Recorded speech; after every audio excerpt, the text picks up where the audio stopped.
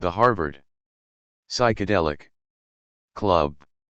How Timothy Leary, Ramdas, Huston Smith, and Andrew Weil killed the 50s and ushered in a new age for America. Don Lattin. Author's note. This is a work of narrative nonfiction. The dialogue in this book is the author's rendition of what was actually said in these conversations. It is based on interviews with the speakers, written accounts from those involved, and other research into the various characters' state of mind. When possible, the recreated dialogue was reviewed by at least one of the participants in a conversation. For more information on the sources used to recreate various scenes, please refer to notes on source material at the end of the book. Introduction. This book is the story of 3 brilliant scholars and 1 ambitious freshman who crossed paths at Harvard University in the winter of 1960–61, and how their experiences in a psychedelic drug research project transformed their lives and much of American culture in the 1960s and 1970s. It's about the intersecting life stories of Timothy Leary, a research psychologist and proponent of enlightenment through LSD, Huston Smith, an MIT philosophy professor and widely read expert on the world's religions, Richard Alpert, a Harvard psychology professor who traveled to India and returned as Ram Dass, and Dr. Andrew Weil, a Harvard Medical School graduate who became the nation's best-known proponent of holistic health and natural foods. They came together at an extraordinary time and place in American history. It was the end of the 1950s, a decade defined by conformity, consumerism, political paranoia, and the just-discovered nightmare of global nuclear annihilation. It was the beginning of the 1960s, which would see its own horrors and divisive politics but was somehow redeemed by a new spirit of optimism, innovation, and hope. Massachusetts Senator John F. Kennedy, a Harvard graduate, had just been elected President of the United States, making him the youngest man to ever hold that office. Kennedy put together a cabinet by cherry-picking Harvard's best and brightest. Was there a reason these 4 men came together at this time and place? Perhaps it's just a coincidence, but some extraordinary spirit rose out of Harvard in the fall of 1960. Something's happening here. What it is ain't exactly clear.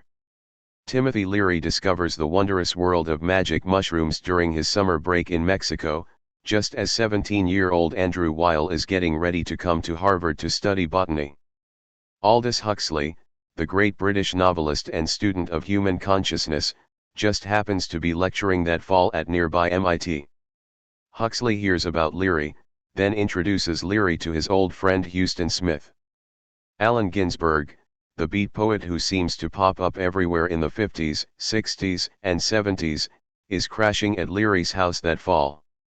One of Leary's colleagues in the Harvard Psychology Department, Richard Alpert, is, when the merriment begins, on loan to the University of California at Berkeley, but he lays the groundwork for a psychedelic drug culture that is about to burst forth in Boston, San Francisco, and, from there, around the world.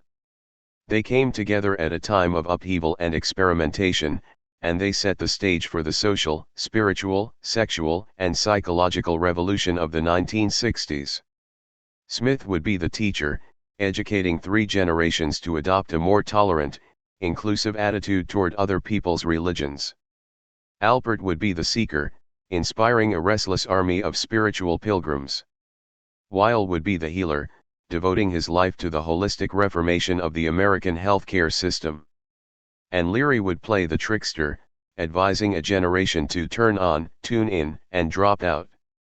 They would help define the decade, so much so that John Lennon would write 2 Beatles songs for their story's soundtrack, Tomorrow Never Knows, about his Leary-inspired acid trip, and Come Together, originally conceived as a campaign song for the trickster's whimsical race against Ronald Reagan for governor of California. One thing I can tell you is you got to be free. Other tunes would be cut by the Jefferson Airplane, the Grateful Dead, and the Moody Blues, whose song The Legend of a Mind would let us know whether Timothy Leary was dead, or just on the outside, looking in. They came together, then drifted apart, but the cultural changes they wrought are still very much with us today. There would be a time of joy, a time of peace, and a time of love. There would also be times of backstabbing, jealousy, and outright betrayal. A time to dance. A time to mourn. And it would take Richard Alpert more than one lifetime to forgive Andrew Weil for what he did to him and his career back at the dawning of the age of Aquarius. Leary would go on to become one of the most revered and reviled symbols of the 1960s. Huston Smith would enthusiastically join Leary's psychedelic crusade, only to go his own way when the party got a little wild for an ordained, and happily married, Methodist minister. Richard Alpert, as Ram Dass, would continue to struggle with a voracious omnisexual appetite. Andy Weil would play hardball in his campaign to get Alpert and Leary kicked out of Harvard, only to replace them in the 1970s as the new ringmaster of the drug culture. Smith, Leary, Alpert, and Weil were all career-driven, linear-thinking intellectuals before their consciousness-expanding encounters with psilocybin mushrooms, LSD, and other psychedelic drugs. After the ecstasy, they all turned from intellect to intuition, from mechanistic thinking to mysticism, from the scholarly to the spiritual, from the scientific to the shamanic. The men of the Harvard Psychedelic Club, each in his own way, changed the way Americans think, practice medicine, and view religion, that is, they changed nothing less than the way we look at mind, body, and spirit. Chapter 1 4 Roads to Cambridge. Seeker, Cambridge, Massachusetts Spring 1961. Richard Alpert, an assistant professor in clinical psychology at Harvard University, was on track. Tenure track. Alpert was still in his 20s, but he already had the big corner office in the Department of Social Relations. He had twin appointments in psychology and education. His private life seemed just as sweet. His Cambridge apartment was filled with exquisite antiques. He had a Mercedes sedan, an MG sports car, a Triumph motorcycle, and his own Cessna airplane. It was the dawn of the swinging 60s, and Alpert was all set for life in the fast lane. What made it even sweeter was that none of this was supposed to happen. He'd shown those bastards. Here he was, teaching at Harvard, a place that wouldn't even accept him as a student, even with all of his father's New England connections. Just 9 years ago, he'd nearly flunked out of college and seemed destined to fail at the profession his father had chosen for him, medical doctor. But that time, Richard was the one thumbing his nose at Daddy's connections. That was back in the spring of 1952, just before he got his undergraduate degree from Tufts University. One day in his senior year, Tufts president Leonard Carmichael called Alpert to his office. "So, Richard," he said, "I understand you want to be a psychologist." Alpert thought Carmichael, himself an eminent psychologist, was about to congratulate him on his career choice. "Yes, sir," Richard replied. "I want to be a social psychologist." "You'd make a terrible psychologist. How about going to medical school?" "I don't want to go to medical school." "You know, Richard, your father really wants you to go to medical school. Tufts has a fine medical school." "I know it does, and I know my father wants me to go to medical school." "We're Jewish." "He's a lawyer." "I'm supposed to be a doctor or a lawyer. But I don't want to go to medical school. My grades in my pre-med courses were awful. I want to be a psychologist." "Just a minute, Richard." President Carmichael picked up the phone and called the head of the Tufts University School of Medicine. "Hey. I've got George Alpert's son in my office over here. Bright kid. You got a space for him over there? This is a personal favor." "That's great. Thanks much," Carmichael said, hanging up the phone. "Congratulations, son. You're in medical school." "President Carmichael, I wouldn't go to medical school if you paid me," the thankless student replied. "I'm going into psychology." George Alpert found out about the conversation, and he was furious. Richard was the youngest of his 3 sons, born on April 6, 1931, before his family joined the White Flight out of Roxbury and moved to the safer streets of Newton, Massachusetts. George wasn't worried about his other boys, who were 5 and 10 years older than little Richard. They'd be fine. William, the oldest, had been a great athlete. Leonard, his other brother, was a great musician. But Dick was different. He was a cute little boy, the Tinker Bell of the family.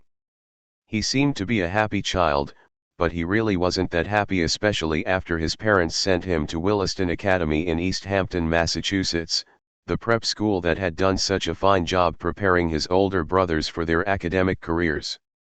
Things started off all right for Richard at Williston, where he worked on the school newspaper and excelled at tennis. But in his early teens, he started having strange feelings about some of the other boys at school. Sexual feelings. One day, a few classmates caught Richard wrestling in the nude with another student. Word soon spread around Williston that Dickie Alpert was queer. His classmates started the silent treatment, ignoring him whenever he'd walk into a room. Richard knew they were right. He hated to admit it, but he was queer. His homosexuality was something to hide, and for the most part, during college and during his time at Harvard, that's exactly what he did. Even in the 1960s and 1970s, when Alpert was famous and it was safer to say you were gay, he kept silent about his sexuality. It wasn't reported at the time, but his romantic attraction to undergraduate men was one of the sins that would get him kicked out of Harvard in the spring of 1963. It would also spark a long estrangement from Timothy Leary, who would go so far as to condemn his colleague's sexual orientation as evil. Alpert doesn't mention it in an otherwise revealing autobiographical chapter in Be Here Now, the spiritual classic that was published in 1971 and put him on the counterculture map, but his sexual frustrations were one of the reasons he went off to India, from which he returned, reincarnated, as Ram Dass. Back at Tufts in the 1950s, Alpert learned how to hide his homosexuality. He refined those skills at Wesleyan University in Middletown, Connecticut, where he struggled academically but left with a master's degree in psychology. The chairman of the psychology department at Wesleyan, David McClelland, liked Alpert and used his connections to get Richard into the doctoral program at Stanford University. Once again, Alpert fell behind in his studies and was nearly thrown out of school. About to lose his scholarship, and terrified at the prospect of having to tell his father about his failure, Richard started studying all night long. He somehow managed to improve his grades and get his doctoral degree from Stanford, then land a teaching job there fresh out of school. Young Alpert's charm and charisma concealed whatever failings he had as a scholar and researcher. He was a fantastic lecturer, a favorite among undergraduates. That's what got him the Stanford job. It seemed like a perfect fit as Alpert settled into his new life in Palo Alto, a town just south of San Francisco. He was teaching Stanford undergraduates and working as a psychotherapist at the University Health Clinic. His first therapy patient there was Vic Lovell, a graduate student who would soon turn Alpert onto marijuana. In a few years, the writer Ken Kesey would dedicate One Flew Over the Cuckoo's Nest to Lovell, calling him the man who told me dragons did not exist, then led me to their lairs. This was several years before Alpert and Kesey would be introduced to psychedelics in disparate scenes on the East and West coasts. Lovell would have the distinction of being the guy who first told Kesey about the amazing effects LSD had on the human mind. Kesey would later form the Merry Pranksters, a guerrilla theater group that would stage a series of acid tests around the San Francisco Bay Area, public events featuring light shows, the Grateful Dead, and a free-flowing supply of psychedelic drugs. Lovell was also Alpert's first introduction to the budding social network that would soon blossom into the 60s counterculture. But that was still a few years off. At the time, the young professor-therapist was shocked and a bit disgusted when Lovell walked into Alpert's Stanford office and swung his dirty feet up onto the therapist's desk. Alpert had seen some of the students' rather licentious writing, and was even a bit shocked by the guy's dirty mind. Now this guy had the gall to walk into Alpert's office, lift his feet onto his desk, and push the professor's potted plant out of his way to make himself a bit more comfortable. 5 years later, when Alpert had become an infamous proponent of LSD, Alpert and Weil had another meeting. Alpert was visiting the Bay Area, lecturing on drugs and hanging out with some members of the Hells Angels. One of the bikers loaned Alpert his Harley for the afternoon, and Richard headed down Pacific Coast Highway to visit some of his old Stanford haunts. When he walked into his old office, whom did he find there but Vic Laval, sitting at his old desk and performing his old job at the student clinic. Alpert walked into the office, tore open his leather jacket, sat down, and swung his dirty boots up on the desk. They both laughed so hard they practically fell out of their chairs. Then they went out for a beer. A lot can happen in 5 years, and that was certainly the case in Richard Alpert's life between 1958 and 1963. David McClelland, who had been Alpert's mentor at Wesleyan and helped him get the Stanford job, had been hired by Harvard to direct the university's new Center for Personality Research. He offered Alpert a job. Suddenly, the struggling grad student and closeted homosexual had dueling offers from 2 of the nation's most prestigious universities.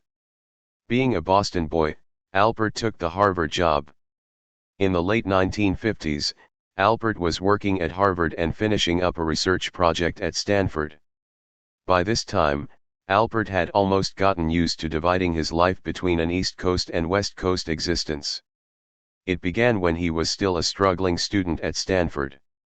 By that time, his father had become president of the New Haven Railroad and was trying to bring his wayward son into the rail business. Richard reluctantly agreed to spend a few days a month back in New York helping Dad out with the company. In those days it took 14 hours to fly from San Francisco to New York. At Stanford, Alpert was running the coffee lounge in the psychology department, collecting spare change to make sure there were enough cups for the other graduate students. In New York, he would be met at the airport by a chauffeured limousine and whisked to an office where he'd help his father decide what kind of locomotives they should buy. He kept his life as a New York businessman a secret from his Stanford pals, who wouldn't think that was a very cool scene. Back in the Bay Area, Alpert had taken on the role of a hip college professor, smoking pot at parties and trying to look wise. His friends started calling him the Shrink, and Richard played the part well. But there were other, deeper secrets. At one point, Alpert was simultaneously living with a male lover in San Francisco and a female partner in Boston. Neither the boyfriend nor the girlfriend knew anything about the other lover. Dick wasn't even sure if he was gay or straight. All he knew was that he was living a lie. He was living the ultimate life, but he was living a lie.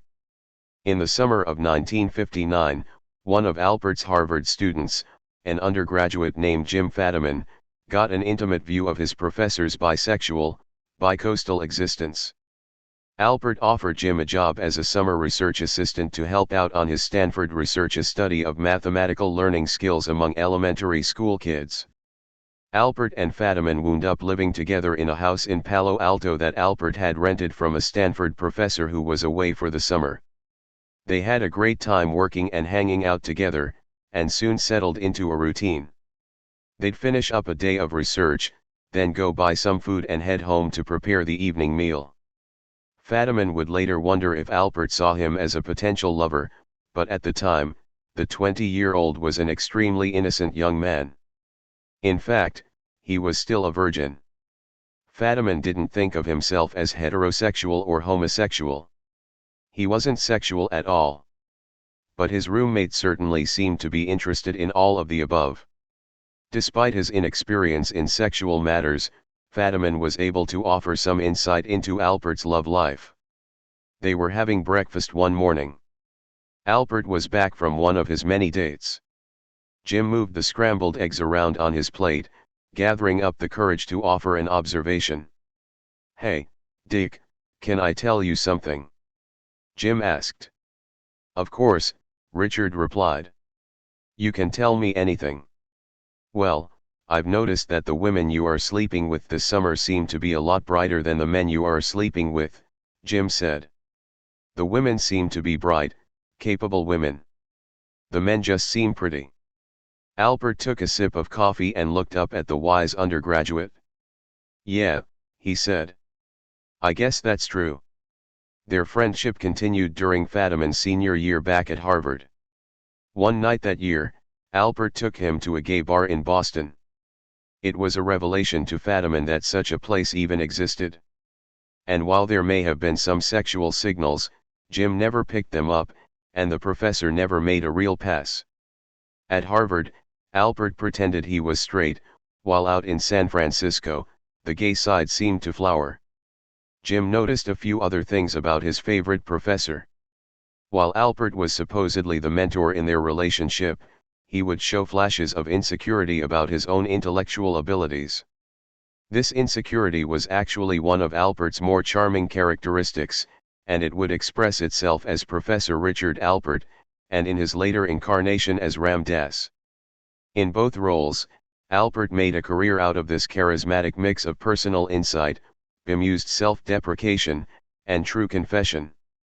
It made people love him, and Richard loved to be loved.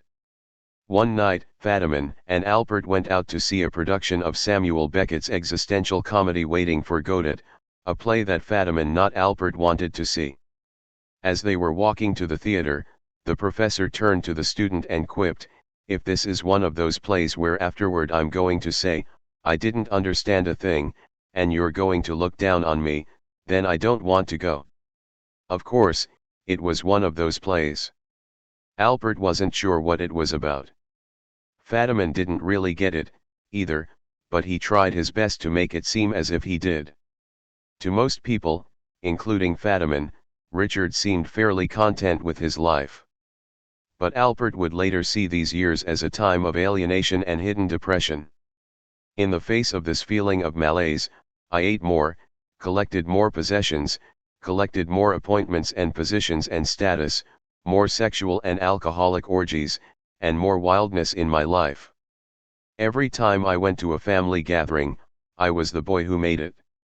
I was the professor at Harvard and everybody stood around in awe and listened to my every word, and all I felt was the horror that I knew inside that I didn't know. Of course, it was all such beautiful, gentle horror, because there was so much reward involved. It was David McClelland, his old mentor at Wesleyan, who got him the Harvard job. McClelland had moved up the academic ladder and had brought his bright young protege along. Albert was given a huge corner office in an old mansion that housed the Center for Personality Research, which was part of Harvard's Department of Social Relations. One afternoon in the fall of 1959, McClelland walked into that office. He'd just come back from a sabbatical in Europe and had some big news. "When I was in Europe," McClelland said, "I came across this interesting psychologist who is bright as hell. He was there bicycling across Italy or something. Anyway, I offered him a job. Do you have any idea where we can put him?" "Well," Albert replied, "there's a broom closet down the hall. We can put him there." "Oh, by the way, his name's Leary," McClelland said.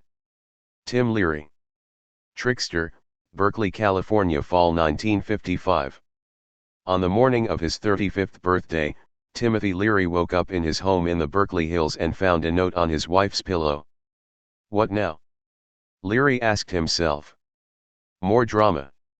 They'd had another martini-fueled fight the night before, the main issue being Leary's latest infidelity. It wasn't so much that Leary was being unfaithful. He and his wife, Marianne, had what would later be called an open relationship. They called it wife swapping back in the 50s. Tim and Marianne both liked to flirt. The martini parties they held at their home at 1230 Queens Road had become notorious among the clinical psychologists down the hill on the University of California campus. Leary loved to hold court in his spacious home, which offered sweeping views of San Francisco Bay. He loved keeping the gin chilled, making sure the glasses were filled, and speculating as to which guests were on the verge of pairing up. In recent weeks, Marianne had been becoming increasingly depressed about their marriage. Little flings were okay. Marianne was having one of them herself at the time with a married man. They had a deal, a friend explained. They would always stay together. The deal was that they just couldn't fall in love with their lovers. They could fuck around, but they couldn't fall in love. Tim was breaking the deal. Marianne was sure he was about to run off with his lover and leave her and their 2 children, Susan, who was 8 years old, and Jack, who was 5. Marianne was right in her suspicions. Tim was getting seriously involved with his latest lover. He'd even rented a little apartment down on Telegraph Avenue where they'd meet up several times a week for their liaisons. Marianne was downing tranquilizers and drinking heavily. She was fed up with the state of their marriage, but at the same time desperately wanted to save it.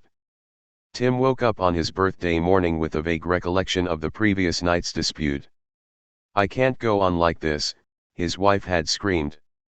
"That's your problem," he replied, then retired for the evening. In the morning, Leary reached over and unfolded the note on the pillow. "My darling," it read. "I cannot live without your love. I have loved life, but through you. The children will grow up wondering about their mother. I love them so much, and please tell them that. Please be good to them. They are so dear." Leary bolted out of bed. He could hear the car running. Shouting his wife's name, he ran into the garage. Choking on exhaust fumes, he swung open the door. Marianne was lying across the front seat in her nightgown. The kids heard all the commotion and ran out in their pajamas. "Susan, run down to the firehouse," Leary said. "Tell them to bring oxygen." Tim hopped into the ambulance for the ride down the hill to Herrick Memorial Hospital, but it was too late. Marianne Bush Leary, 33, was pronounced dead at 9:28 a.m. The Alameda County Coroner's Office listed the death as a probable suicide. In his autobiography, published 3 decades and 4 wives later, Leary would single out one mind-altering drug, alcohol, as the cause of a series of tragedies that would haunt at least 3 generations of the Leary family. "Booze ruined my father's life, smashed his marriage, eroded the lives of 4 uncles. Marianne's suicide and thus the endless sorrows of my children were due to booze." Those sorrows continued after the 1983 publication of Tim's memoir, Flashbacks. 7 years later, in 1990, Susan Leary would hang herself in a jail cell while awaiting trial for attempted murder. Jack Leary, who would have his own troubles with the law, would become estranged from his father in the 1970s. They would never really reconcile before Timothy Leary's death at his Los Angeles home on May 31, 1996. Timothy Leary was born in Springfield, Massachusetts, on October 22, 1920. He liked to say that he was conceived the day after Prohibition was enacted in the United States. His life began, in utero, on the night of January 27, 1920. His father, a dentist and a captain in the U.S. Army at West Point, didn't let the new law against alcohol get in the way of his drinking. World War I was still raging across Europe when Timothy Leary Sr. married Abigail Ferris on January 7, 1918, just months after he was commissioned into the Army Dental Corps. That post allowed Toad, as he was known, to avoid seeing action in the Great War. It also provided an opportunity after the war for him to hobnob with such luminaries as General Douglas MacArthur, Captain Omar Bradley, and Lieutenant George Patton. During her pregnancy, Abigail Leary was sometimes overcome by the sour smell of bathtub gin that hung over the officers' quarters like rowdy smog. But the years following the war were the high point of the otherwise unremarkable life of Captain Leary, who soon returned to Springfield and set up a small dental practice. Young Timothy's earliest memories of life with father revolve around Dad coming home late at night drunk and disorderly. One night, when Tim was 12 years old, he got up the courage to yell down the stairs, "Hey! We're trying to sleep up here." Toad responded with rage. "I'll teach you a thing or two right now," he yelled, climbing up toward his son. Tim looked into the threatening face, and when his father got to the top of the stairs, he pushed him back, causing him to tumble back down the stairway, head over heels. Toad crashed into a telephone stand, busted his glasses, but managed to right himself and head back up the stairs, screaming, "I'll get you for that." As he had many times before, Tim jumped out of an upstairs window, ran up a steep gabled roof, and climbed back down a drain pipe, hiding behind the chimney until his mother let him know that his father had passed out and it was safe to come back inside. His father's alcoholism only worsened, causing Toad to lose his dental practice, disappear from Springfield, and abandon his family in the midst of the Great Depression. Life lurched on for the Leary clan, and despite a reputation for skipping school more than any other student in his senior class, Timothy graduated from Springfield's Classical High School in June 1938. Leary, like Alpert, didn't have the grades to get into an Ivy League school, so at his mother's urging Tim went off for a Jesuit education at the College of the Holy Cross in nearby Worcester. Despite mediocre grades in his sophomore year, young Leary managed to fulfill another of his mother's dreams and transfer to West Point in the fall of 1940.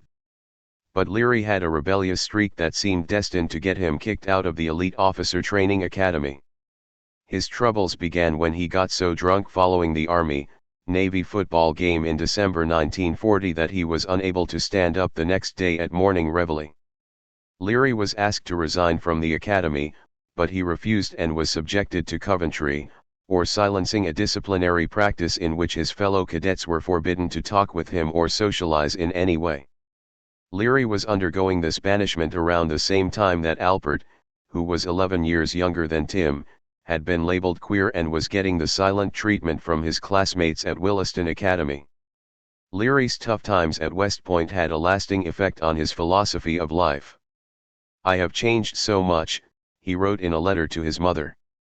"I am so scared of the world at times, and then I feel that after all it makes no difference what becomes of me, that I shall always be happy because I will not take myself too seriously. This is one of my new philosophies, and it is the thing that keeps me from minding the men around here who silence me."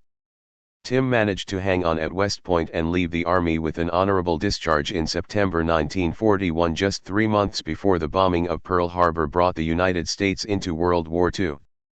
Leary's odyssey for an undergraduate degree took him to the University of Alabama, where he avoided active service by enrolling in the ROTC. That made him eligible for a special program that offered psychology majors 3 months of study at Georgetown University and 6 months at Ohio State. Following those studies, he managed to sit out the rest of the war as a psychometrician, a measurer of mental traits, at Deshan General Hospital in Butler, Pennsylvania, where he began his ill-fated courtship with Marianne Bush. Marianne grew up in a suburb of Portland, Oregon. Her roots in the Pacific Northwest were what originally inspired the young married couple to head out to the West Coast, first to Washington State University, where Tim got his master's degree in psychology, and then to the University of California at Berkeley, where Leary began his doctoral studies in the fall of 1947. Leary arrived as both his field of study and the San Francisco Bay Area were in the throngs of a post-war boom. Hundreds of thousands of GIs had passed through San Francisco on their way to serve in the Pacific, liked what they saw, and settled down in the Bay Area after the war. At the same time, thousands of those soldiers had returned from combat with serious psychological injuries, and the Veterans Administration faced a severe shortage of psychiatrists and clinical psychologists with the skills needed to treat them. Meanwhile, more and more Americans had begun moving away from religious counseling and toward psychotherapy. Therapists were becoming the new high priests. In the spring of 1956, Time magazine put Sigmund Freud on its cover, signaling that the psychoanalytic movement had established mainstream credibility. By then, the practice of psychology was already undergoing changes that would transform the field in the 1960s and 1970s. As a graduate student, Leary was learning the trade as 2 leading agents of psychological change were coming onto the scene. Carl Rogers, one of the founders of the humanist psychology movement, was on the faculty at Ohio State.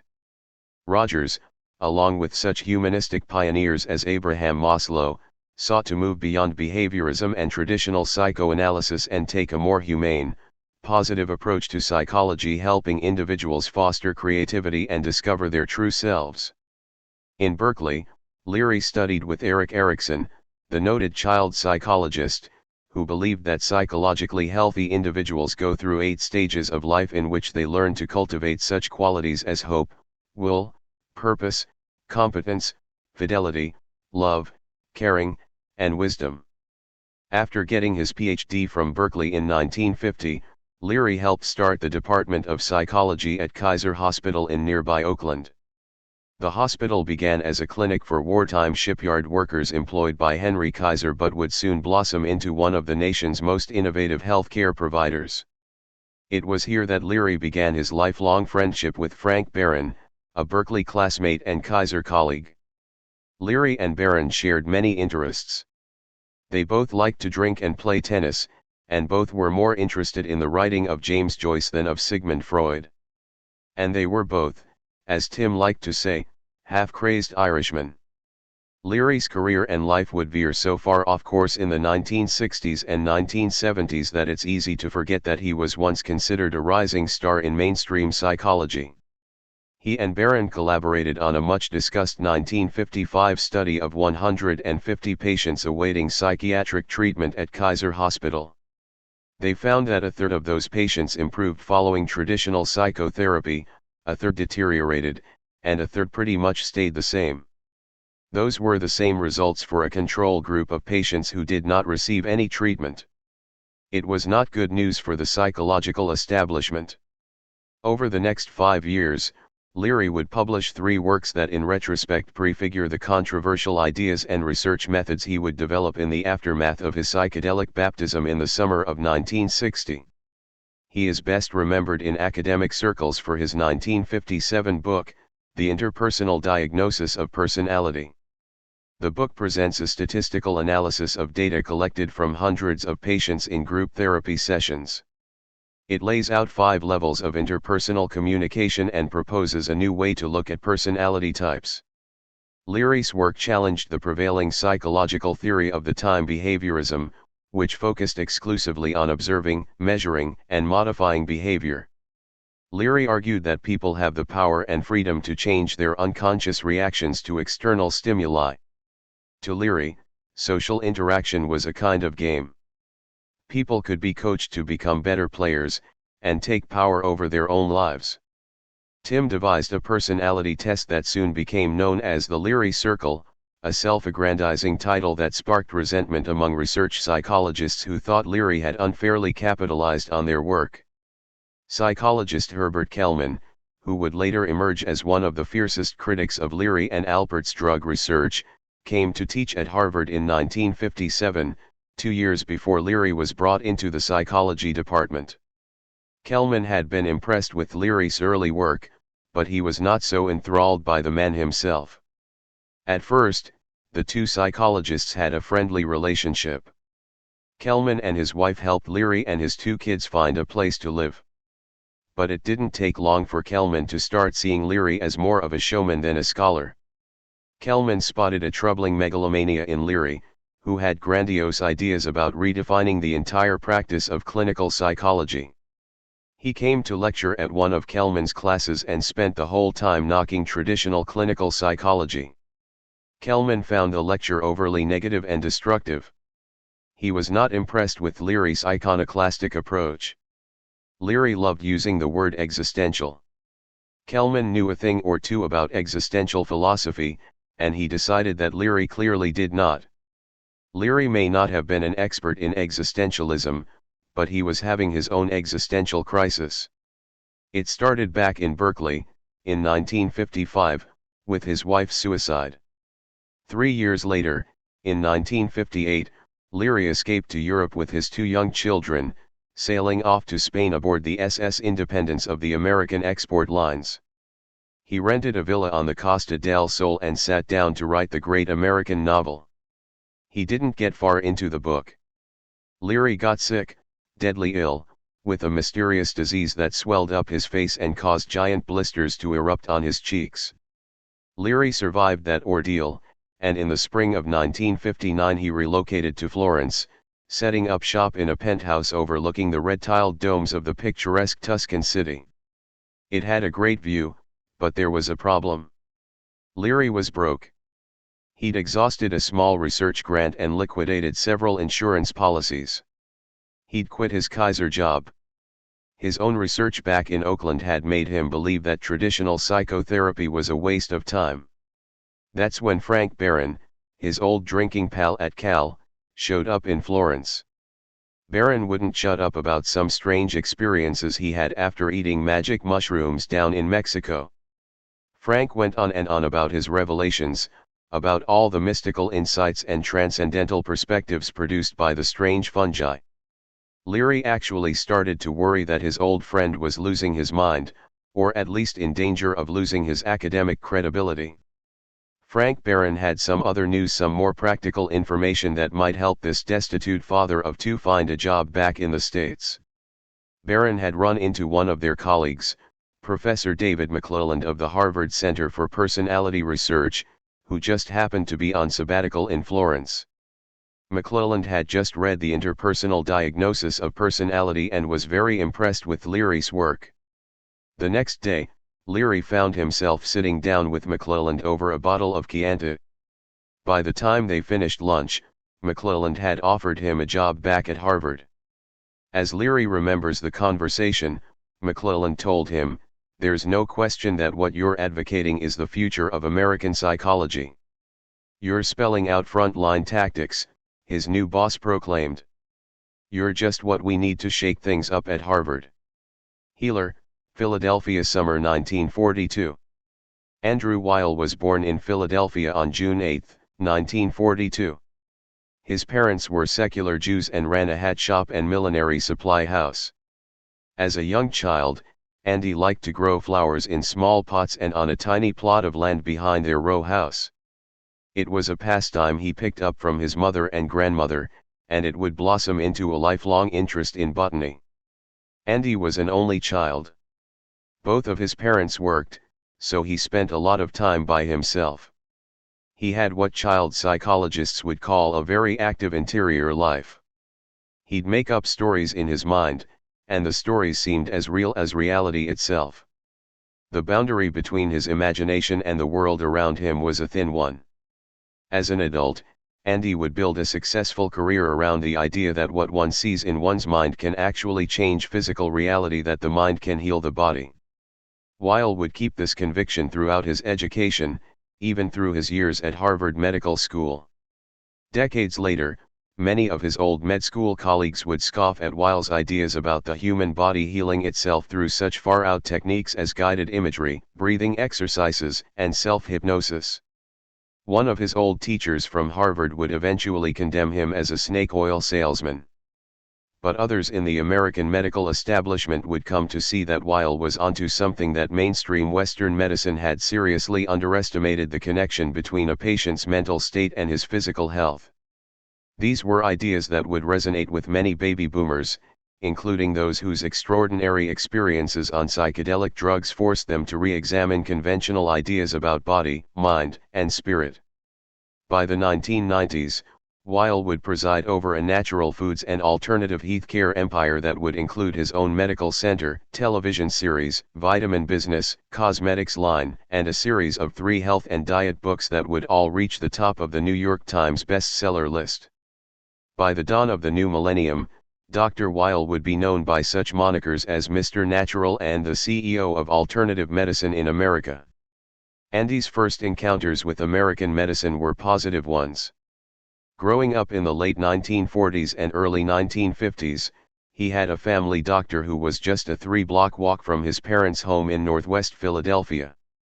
He could tell that his general practitioner, who made house calls and rarely prescribed pharmaceutical drugs, loved his profession. He spent lots of time with his patients, and his example inspired Andy to start thinking about becoming a doctor when he grew up. One of the boy's earliest childhood memories involves a hospital stay where he was given ether by an anesthesiologist. He remembers drifting off in a strange trance. Like many children, Andy experimented with various means of altering his state of consciousness, not through drugs, but by such practices as spinning around and whirling himself into a vertiginous stupor. In his first book, The Natural Mind, A New Way of Looking at Drugs and Higher Consciousness, Weil would cite these mind-altering games as evidence to support the book's major thesis, that the desire to alter consciousness periodically is an innate, normal drive analogous to hunger or the sexual drive. Anyone who watches very young children without revealing his presence will find them regularly practicing techniques that induce striking changes in mental states, he would write. To my knowledge, these practices appear spontaneously among children of all societies, and I suspect that they have done so throughout history as well. In our society, children quickly learn to keep this sort of play out of sight of grown-ups, who instinctively try to stop them. The sight of a child being throttled into unconsciousness scares the parent, but the child seems to have a wonderful time.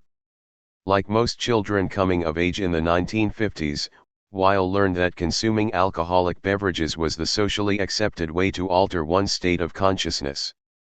He remembers his grandmother Mamie getting the giggles after downing an after-dinner brandy Alexander. Little Andy loved those moments, and tried to intensify the effect by tickling his tipsy grandma. The giggles turned into uncontrollable laughter, which would go on for 10 minutes or so, leaving the old lady flushed and wet with tears. His parents were often embarrassed by the outbursts, but not Andy. He got a terrific contact high from those games with Grandma, and he always suspected that she was onto something. Growing up, he would be known as quite the practical jokester, a habit that allowed him plenty of opportunities to fall into that altered state of consciousness known as hysterical laughter. Decades later, he would still be advising patients to practice laughter yoga. No one in his family was a big drinker, but young Weil was allowed occasional sips of cocktails or after-dinner drinks. He didn't discover a real alcoholic high until his senior year in high school, when he started going to weekend drinking parties where the idea was to get as drunk as possible.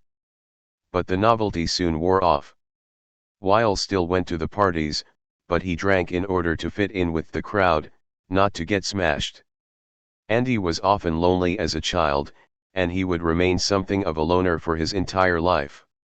At the same time, his solitary childhood gave him a fiercely independent spirit. He learned how to operate on his own and think for himself. When he was a teenager attending Central High School in Philadelphia, one of his favorite stories was J.D. Salinger Teddy, the tale of a precocious, mystical boy who questions the advice given by conventional doctors, only to get noticed by scholars as a boy wonder. The short story unfolds on an ocean liner, where a professor is talking to the 10-year-old genius. Ever think you might like to do something in research when you grow up? Medical research, or something of that kind? Teddy answered, but without sitting down. I thought about that once, a couple of years ago, he said. I've talked to quite a few doctors. He shook his head. That wouldn't interest me very much. Doctors stay too right on the surface. Andy Weil turned into J.D. Salinger Teddy. At age 17, the year before he entered Harvard, Andy won a scholarship from the American Association for the United Nations and embarked on a 9-month trip around the world, living with families in Greece, Thailand, and India. One experience on that trip had a profound impact. It occurred in December 1959 in Calcutta, about halfway through his year abroad. One night when the moon was full, Andy and a classmate wandered down to a small Hindu temple on the banks of the Hooghly River. They were just starting to explore the shrine when Andy felt a hand on his right shoulder. He quickly turned and saw that an old sadhu, an Indian renunciate in rags and long beard, was reaching out to him. Before he could say a word, the temple caretaker let out the most extraordinary sound the boy had ever heard. "Oh Mom! Oh Mom! Oh Mom!" Andy looked with amazement into the old man's radiant face, shining there in the light of the moon.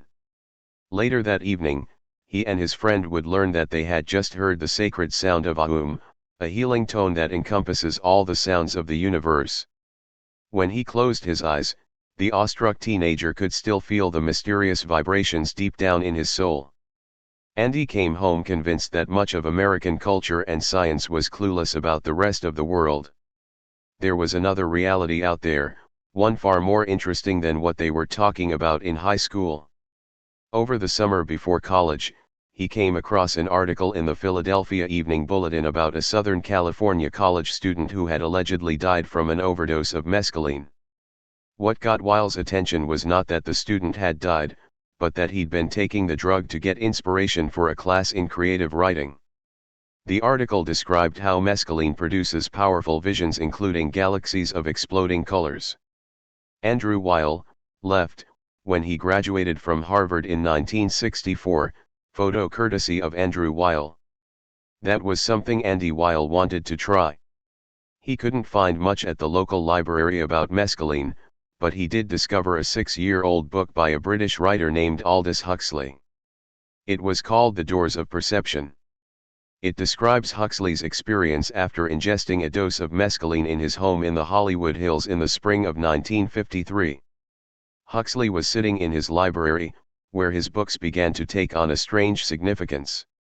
Red books, like rubies, emerald books, books bound in white jade, books of agate, of aquamarine, of yellow topaz, lapis lazuli, books whose color was so intense, so intrinsically meaningful, that they seemed to be on the point of leaving the shelves to thrust themselves more insistently on my attention. Even the writer's gray flannel trousers came alive, supercharged with the isness of trousers. The draperies in his study became so strange and dramatic that they catch the eye, inspiring a transformative appreciation of the miraculous fact of sheer existence. These descriptions of Huxley's visions still danced in Andy Weil's mind when he arrived at Harvard in the fall of 1960. At first, the young student had no idea what he wanted to study. He'd wind up with a bachelor's degree in botany and an undergraduate thesis titled The Use of Nutmeg as a Psychotropic Agent. One of Weil's freshman classes was a sociology course taught by Professor David Reisman, for which Weil proposed a paper on American social attitudes toward psychoactive drugs. Reisman was open to such topics. 10 years earlier, in 1950, he had published The Lonely Crowd, one of the most influential studies of the American character. Reisman had identified several American character types, including people who are mostly other-directed and those who are primarily inner-directed. The 1950s, a decade that would become synonymous with unquestioning conformity, had seen the rise of the other-directed character, all those middle-class, upwardly mobile businessmen and consumers who focused on other people's opinions of them. By the early 1960s, however, more and more Americans were starting to follow an inner voice. There was a new kind of empathic individualism, a nonconformist mentality that would soon see full flowering in the psychedelic drug culture. One way to see this change is through film and theater. The Social Journey from Death of a Salesman to Easy Rider. Weil discussed his idea for his class paper with one of Reisman's teaching assistants. If you're interested in studying psychoactive drugs, you're sure in the right place, the graduate student told him. Go check out this psychologist who's working with David McClelland. His name's Leary, and he's into some pretty interesting stuff. Weil couldn't believe his luck. He called and made an appointment to come over for his visit.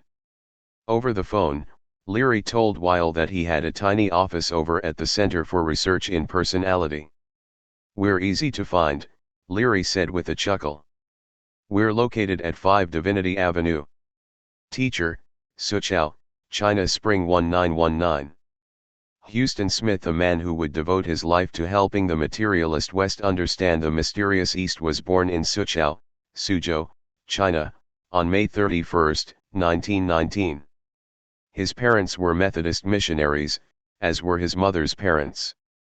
Huston's grandparents first set out in 1883 for the month-long voyage from New York to China, settling down in Zhenjiang. Huston's father felt the missionary call while studying for his master's degree at Vanderbilt University, where he came across a group of young Christian activists, the student volunteer movement, who had set out to Christianize the world in this generation. One evening his father was listening to a recruiter who pulled a stopwatch from his vest pocket and proceeded to shock his audience with the bad news of how many Chinese souls were going to hell as each second passed. "Who among you are willing to join us to save those lost souls, to preach the good news?" the orator asked, inspiring Huston's father to raise his hand. His mother and father met at the Methodist University in Suzhou, a city about 50 miles west of Shanghai. His father was teaching English at the university while learning Chinese. Their first son died at age 2 from one of the many infectious diseases that swept through the crowded city. Huston was the second of 3 other sons born in Suzhou before his parents headed to the interior of the vast pagan nation, inspired to find a town where Christ had never been preached.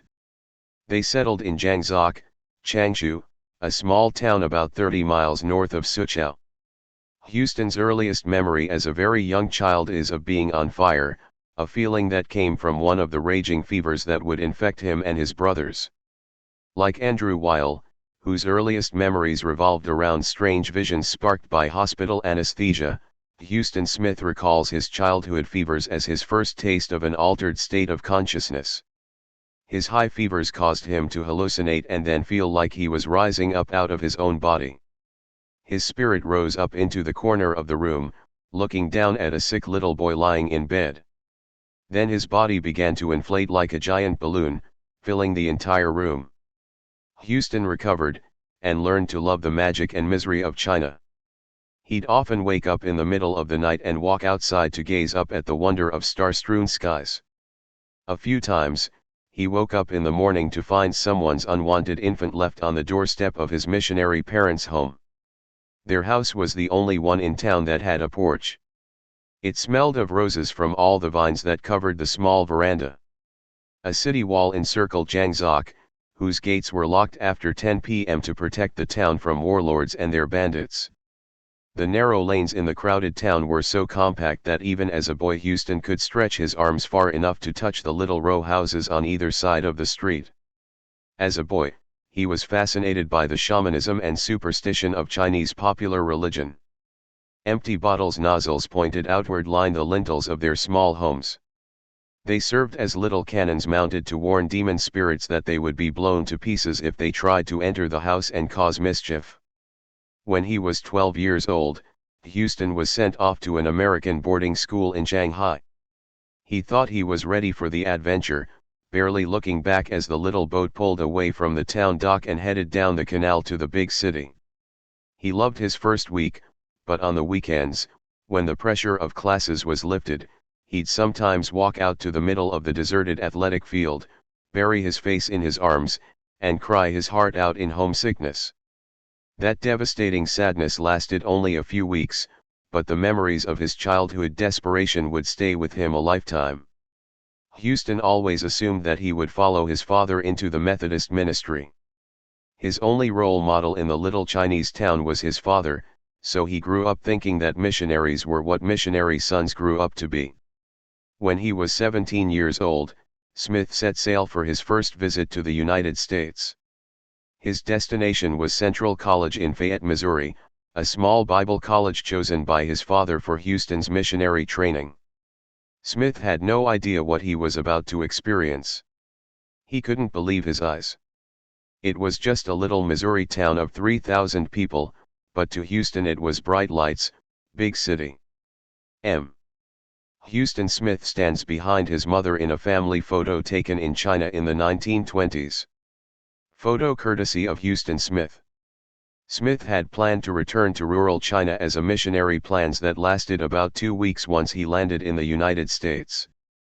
The obvious alternative was to stay and find his calling as a Methodist minister, but after 2 years on that track, Smith decided that teaching, not preaching, was his true calling. Like his father, Huston would be ordained as a minister in the United Methodist Church. But the son would reject the theology of the father. Huston Smith had no desire to Christianize the world. Huston's theological ideas had begun to shift at Central College, where he met a philosophy professor who introduced the young Bible student to the work of Henry Nelson Weeman, an influential liberal theologian at the University of Chicago Divinity School. Smith was very much taken by Weeman's ideas, but he was even more infatuated with the professor's daughter, Kendra. They met in the summer of 1941 at a packed campaign rally for Norman Thomas, a Presbyterian minister who was running for president on the Socialist Party of America ticket. Huston had gone to college with Kendra's brother. At first, she was not too sure about her new suitor. Kendra was a sophisticated young lady. She was already calling herself a Buddhist. Huston's parents are very conservative, she told a friend. They are set against cards and dancing. His mother dresses up to the neck. Huston doesn't know a thing about sex. Huston and Kendra were married in 1943. Kendra was just 20 years old, and pregnant within 3 weeks of taking her vows. Their marriage would produce 3 daughters and span 7 decades. Huston was more faithful to his wife than he was to his father-in-law's philosophy. Weeman, 1884 to 1975, was originally ordained into the Presbyterian Church but later found more sympathetic fellowship among the Unitarians. He was strongly influenced by the ideas of the mathematician-philosopher Alfred North Whitehead and the educational reformer John Dewey. He developed a theology known as naturalistic theism, which sought to reconcile religion with the scientific worldview. Huston was still working on his doctoral thesis when he began to question the philosophy of the Harvard-educated Weeman, who argued that the only world we can describe with any certainty is the world of nature, the objective reality we experience through our senses or through the rigors of scientific investigation. Weeman's intellectual world left little room for investigations into the supernatural and the metaphysical. Smith lost his faith in Weeman's ideas following a chance encounter with a man he would later describe as the best-kept secret of the 20th century. Huston was studying at the University of California at Berkeley, writing a section of his dissertation that dealt with the problem of pain. He'd gone to the library looking for books with the word pain in the title, and one title leapt out from the card catalog. It was Pain, Sex, and Time, a strange and somewhat convoluted book written by a man named Gerald Heard. Heard, 1889 to 1971, was a prolific British writer and radio commentator who came to the United States with Aldous Huxley in 1937. Heard had been offered the chair of historical anthropology at Duke University, but he soon abandoned that post and settled in the Santa Ana Mountains of Southern California to found Trabuco College, a short-lived institute focusing on the study of comparative religion. Heard was among a group of California literati to discover an Indian guru named Swami Prabhavananda, who came to the United States in 1923 and founded the Vedanta Society of Southern California in 1930. Heard became a serious student of yoga and meditation, spiritual practices he believed would result in an evolution of higher consciousness in the human race. He would later donate all of the Trabuco College buildings and real estate to the Vedanta Society. Huston Smith became a Gerald Heard junkie.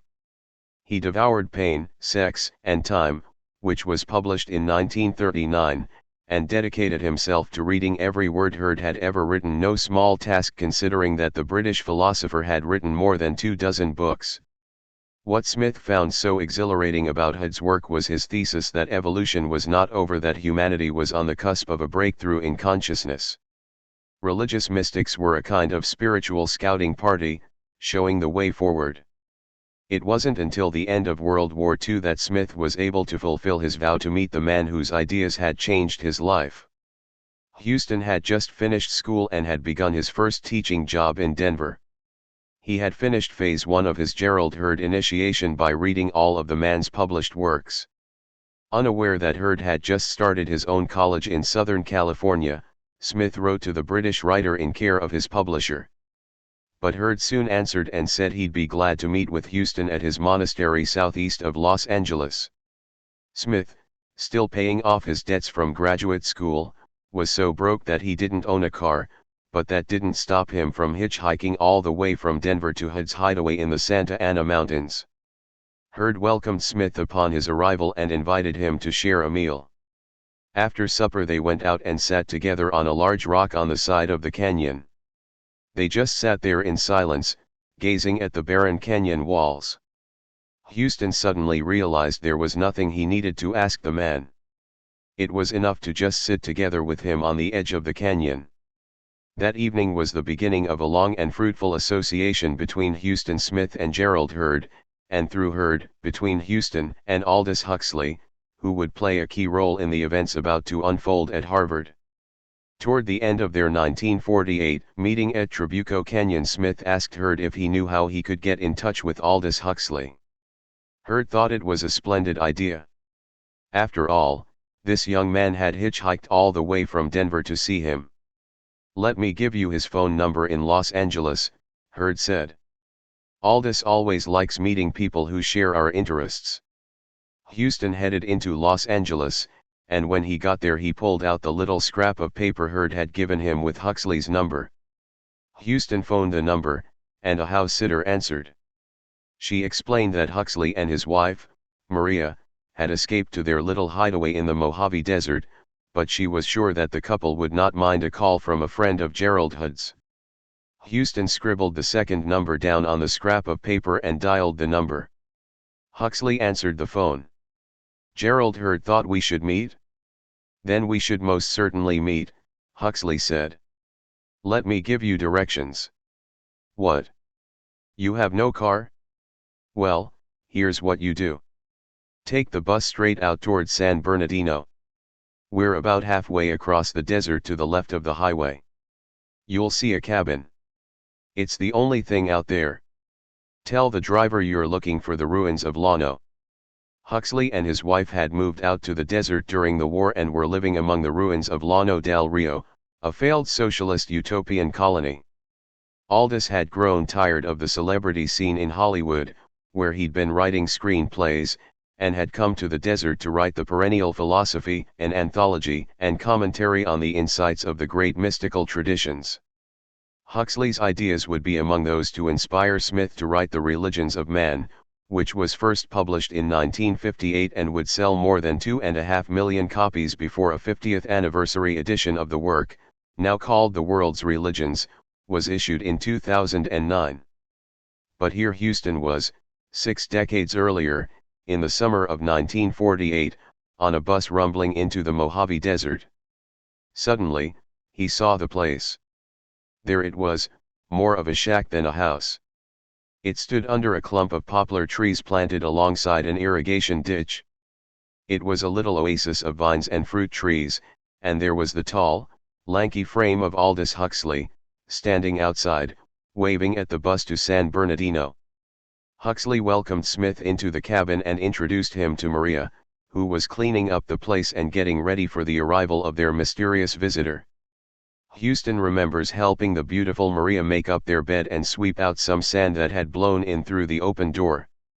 Smith, a young man still in his 20s, couldn't believe he was actually standing there in the hideaway of Aldous and Maria Huxley. Aldous and Huston went for a walk in the desert. Huxley talked about the symbolic power of the boundless sand, how, like snow, it spread its sameness over the multiplicity of the world. He spoke of the prophets of the Old Testament, the Desert Fathers, and how they can still speak to us today. It was a brief visit, just like the previous day's pilgrimage to see Gerald Heard, but the two encounters would shape the life of Huston Smith.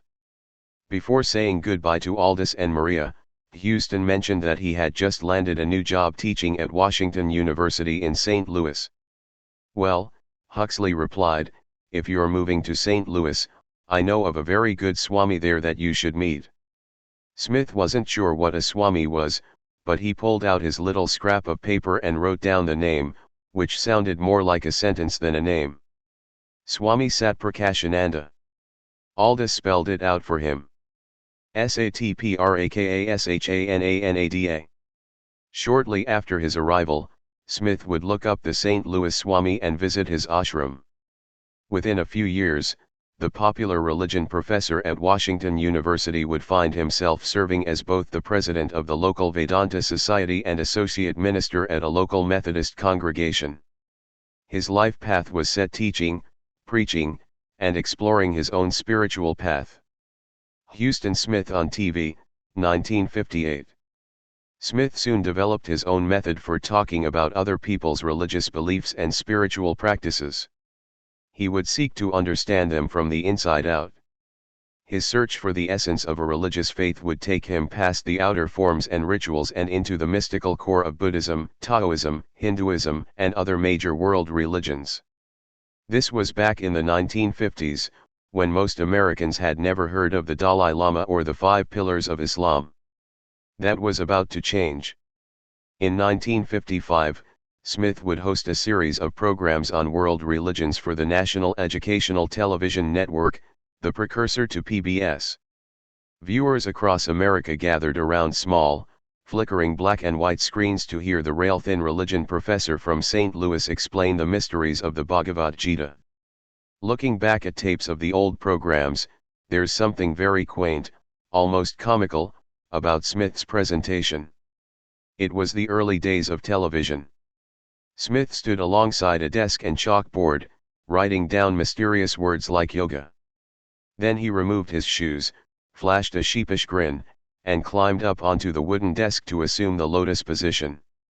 2 years later, Smith would make his first pilgrimage to India, where he would become entranced with the teeming wonder of it all. He couldn't quite explain the feeling, he told friends, but part of me seems to have been here from the beginning. In 1958, Smith's rising popularity as an authority on the religions of the world landed him a job as professor of Asian philosophy at the prestigious Massachusetts Institute of Technology, just down the road from Harvard. 10 years had passed since their meeting in the Mojave, but Smith was one of the several MIT faculty members who would invite Aldous Huxley to come to Cambridge in the fall of 1960 to help the institute celebrate its 100th anniversary. Huxley was paid $9,000 to give 7 public lectures as the Centennial Carnegie Visiting Professor in Humanities. They were held in the Kresge Oval, a stunning example of mid-century modern architecture whose elegant, sweeping roof, a thin-shelled, copper-clad structure, covers a wall of windows and rises gracefully from the campus green. It was still a new building on the evening of October 5, 1960, when Aldous Huxley walked on stage for his first lecture. All 1,238 seats were filled. When the fire marshal tried to clear the aisles of student standees from Harvard and MIT, Huxley not only asked that they be allowed to stay, but invited 200 of them to share the stage with him. Huxley's lectures were so popular that extra police were brought in to handle the traffic jams. He and Huston would spend a lot of time together during those 2 months in Cambridge, with Huston accompanying Huxley on many of his out-of-town engagements. In the interval between their encounter in the Mojave and their reunion at MIT, Huxley had experimented with mescaline and written The Doors of Perception, the first comprehensive account of the psychedelic experience by a popular English writer. Smith had been studying and writing about religious mysticism for more than a decade, but he never actually had a full-blown mystical experience. During one of their errands outside Cambridge, Huston asked Huxley if he had any idea how he could find someone who would give him those mysterious drugs he'd written about in The Doors of Perception. "Oh, Huston, thanks for reminding me," Huxley replied. "There's this interesting chap over at Harvard I've been meaning to tell you about. I think you'd like to meet him. His name is Leary. Tim Leary. Remind me to give you his phone number." Chapter 2 Turn On. Trickster, Cuernavaca, Mexico, summer 1960. Timothy Leary brought the bowl of mushrooms up to his nose and sniffed. The smell reminded him of musty New England basements, or perhaps a downed tree rotting in a damp forest. It was now or never. He slowly placed one of the black moldy things in his mouth and followed up fast with a cold chaser of Mexican beer. The mushrooms tasted worse than they smelled, bitter and stringy. Before he had time to change his mind, he stuffed the rest of them into his mouth, washing the mess down with that more familiar, and refreshing, alcoholic intoxicant. It was supposed to just be a regular summer vacation, some time to relax before starting the new academic year. Leary and his son, Jack, now 10 years old, scouted out the city of Cuernavaca and found a villa for rent, a rambling white stucco house with scarlet trim, next to a golf course on the road to Acapulco. Cuernavaca, whose name comes from an Aztec word for place near trees, has been known in more recent times as the City of Eternal Spring.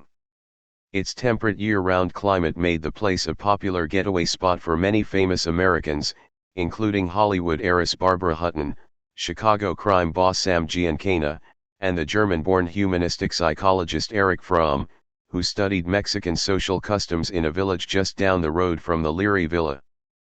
Professor David McClelland, the man who offered Leary his new post at Harvard, was on retreat and working on a book in nearby Tepoztlán, about 10 miles away. But the scholar who would have the most impact on Leary's summer vacation and the rest of his life was a University of Mexico linguist and anthropologist named Lothar Noth, who was in the area translating ancient Aztec texts written in Nahuatl. Leary was renting the Spanish-style villa named Casa del Moros after a wealthy Arab who built the place with two friends from San Francisco, Semontisis Dick Detting and his pregnant wife, Ruth. They had settled in and were awaiting the arrival of Frank Barron and Richard Alpert. Noth had been hanging around the villa, enjoying the swimming pool and the lively company. In one of his conversations with Leary, Noth mentioned that he knew a woman named Crazy Juana, an old curandera, a Mexican shaman, who collected magic mushrooms off the slopes of Toluca, a nearby volcano. Leary remembered how Barron had been talking last year in Italy about the wonders of these mysterious fungi. Maybe that was just the ingredient they needed to spice up their summer vacation at Casa del Moros. "Why don't you see if you can find some?" he told Noth. Leary's mushroom connection delivered on the afternoon of August 9, 1960. Botanists classify these fungi as Psilocybe cubensis, but the Aztecs called them Tiananacatl, the flesh of the gods. Psilocybin mushrooms, and the secretive indigenous religion that surrounds them, had been mostly unknown to the American public until an event 3 years earlier, when Life magazine published a long and sympathetic story in its issue of June 10, 1957. The piece was written by R. Gordon Wasson, a New York banker and amateur mycologist who liked to travel the world with his Russian-born wife and search for exotic fungi. The richly illustrated article recounts the adventures that Wasson and his photographer friend Alan Richardson had in southern Mexico in the summer of 1955 when they became the first white men in recorded history to eat the divine mushrooms. With the help of a local guide, Wasson and Richardson found a bountiful harvest in a damp ravine in the Mixteco Mountains. They brought some of the musty plants to the thatched-roofed adobe home of Eva Mendez, a local curandera. "We showed our mushrooms to the woman and her daughter," Wasson writes.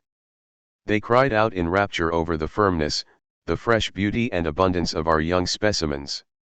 Sitting beside an altar adorned with flowers and icons depicting Jesus and his baptism in the River Jordan, Wasson ate 12 mushrooms and began a night-long journey into worlds he thought he never knew, scenes that seemed more real to me than anything I had ever seen with my own eyes. They were in vivid color, always harmonious. They began with art motifs, angular such as might decorate carpets or textiles or wallpaper of the drawing board of an architect.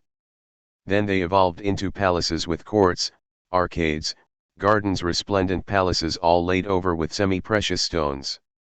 Then I saw a mythological beast drawing a regal chariot. Later it was as though the walls of our house had dissolved, and my spirit had flown forth, and I was suspended in mid-air viewing landscapes of mountains, with camel caravans advancing slowly across the slopes, the mountains rising tier above tier to the very heavens." 5 years later, sitting by the pool of his rented Mexican villa, Leary had his own encounter with the flesh of the gods.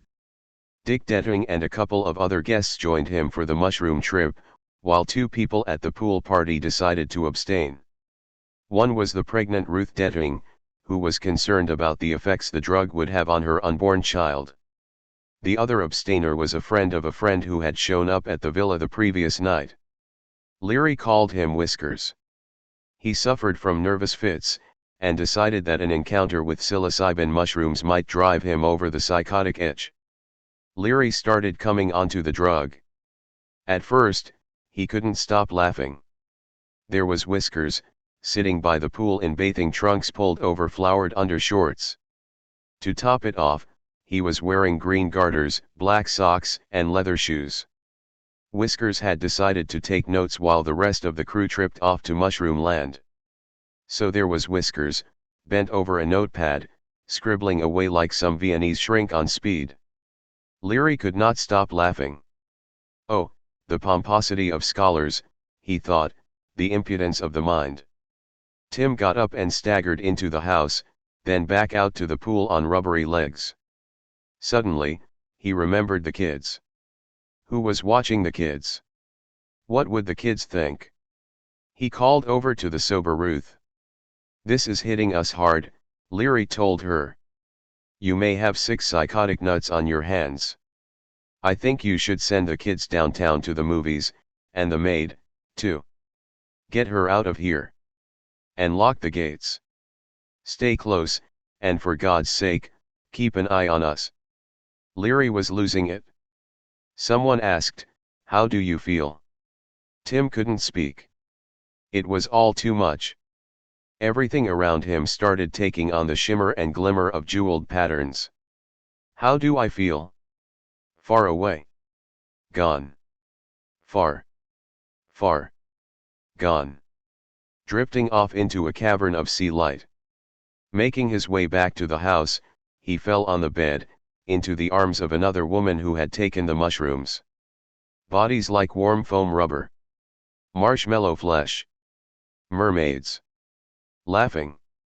Poking fingers through bikini lace. Quicksand flesh. Dark hair. Ponytail. Cherokee princess. Hummingbird words buzz from mouth. Stop talking. Look outside. God. The undulating sea. Deep. Plants twirling together. Not even the plants know which leaf, which stem, belongs to which. Interconnected. Giant jungle palm time. Whoa. Oh. My God. Everything was quivering with life, even inanimate objects. Leary saw Nile palaces, Hindu temples, Babylonian boudoirs, Bedouin pleasure tents. Then came silk gowns breathing color and mosaics of flaming emeralds, followed by jeweled Moorish serpents. 3 hours passed in an instant. At one point, Leary realized that some other friends had shown up from Acapulco. He slid back into the old reality, not wanting to return, but knowing he had to play host and that he was almost sober enough to pull it off. "We took some mushrooms," he explained to his startled guests. "Absolutely amazing. Why don't you guys go into the kitchen and make yourselves a drink? We'll get some supper in a bit." Another hour passed, and Leary was back from his visionary voyage. 7 psilocybin mushrooms and an ice-cold bottle of Carta Blanca. That's all it took. Leary was forced to confront the fragile nature of his beliefs. The mushroom ride shattered the foundation of his philosophy of life and his view of himself. What we call reality was just a social fabrication. He would later call his trip the deepest religious experience of my life. Timothy Leary returned from Mexico and immediately set up the Harvard Psilocybin Project. The idea was to recruit graduate students and faculty members from the many colleges, seminaries, and universities in the Boston area. They would take a controlled dose of psilocybin, the active ingredient in the magic mushroom, and then write up reports about their experiences. Leary was thoroughly convinced that psychedelic drugs would revolutionize the practice of psychology. His project was officially part of the university, but its most important activities occurred within the walls of Leary's rented home at 64 Homer Street just across the Charles River from Harvard, in the leafy Boston suburb of Newton. The spacious, 3-story home sits atop a hill overlooking a neighborhood park and baseball diamond. A wealthy French bicycle manufacturer built it in 1893. 3 large fireplaces radiate from its central chimney, warming wood-paneled rooms on the ground floor. The fireplaces were all ablaze during the psychedelic drug experiments Leary conducted over the long winter nights of late 1960 and early 1961.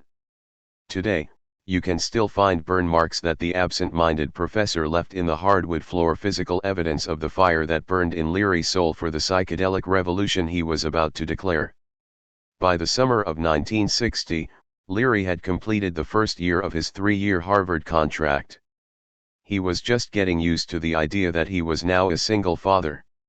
Some semblance of normalcy was returning to his life, but the mushroom visions were still dancing in his head when Leary returned to Harvard and the Center for Personality Research. Suddenly, he was more interested in metaphysics than clinical psychology. Leary knew about Harvard's extraordinary history as a center for mainline psychological inquiry. After all, the father of American psychology, the great William James, spent his entire academic career at Harvard teaching physiology, anatomy, psychology, and philosophy between the years 1873 and 1907. William was the son of Henry James Sr., the American theologian whose Cambridge home stood in the heart of the old Harvard College campus where the Harvard Faculty Club stands today. But there's another psychological tradition here, and it's a legacy Leary would later claim as his own, a tradition of wondrous internal paganism, a rebel history of transcendentalism, mysticism, and self-reliance. Every day on his way to work, Leary would walk by the Cambridge Swedenborg Chapel, a stately Gothic revival sanctuary built by the founder of the university's School of Architecture. It stands, in part, as a monument to Henry James Sr., who is best remembered for rejecting his father's stern Presbyterianism and finding a spiritual home in Swedenborgianism, a religious tradition founded by Emanuel Swedenborg, an 18th-century Swedish mystic and scientist. The other major influence in the life of the elder James would come through his association with former members of Brook Farm, who ran a utopian socialist commune in nearby Roxbury, Massachusetts, between 1841 and 1847. Those same years saw the births of two of Henry's sons, the famous ones, William, the psychologist-philosopher, and Henry James Jr., the American writer known for his 1881 novel The Portrait of a Lady and other works. William James laid the foundation for American psychology in 1890 with the publication of his classic text, The Principles of Psychology. But the book that would establish the mystical tradition later claimed by Leary and Albert James's philosophical masterpiece, The Varieties of Religious Experience, appeared 12 years later, in 1902. Those writings reveal that Leary and Albert were not the first Harvard psychologists to be transformed by mind-altering drugs. The Varieties of Religious Experience praises the mystical qualities produced by two drugs popular in that era, alcohol and nitrous oxide. Sobriety diminishes, discriminates, and says no; drunkenness expands, unites, and says yes. It is, in fact, the great exciter of the yes function in man, James wrote of the alcoholic high. To the poor and the unlettered it stands in the place of symphony concerts and of literature. The drunken consciousness is one bit of the mystic consciousness, and our total opinion of it must find its place in our opinion of that larger whole. Leary, a heavy drinker who blamed alcoholism for 3 generations of misery in his Irish clan, was more taken by the book's Ode to Nitrous Oxide, which James used to stimulate the mystical consciousness in an extraordinary degree. Depth beyond depth of truth seems revealed to the inhaler, James wrote. I know of more than one person who is persuaded that in the nitrous oxide trance we have a genuine metaphysical transformation. Our normal waking consciousness, rational consciousness as we call it, is but one special type of consciousness, whilst all about it, parted from it by the filmiest of screens, there lie potential forms of consciousness entirely different. In a rare show of modesty, Leary would later say that his own descriptions of the wonders of LSD intoxication pale when compared with the revelations of William James. The father of American psychology, Leary quipped, corrupted many a mind by describing the glories of nitrous oxide in far more colorful prose than the most intoxicated Irishman. Leary came back to Harvard as a man transformed. There was no way he was going back to his old life, to his old ways of doing things. His new boss, David McClelland, was just finishing up his book The Achieving Society, a psychological investigation into why some societies prosper and others fall apart. Surely David McClelland would understand the importance of these insights. he would certainly agree that these psychedelic experiences could be used to further the goal they both shared to humanize the profession of psychology and foster an enlightened, compassionate society. He didn't. Leary saw unlimited possibilities. McClelland saw administrative hurdles and political problems. Leary suddenly realized that there was no way to convey the power of the mushroom vision. It was something you had to experience firsthand. It was something every man would have to try for himself. Teacher, Newton, Massachusetts, New Year's Day, 1961. For Huston Smith, there were many things to celebrate at the close of the year, many blessings for which to give thanks. Aldous Huxley had just finished his series of lectures at the Massachusetts Institute of Technology, the latest and most prestigious university to include Smith on its faculty. America had just elected a young and vibrant Democrat, a Massachusetts senator and a Harvard man, to begin the decade as the new president of the United States. Smith's new book, The Religions of Man, was starting to sell and find its niche as an introductory textbook in religious studies courses at colleges around the country. But there was something missing from Huston's life. He'd been teaching and writing about the mystical experience, the root of all religion, for more than a decade. He had his yoga and meditation practice, the spiritual regime suggested by the good swamis of the Vedanta Society. There had been little flashes of insight, tempting tastes of the state of consciousness achieved by great masters of mysticism, but Smith had never had the full-blown mystical experience Huxley described in The Doors of Perception. Timothy Leary still had the buttoned-down look in this photo taken at a Boston club in early 1966. Photo by John Landers, Boston Globe. Huxley first crossed paths with Leary during his fall sojourn in Cambridge. At first, the novelist turned mystic had great hopes for the psychedelic research Leary had just begun. They met over dinner at a Boston restaurant on Election Day, the very night John F. Kennedy was elected President of the United States. Joining Leary and Huxley at the table was Humphrey Osmond, a British scientist who had already done extensive psychedelic drug research. Osmond had run into Leary at a conference in Boston and had offered to arrange the meeting with the famous British writer. Leary jumped at the chance. He arrived at the restaurant wearing a grey flannel suit. He knew that his dinner partners were the real experts in psychedelic drugs. After all, Osmond was the man who had first introduced Huxley to mescaline, the trip that inspired Aldous to write The Doors of Perception. All through dinner, Leary tried as hard as he could not to come across as too much of an eager beaver. He may have overdone it. After Tim left the restaurant, Huxley and Osmond started talking about whether Leary was the right man to carry the psychedelic torch. "Seems like a solid chap," Huxley said. "What do you think?" "I don't know," Osmond replied. "Seems a bit stuffy, don't you think?"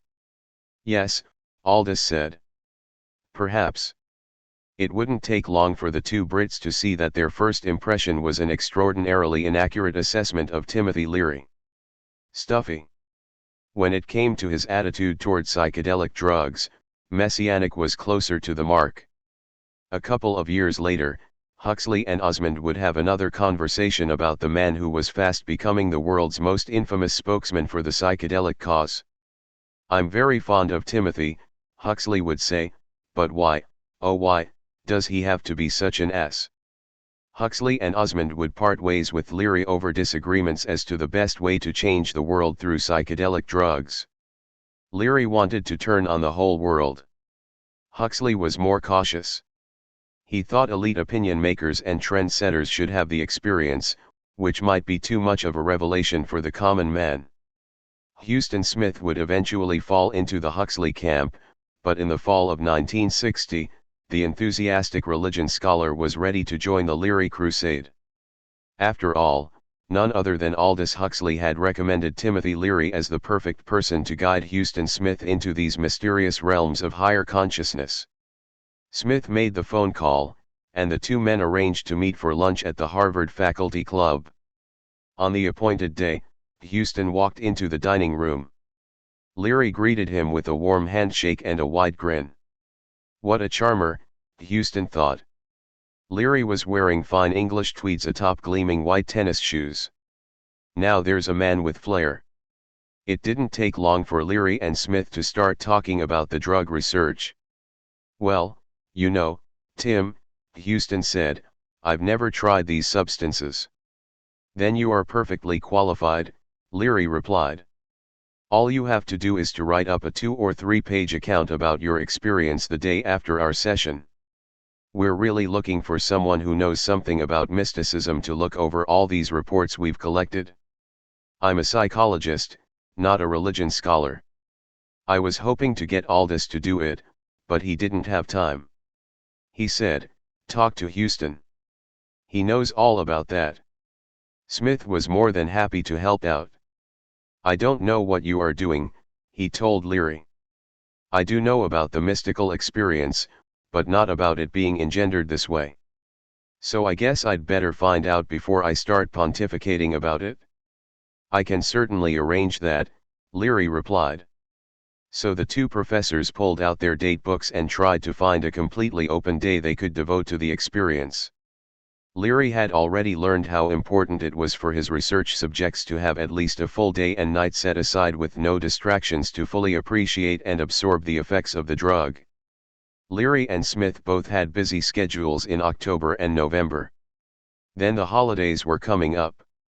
Finally, with a twinkle in his eye, Leary said, how about New Year's Day? They had a date. Smith thought it might be a good idea for his wife, Kendra, to come along for the ride. The more the merrier, Leary said. On the appointed day, they arrived at the Leary home in Newton. They got there just after noon.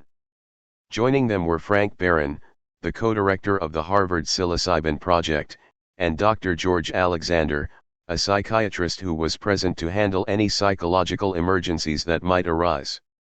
After a little small talk, Leary pulled out some capsules and explained that 1 was a mild dose, 2 were average, and 3 were recommended for those who wanted a fuller experience of what the drug could offer. Kendra took 3. Huston was more cautious at first, taking 1 capsule, but then downing another in half an hour, when nothing seemed to be happening. After about an hour, Smith started feeling some tension in his legs, which then started to twitch. He decided that he had better lie down on the couch in Leary's large, comfortable living room. Aware that he would have to write a report on his experience, Huston tried desperately to pay attention to the exact moment when he passed into the visionary stage. That would prove to be impossible. His whole sense of time started to shift. Something was radically different about his thoughts and feelings. Everything that popped into his mind seemed strange, weird, uncanny, significant, and terrifying beyond belief. The drug was like a psychological prism. Suddenly he could see the infinitely complex and layered psychological ingredients that make up normal consciousness. These sensation impressions were refracted, spread out as if by a spectroscope, into layers. How would he be able to describe these layers upon layers, these worlds within worlds? This was all beyond words. There was no way he could look back in the morning and describe all this. That would be impossible once he lost this new power of perception. Huston's trip was awe-inspiring, but it was not pleasurable. Everything in his mind seemed to be infinitely significant, but also strangely terrifying. At one point, he remembered that he had a body. Or did he? It felt like his body was laid out, half dead, on a slab, cool and slightly moist. But what was the connection between his body, mind, and spirit? His body would function only if his spirit chose to return to it, infuse it, and animate it. What if it didn't return? And why should it? Leary walked into his living room to check on his subject. He could tell Huston was not having a good time. He had lain here for hours in a comatose terror. At one point, he cried out to Leary. "Tim," Huston yelled. "I hope you know what you are playing around with, because if I mount one step higher the terror is just going to explode my body and you'll be left with a corpse on your divan." Leary walked over to the couch to reassure him that everything was okay. "You'll be fine, Huston," Leary said. "I can guarantee you that I won't find a corpse on my couch." "I know, Smith replied.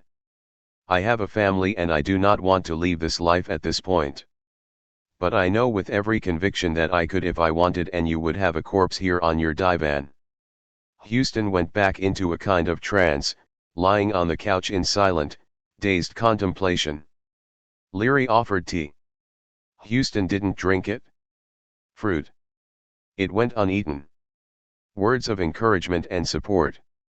Huston failed to respond. Leary was afraid that he'd blown it.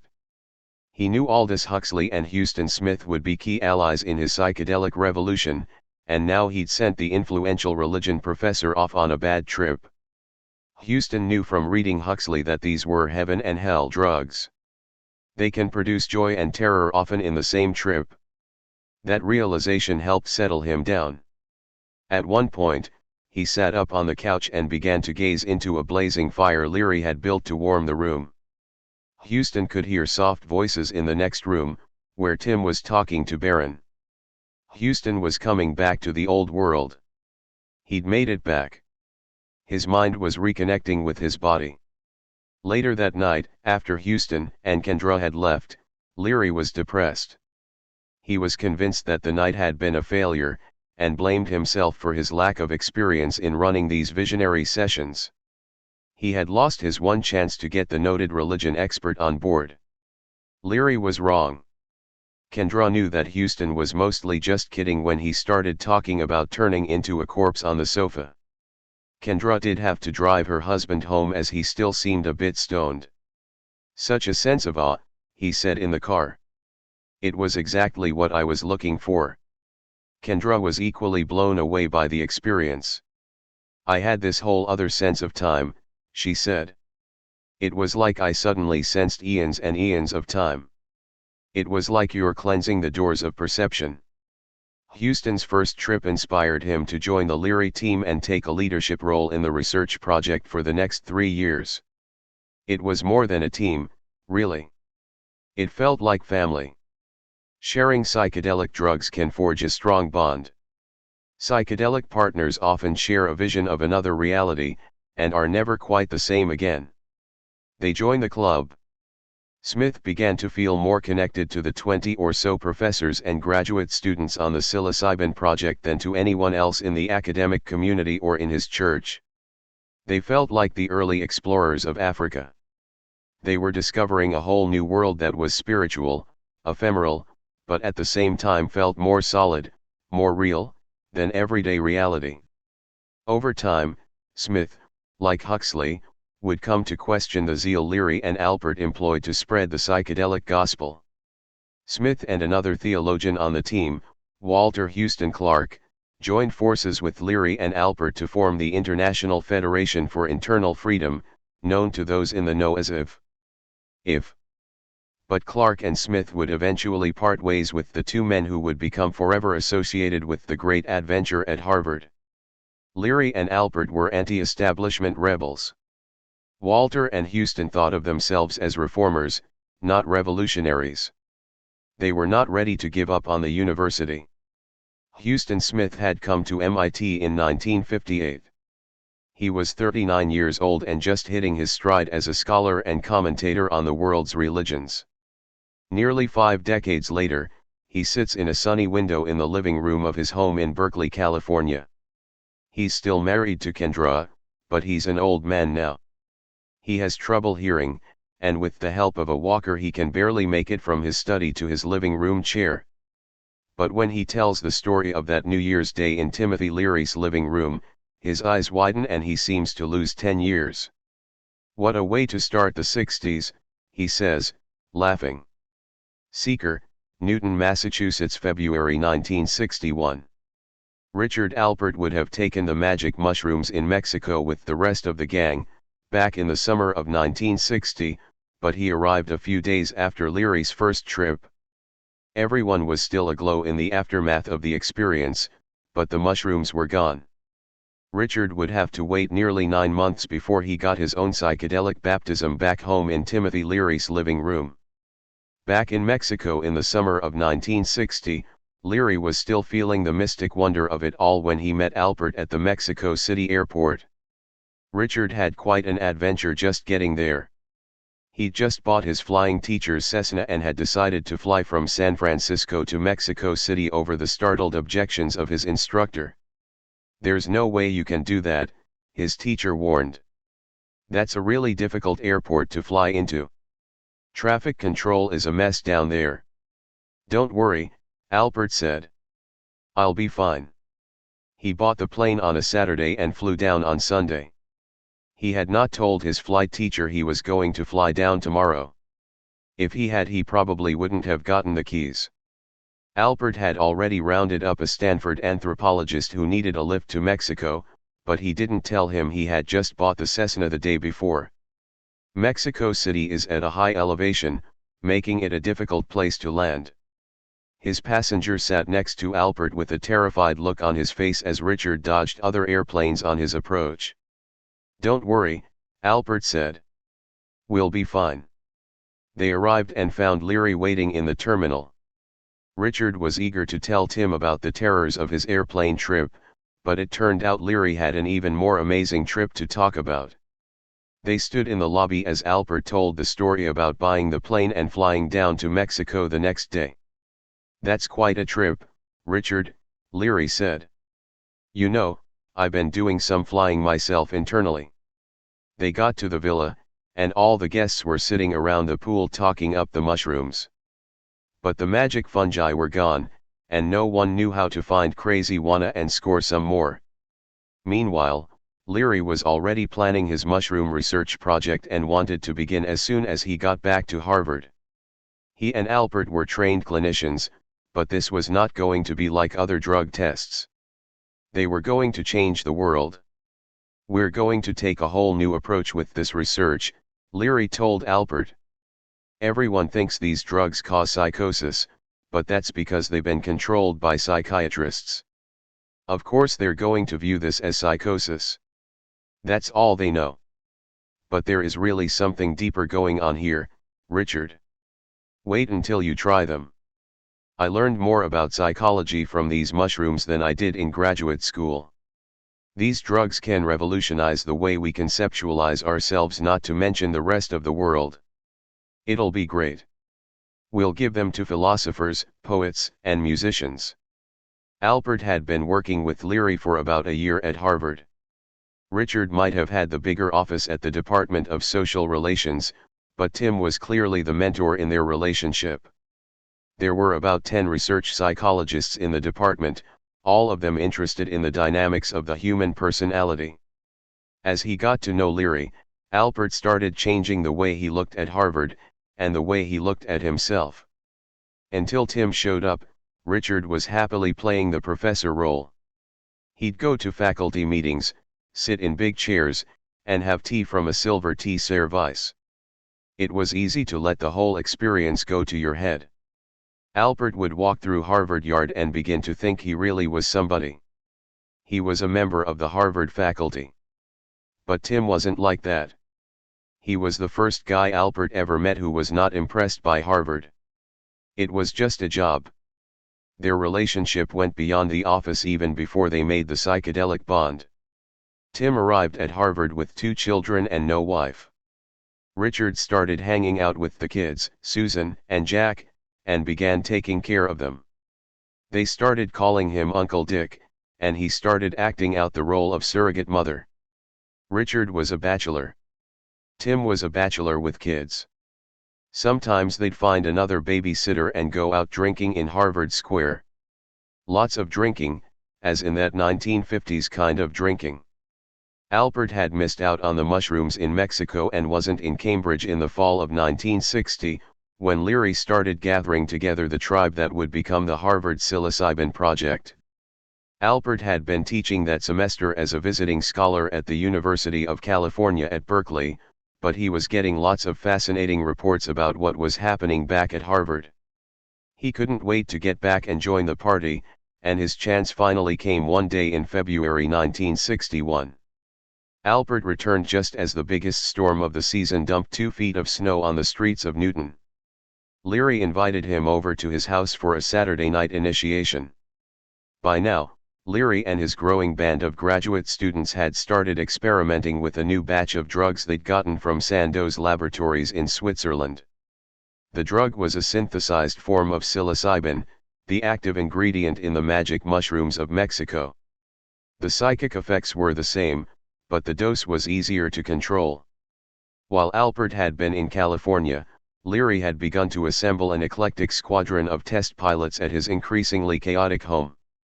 They included beat poet Allen Ginsberg, jazz trumpeter Maynard Ferguson, William Burroughs, the legendary novelist and heroin addict, and Alan Watts, the popular Buddhist writer and commentator. Ginsberg was sitting at Leary's kitchen table the day Alpert burst in from the cold. Alpert joined them at the table, upon which stood a bottle of pink pills from Sandoz Labs. He measured out 10 milligrams of the drug and washed the pills down with a few gulps of beer. Alan and Tim and Richard sat down in the kitchen and waited. Right away there was a bit of a melodrama. Tim's son, Jack, was upstairs when the boy's dog ran out of the house. The dog had been out galloping around in deep snow and came in panting heavily. They all started thinking, "Oh, no. The dog is dying." Then they figured out that they really couldn't tell if the dog was dying because they were so high. Their thinking and senses were too distorted. Jack was 11 years old. He was upstairs watching television and a bit peeved that these silly adults were bothering him. He came down, assured them that the dog was fine, then marched back upstairs to the TV. Alpert started really coming onto the psilocybin. There was too much talking in the kitchen, so he walked into the living room, a darker and more peaceful setting. He sat down on the sofa and tried to collect himself. Looking up, he saw some people over in the corner. Who were they? Were they real? Then he started to see them as images of himself in his various roles. They were hallucinations, but they seemed so real. There was the professor with a cap and gown. There was a pilot with a pilot's hat. There was the lover. At first, he was a bit amused by the vision. Those are just my roles. That role can go. That role can go. I've had it with that role. Then he saw himself as his father's son. The feeling changed. Wait a minute. This drug is giving me amnesia. I'll wake up and I won't know who I am. That was terrifying, but Alpert reminded himself that those roles weren't really important. Stop worrying. It's fine. At least I have a body. Then Alpert looked down on the couch at his body. There's no body. Where's my body? There's no body. There's nobody. That was terrifying. He started to call out for Tim. Wait a minute. How can I call out to Tim? Who was going to call for Tim? The minder of the store, me, would be calling for Tim. But who is me? It was terrifying at first, but all of a sudden Alpert started watching the whole show with a kind of calm compassion. At that moment, Richard Alpert met his own soul, his true soul. He jumped off the couch, ran out the door, and rolled down a snow-covered hill behind Leary's house. It was bliss. Pure bliss. At the time, Alpert's parents were also living in Newton. Their home was just 5 blocks from Leary's house on Homer Street. It was 3 in the morning, but that didn't stop a stoned Richard Alpert from storming through the snow to go see his parents. When he got to his parents' house, he saw that no one had shoveled the deep snow off their walkway. So he went into the garage and got the shovel. In his drugged state, he saw himself as a young buck coming to the rescue. He was all-powerful. He would save his parents. It all seemed so mythological. Then he looked up at the window and saw his parents standing there. They were obviously peeved, or at least confused. Then they assumed that their son must have been drinking with Leary. Alpert saw them up in the window and waved at his startled parents. Then he stuck the shovel in the snow and started dancing around it.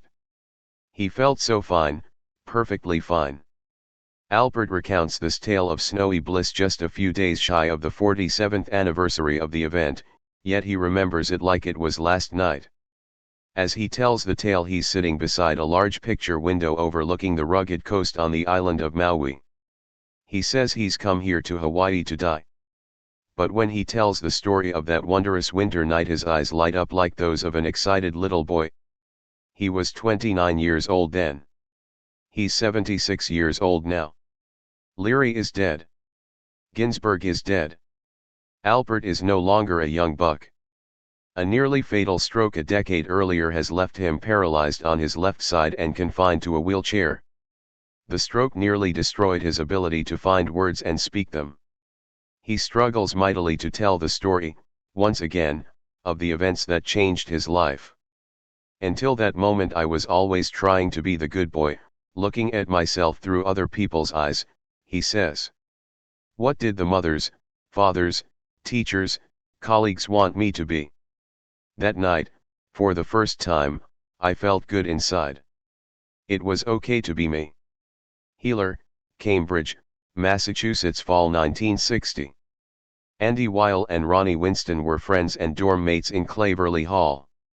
They were both incoming Harvard freshmen when they walked into Leary's office on Divinity Lane and volunteered to be research subjects in his psychedelic research project. Weil had grown up in a middle-class family. Winston was the son of Harry Winston, the wealthy diamond and jewelry manufacturer whose creations hung around the necks of trophy wives and Hollywood starlets from coast to coast. Neither of them would officially take part in the project, but they would both play an important, little-known role in the rise and fall of Richard Alpert and Timothy Leary.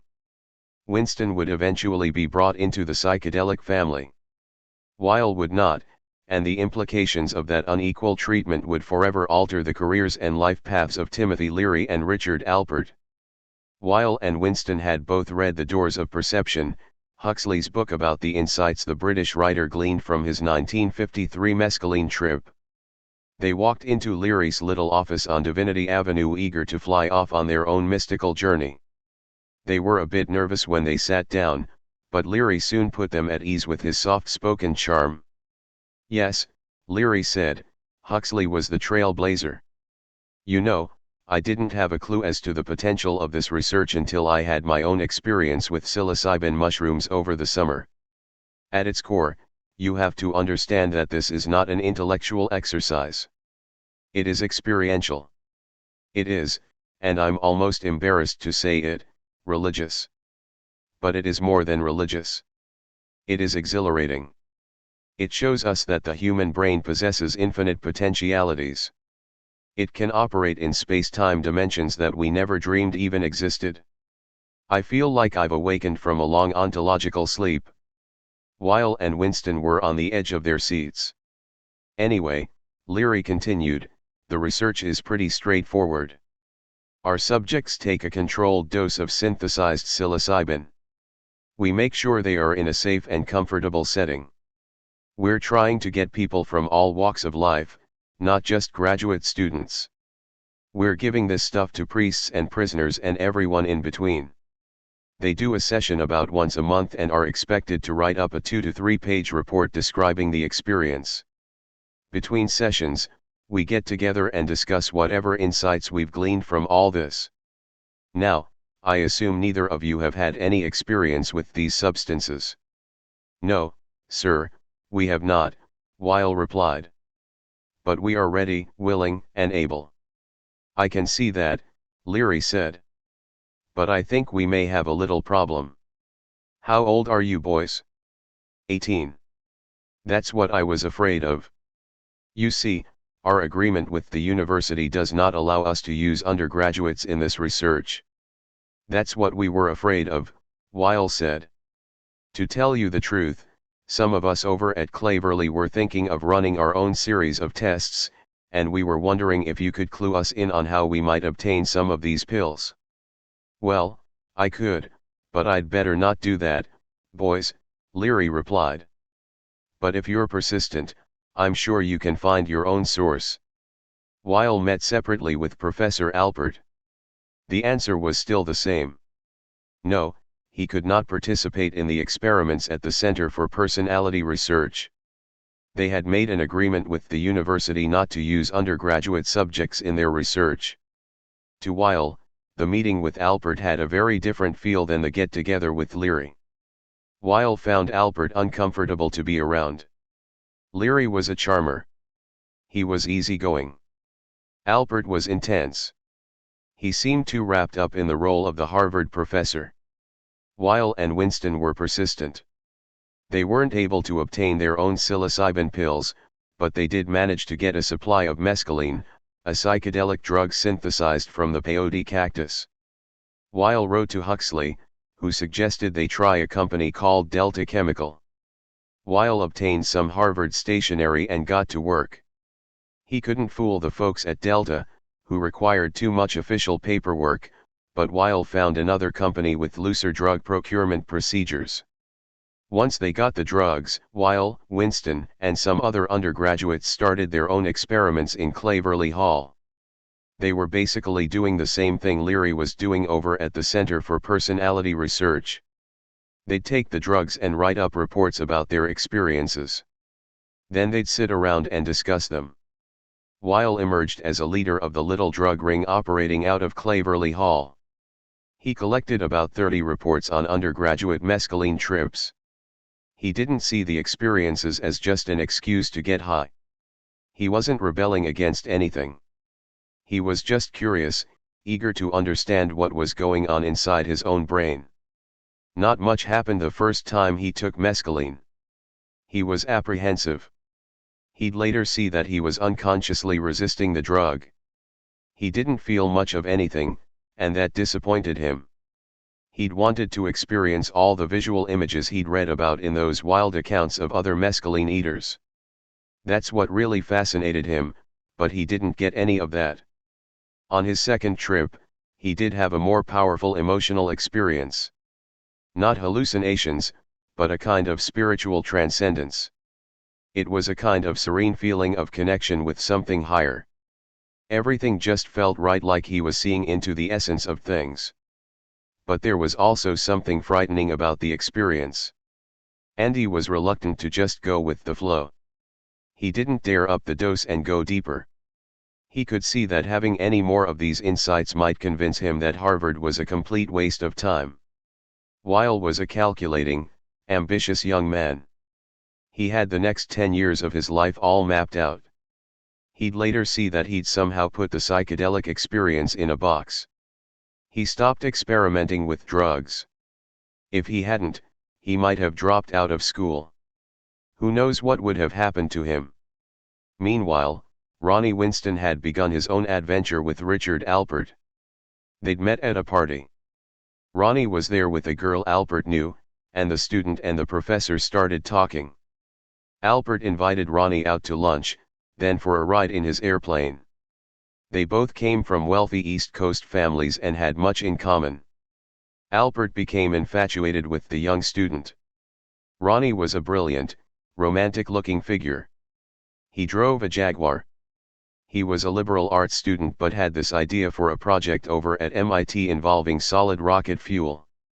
They didn't have sex, but they developed a kind of intimate friendship. Alpert shared some of his psilocybin with Winston. In Alpert's mind, Ronnie was a social friend, not a research subject, so he wasn't violating his agreement to keep undergraduates out of the psilocybin project. Ronnie had made it into the inner circle around Leary and Alpert. Andy had not. At one point, Leary and Alpert had a conversation about Andy Weil. They didn't trust him. Alpert didn't like him. He was up to something. He had another agenda. They noticed that Weil had started covering the arts for the Harvard Crimson, the school newspaper. Maybe that was it. Maybe Weil was trying to infiltrate the project and write an exposé. Weil saw a double standard in Alpert's embrace of Ronnie Winston. It was obvious that some undergraduates and not just Ronnie were being brought into the fold. Why not Andy? What was wrong with him? Ronnie had been a good friend. He'd even been Weil's guide during their mescaline sessions in Claverley Hall. But that friendship ended when Winston started hanging out with Alpert. Weil would find a way to get back at Richard Alpert and, in the process, put an end to his relationship with Ronnie Winston. Weil was determined to bring down the Harvard psilocybin project, and he would take on the assignment with the zeal of a jilted lover. Chapter 3: Sinners and Saints. Trickster, Concord State Prison, March 1961. Timothy Leary had a foreboding feeling the first time he entered the cage, through the imposing metal doors, and into the cell block. His surroundings seemed both strange and familiar. This time he was just visiting. He was a Harvard researcher with revolutionary ideas about how to reform the American prison system. By the end of the decade, Leary would walk into another prison and find the cell door slammed behind him. By then, he would be a real revolutionary, the guy Richard Nixon would call the most dangerous man in America. In the spring of 1961, Leary started calling the Harvard psilocybin project the Harvard Psychedelic Project, and the research was in full swing. There were some interesting results. They'd given psychedelic drugs to some 200 subjects, graduate students and faculty members from Harvard and MIT. Huston Smith had survived his New Year's Day trip. Dick Alpert had his night of snowy bliss. The vast majority of the other subjects reported that the sessions were among the most powerful, educational, and enlightening experiences of their lives. But Leary was a scientist, not a therapist. His job was to show that these drugs could benefit society. They needed a population they could accurately measure. What better place to go than into a prison system plagued with a history of rehabilitative failure, where some 70% of released inmates soon found themselves back behind bars. What a boon to society, converting violent criminals to law-abiding citizens, Leary told a friend. If we could teach the most unregenerate how to wash their own brains, then it would be a cinch to coach non-criminals to change their lives for the better. 2 years later, when the Harvard administration decided it was time for Leary and Alpert to move on, the embattled duo would cite 2 research projects in their failed bid to justify their academic existence: the Concord Prison Project and the Good Friday Experiment. The prison research sought to show how drug-induced insight could lower recidivism rates. The Good Friday subjects were to demonstrate that psychedelic drugs could produce genuine experiences of religious mysticism. Leary and Alpert would argue unsuccessfully that they had done research on the best and the baddest, on the saints and the sinners of American society. By the summer of 1963, a more powerful drug, LSD, lysergic acid diethylamide, would replace psilocybin as the preferred chemical compound in Leary and Alpert's crusade to turn on a sleepy nation. It was a much stronger and more dangerous drug. And while they would become the most infamous psychedelic drug researchers in North America, they were by no means the first scientists to explore these realms. LSD's bizarre effects on the human mind had been discovered 2 decades earlier, when its inventor, Dr. Albert Hofmann, of the Sandoz laboratories in Basel, Switzerland, became dizzy and had to stop working after accidentally dosing himself. The Swiss chemist had first synthesized the drug on November 16, 1938, while doing research on medical uses of ergot, a fungus that grows on rye bread. But Hofmann had put it on the shelf and forgotten about it until the spring of 1944. Hofmann had the world's first intentional LSD trip late in the afternoon of April 19, 3 days after getting the accidental dose. About 50 minutes after taking the drug, the chemist scribbled in his notebook what he was feeling in his mind, reporting slight dizziness, unrest, difficulty in concentration, visual disturbances, marked desire to laugh. Hofmann was soon too stoned to write. He asked his assistant to accompany him home. They rode bikes from the lab to Hofmann's house, a trip that would be forever remembered in the annals of psychedelic history. My field of vision swayed before me, Hofmann would later write. Objects appeared distorted like the images in curved mirrors. I had the impression of being unable to move from the spot, although my assistant told me afterwards that we had cycled at a good pace. His condition only worsened once he got home. The faces of those present appeared like grotesque colored masks, strong agitation alternating with paresis, the head, body, and extremities sometimes cold and numb, a metallic taste on the tongue, throat dry and shrilled, a feeling of suffocation, confusion alternating with a clear appreciation of the situation. I lost all control of time, space and time became more and more disorganized, and I was overcome with fear that I was going crazy. The worst part of it was that I was clearly aware of my condition, though I was incapable of stopping it. Occasionally I felt as being outside my body. I thought I had died. My ego was suspended somewhere in space, and I saw my body lying dead on the sofa. I observed and registered clearly that my alter ego was moving around the room, moaning. It was an amazing journey, but what was equally amazing to Hoffman was that he experienced all this with such a tiny 0.25 mg dose of LSD. This new drug was 2,000 to 3,000 times stronger than mescaline, which scientists once thought to be the most powerful chemical agent available to alter the human mind. All of Leary and Alpert's early research was done with psilocybin, the drug that put the magic in those Mexican mushrooms, and mescaline, which is found naturally in the peyote cactus. Leary didn't even try LSD until December 1961, 18 months after his first mushroom trip at the villa in Cuernavaca. Psychedelic, the word used to describe the experience one has on mescaline, psilocybin, and LSD, was just coming into popular use in the early 1960s. Huxley and the man who turned him on, the English psychiatrist Humphrey Osmond, invented the word. Osmond had begun experimenting with psychedelics in the early 1950s, first with mescaline in England and then more systematically with LSD at Weyburn Mental Hospital in Saskatchewan, where he received funding for his research from the Canadian government and the Rockefeller Foundation. Osmond's studies came to the attention of Huxley, who wrote The Psychiatrist in the winter of 1953 and invited him to come by for a visit if he ever found himself in Los Angeles. Huxley was even kind enough to include a signed copy of his newest book, The Devils of Loudun, a non-fiction account of demonic possession and religious fanaticism in 17th-century France. Los Angeles seemed a world away from Osmond's remote Saskatchewan home, but 3 months later he was invited to deliver a paper at the American Psychiatric Association convention in Los Angeles. He wrote back to Huxley telling him that, as chance would have it, he would soon be in Southern California. Huxley was at the breakfast table with his wife, Maria, the morning Osmond's letter arrived. "Why don't we invite the chap to stay with us?" Aldous suggested. "Aldous, you don't like having people stay here. You don't even like it when Julian stays here," Maria replied, referring to the novelist's famous brother, the biologist Sir Julian Huxley. For some reason, Huxley insisted on having someone he'd never met stay at their home, extending that invitation to Osmond by return post. Osmond was surprised at Huxley's generosity but told his wife he thought it would be better not to impose on the famous couple. He'd be more comfortable just staying at the convention hotel. "Do what you want," Jane Osmond replied. "But if you do, you'll never forgive yourself." Jane was right.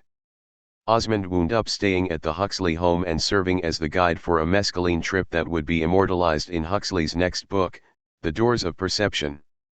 Huxley's 1953 mescaline trip revealed many things, including the limitations of using the word psychotomimetic to describe his experience. Yes, these drugs could mimic the psychotic state. They could give the user feelings of paranoia. But they could also promote positive insight. They could reveal mystical realms. Aldous and I decided that the words we were using for these strange chemical instruments were idiotic, Osmond later recalled. We wanted to encourage people to use them intelligently. Another researcher had begun using the word fantastica to describe the psychedelic experience. That was a fun word, Osmond and Huxley agreed, but it kind of begged the question. It biased the user to expect something strange and bizarre based in fantasy. You could call these drugs hallucinogens, but not everyone who took them actually had hallucinations, and even if they did, that seemed to place a negative connotation on the visions and insight that could be obtained from the drugs. They needed a more neutral term. Huxley and Osmond exchanged a series of letters in which they suggested various words to describe these powerful drugs, sometimes composing a little rhyme to try them out in a creative context. Huxley suggested phanerothym, which meant to make the soul visible, along with the poem. To make this trivial world sublime. Take half a gram of phanerothym. Not bad, Osmond thought, but not quite right. It sounded a bit too botanical. Osmond had a little guide of Latin terms that was designed for use by medical students.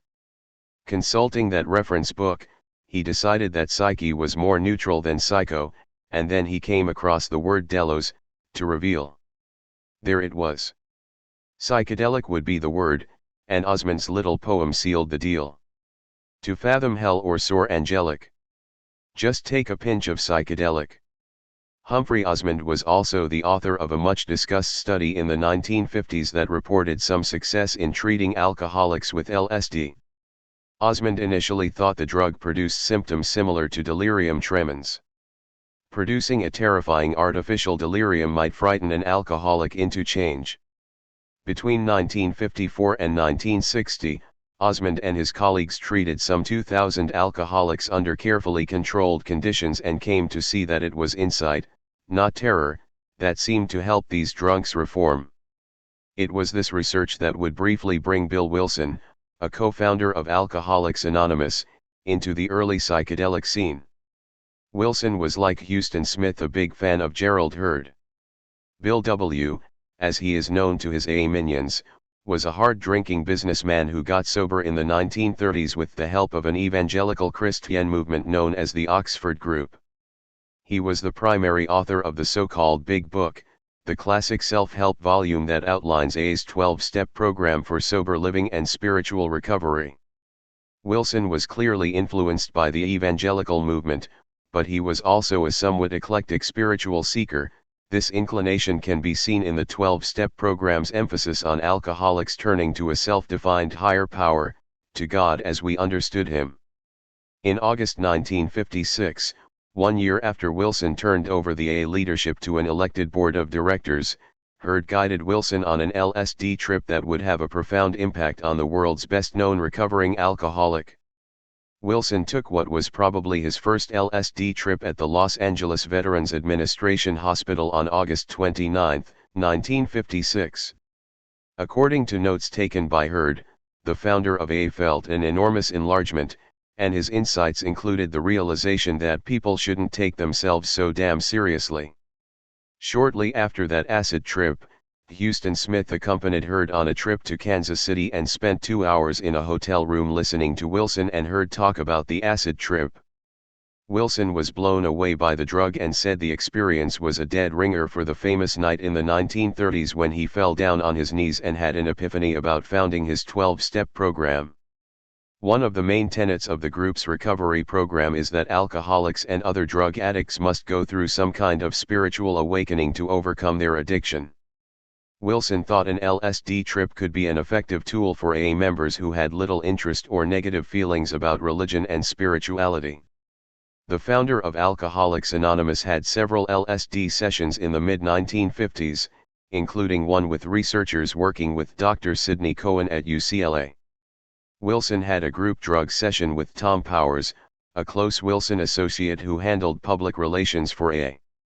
Cohen had proposed a low-dose session with the two AA leaders, but he made the mistake of giving Wilson another option. "Well, there are more pills available should you want them," Cohen said. "Don't ever tell that to a drunk," said Wilson, who insisted on taking a double dose. Bill Wilson would have another cameo appearance in the psychedelic story. In a letter to Timothy Leary dated July 17, 1961, Wilson wrote that Huxley had referred enthusiastically to your work. Wilson goes on to write that though LSD and some kindred alkaloids have had an amazingly bad press, there seems no doubt of their immense and growing value. The AA founder also hints that he knew of Leary's own problems with alcohol, adding that Tim might find some interest in Alcoholics Anonymous, its principles and mechanism. It was Humphrey Osmond's research that originally inspired Wilson to try LSD.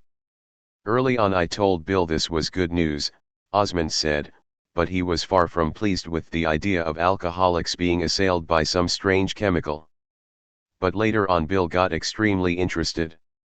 He likened his experience to his original AA vision of seeing this chain of drunks around the world. This caused quite a scandal in Alcoholics Anonymous. They became very ambivalent about their great founder, even though they wouldn't have existed if he hadn't had an adventurous kind of mind. Osmond's work also intrigued another American with an adventurous kind of mind, Timothy Leary. If Osmond was able to help alcoholics break their patterns of destructive behavior, why not try psychedelic drugs on hardened criminals? Leary invited 2 administrators from the Massachusetts Correctional Institute at Concord to join him for lunch at the Harvard Faculty Club to discuss his ideas. Not wanting to scare them off with his gleaming white tennis shoes, Leary decided to switch into more conventional leather footwear.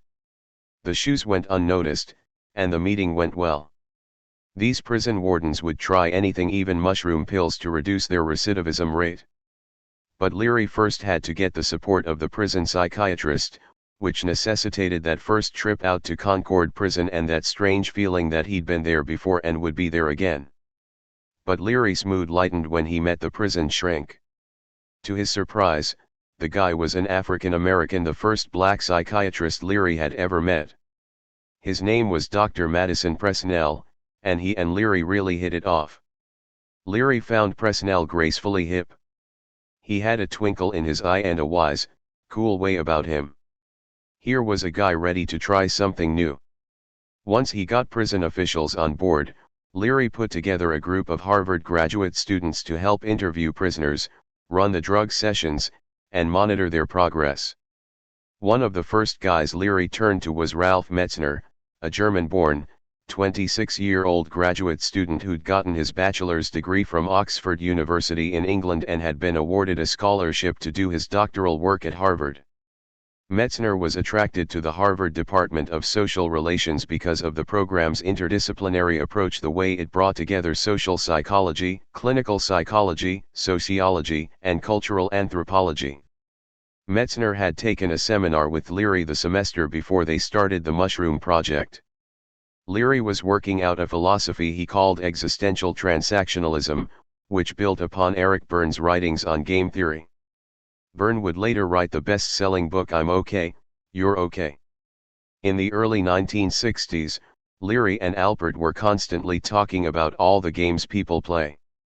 They were playing the professor game. Students were playing the student game.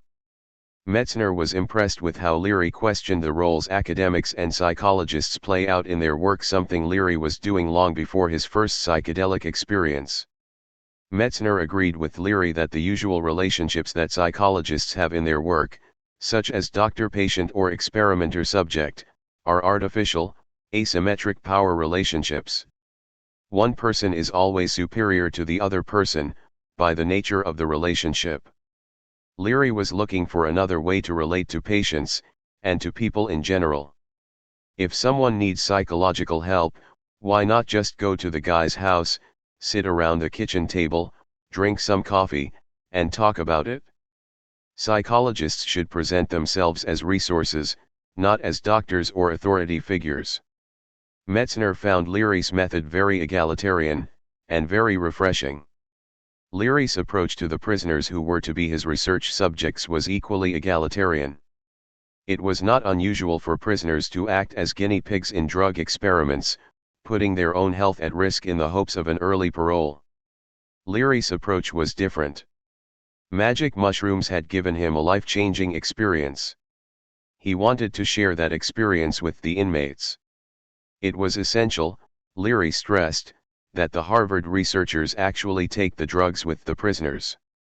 That was the revolutionary approach, not the fact that the inmates were getting some experimental drug. At the time, the star of the Harvard psychology department was B.F. Skinner, the famous behaviorist. Skinner had no interest in human consciousness and believed that the best way to understand human behavior was through the stimulus/response model. Leary was going against the grain, and that was great news to Ralph Metzner. He and his fellow graduate students were sick and tired of sitting around plugging numbers into calculators. It seemed like all they did were boring statistical studies. And here was Leary, talking about experiences, very meaningful experiences. Metzner was ignorant, and a bit anxious, about taking the drug. but he was also intrigued by Leary's requirement that all his graduate students try out the drugs they would be giving to the prisoners. They were even encouraged to trip with the prisoners. Leary wasn't sure if Metzner could handle himself in the rough and tumble of Concord prison. Could he really deal with all those robbers, rapists, and murderers? Leary decided to take a chance with Metzner, betting that the determined young German could handle the psychedelic experience and the prison experience.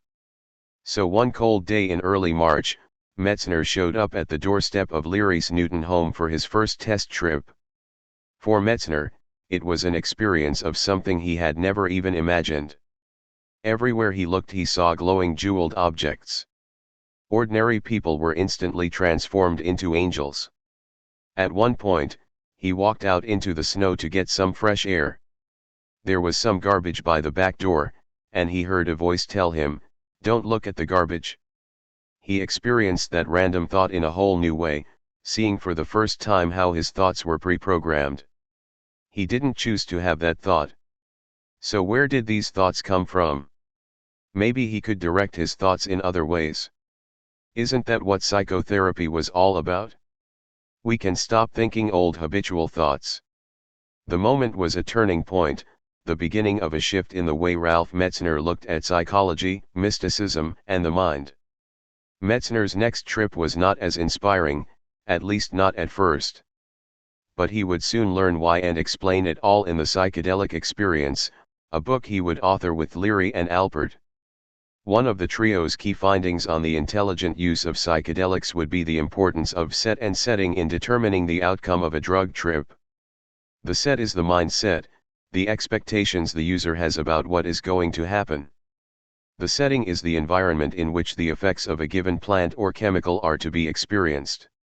One setting should be comfortable, perhaps a dimly lit living room with large pillows and soothing music, or an open field full of spring wildflowers, or a cliff top at Big Sur. Certainly not a depressing prison hospital room with gray walls, a black asphalt floor, and bars on the windows. Certainly not a cell shared with a Polish embezzler and a heroin addict from Dorchester. Yet those two inmates were among the first volunteers to take the mushroom pills with Leary, Metzner, and Gunther Weil, another graduate student, no relation to Andrew Weil, who was helping conduct the prison research. Leary's idea was to give the subjects pre-drug personality tests, guide them through the psychedelic sessions, and then have them retested to see what kind of short-term changes had occurred in their outlook on life. The first two sessions were held on March 27, 1961, and brought the Harvard psychologists together with 5 Concord prisoners for an encounter that none of them would ever forget. Metzner and 2 of the prisoners each took 20 milligrams of psilocybin from the prison psychiatrist, who was there to provide medical supervision. They all sat back and took in their bleak surroundings. There were 4 beds, a large table, and a few chairs.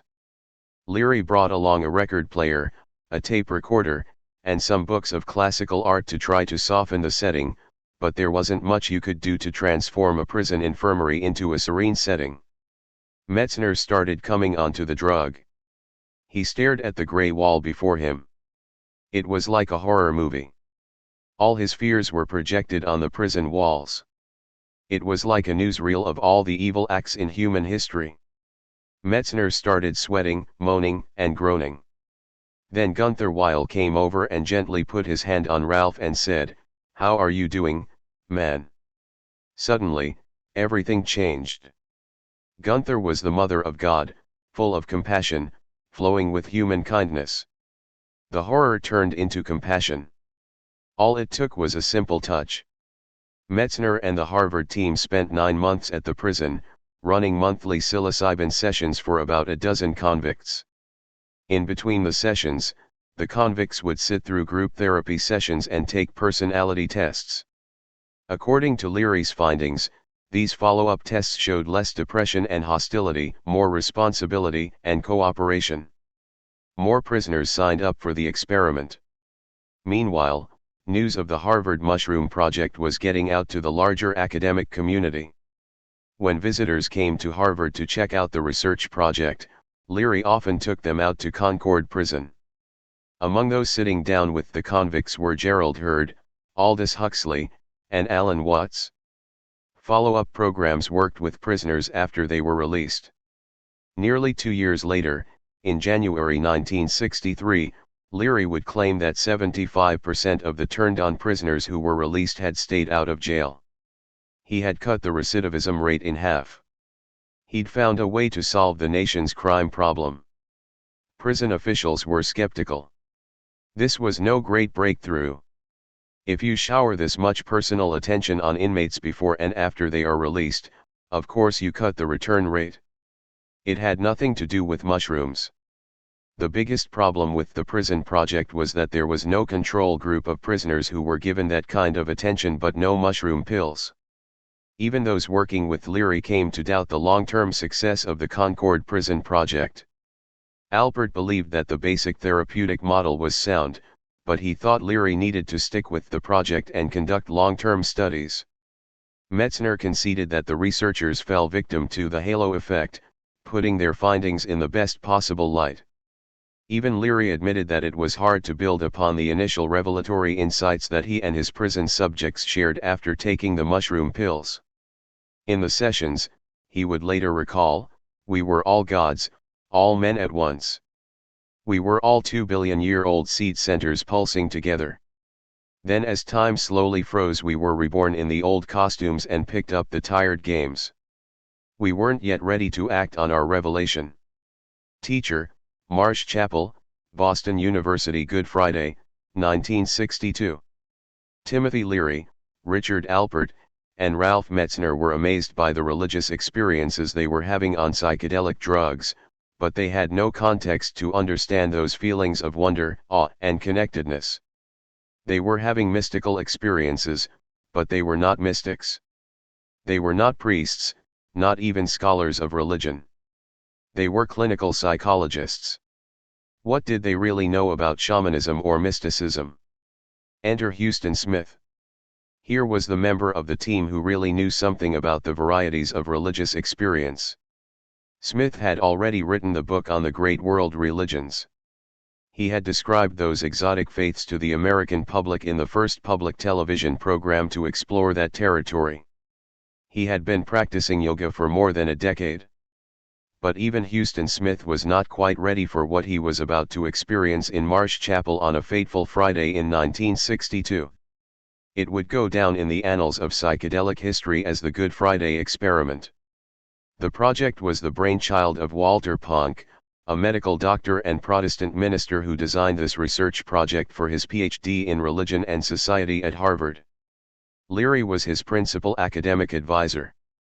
20 seminary students from nearby Andover Newton Theological Seminary were selected for a double-blind experiment in which half the seminarians were given capsules containing 30 milligrams of psilocybin and half were given an active placebo containing nicotinic acid, which induced a tingling sensation.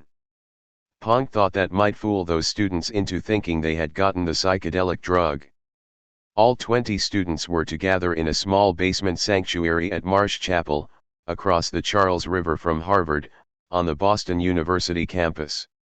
Upstairs, the Reverend Howard Thurmond, a black clergyman who helped inspire the work of the Reverend Martin Luther King, delivered his Good Friday sermon to a congregation unaware of the experiment being conducted downstairs.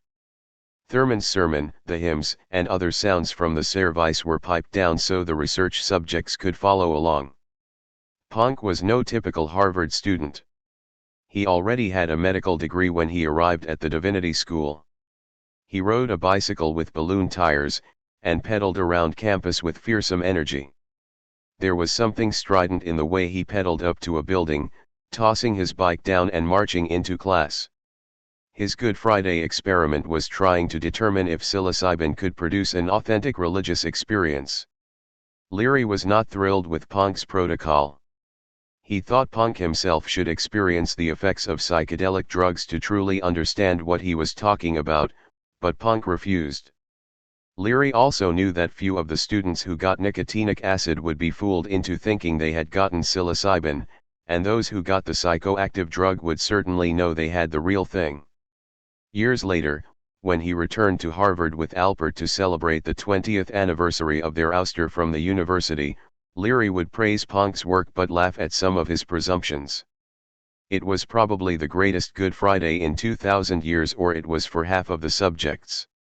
The control subjects got to sit there and read the Bible, Leary quipped. If we learned one thing from that experience, it was how foolish it was to use a double-blind experiment with psychedelics. After 5 minutes, no one's fooling anyone. We also learned that we all had to do the work together, with no principal investigator, because once you put that pill in your mouth, you are the principal investigator, like it or not. Leary was right about the placebos. Once the psilocybin kicked in, it was clear who the real test pilots were in the basement of Marsh Chapel. The small underground room where the day's events unfolded has a low roof, giving it the feel of a tomb. The only natural light shines from 3 tiny stained glass windows, including one depicting Jesus holding an open Bible. "And ye shall know the truth," it reads. "And the truth shall set you free."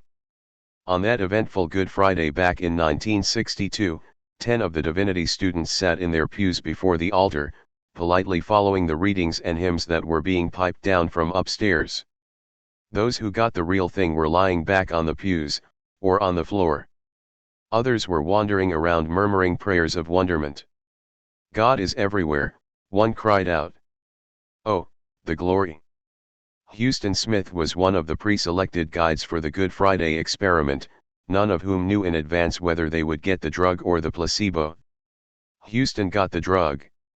Until that day, Smith had never had a direct personal encounter with God, the kind of experience that Indian yogis and Pentecostal Christians talk about.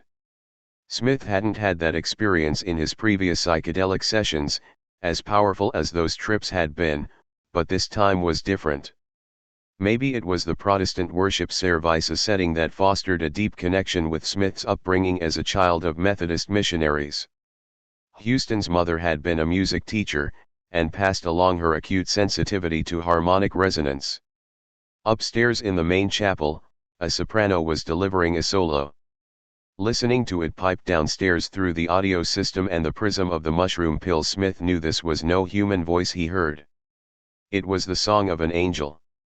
He would never forget the opening and closing verses of that consciousness-expanding hymn. "My times are in thy hand. My God, I wish them there. My life, my friends, my soul I leave entirely to thy care. My times are in thy hand. I'll always trust in thee. And after death, at thy right hand, I shall forever be." That Good Friday service was a powerful, cosmic homecoming for Huston Smith, but the service commemorating Christ's crucifixion was not without its comic moments. One of the seminary students who'd gotten the drug escaped from the chapel and headed down Commonwealth Avenue, oblivious to Smith's pleas for him to return to the church. Huston would later learn that the student had become convinced that God had chosen him to announce the dawning of the messianic age that the world was about to experience 1,000 years of universal peace. To the passers-by on Commonwealth Avenue, he just looked like a guy zonked out of his mind. Huston ran after the student, who was heading toward the building that housed the Boston University School of Theology. When the student reached the front steps, he accosted a postman who was carrying a special delivery letter for the dean of the school. The would-be messiah grabbed the letter out of the startled postman's hand and crumpled it up. There was nothing special about this delivery. He had the special delivery in his heart, and it was good news for the dean of theology and the rest of mankind. Huston managed to get the letter back by prying loose the crazed student's fingers. Then Huston and another of the guides overpowered the kid and dragged him back to the chapel. Ponk gave the divine messenger a shot of Thorazine to settle him down. Smith, still stoned on the psilocybin but able to snap out of it enough to attend to the escaping student, returned to the chapel and another rowdy scene. 10 of the subjects were enraptured, but the other half were feeling left out and disgruntled. They responded to the stoned student's profound utterances with derisive laughter and incredulous hoots. Smith himself turned to one of his colleagues, Paul Lee. Huston's eyes were wide with the wonder of it all. "It's true, isn't it? Smith said, certain that his profound proclamation needed no elaboration. Lee had gotten the placebo and didn't have the slightest idea what the blissed-out philosophy professor was talking about, but decided to play along. Yeah, Huston. It is true whatever it is. It was the religious outlook, God, and everything that flows from God's reality. And it was something Smith would keep with him for the rest of his life. His encounter that Good Friday was the most powerful experience he would ever have of God's personal nature. Sure, he always believed that God was love, that God loves him and he loves God, but he had never experienced that love in such a profound and personal way. From that moment on, he knew that life is a miracle, every moment of it, and that the only appropriate way to respond and be mindful of that gift of God's love was to share it with the rest of the world. It wasn't all that different from the message of the would-be Messiah. Huston was just a bit more contained in his delivery. Rather than instant enlightenment, however, Paul Lee got a severe case of prickly heat courtesy of the nicotine acid that was supposed to fool him into thinking he got the drug. Lee was not fooled. He'd already had his first psychedelic trip, and he knew what he was missing. He was one of the guys laughing at the stoned divinity students, especially the one who went up to the piano and started giving a sermon about his beatific vision. Lee knew something about Christian theology. At the time, he was working as the teaching assistant to Paul Tillich, the great German-born theologian who taught at Harvard Divinity School from 1954 to 1962. To the sober Lee, there was nothing profound about the silly scene unfolding in Marsh Chapel. It was the stupidest thing you ever saw in your life, he later told a friend. Guys were crawling around you on the floor on their hands and knees. Paul Lee had been brought into the circle by Huston Smith, who'd invited him over to his house one day for a meeting with Timothy Leary. Tim is looking to get some people from the Divinity School, Huston told him. They want to turn around the psychologists' understanding of these substances.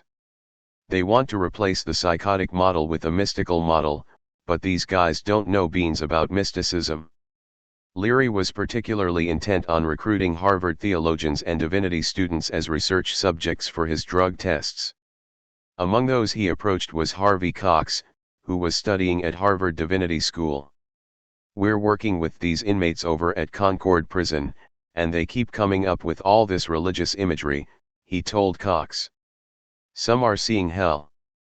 Others are having all sorts of beatific visions.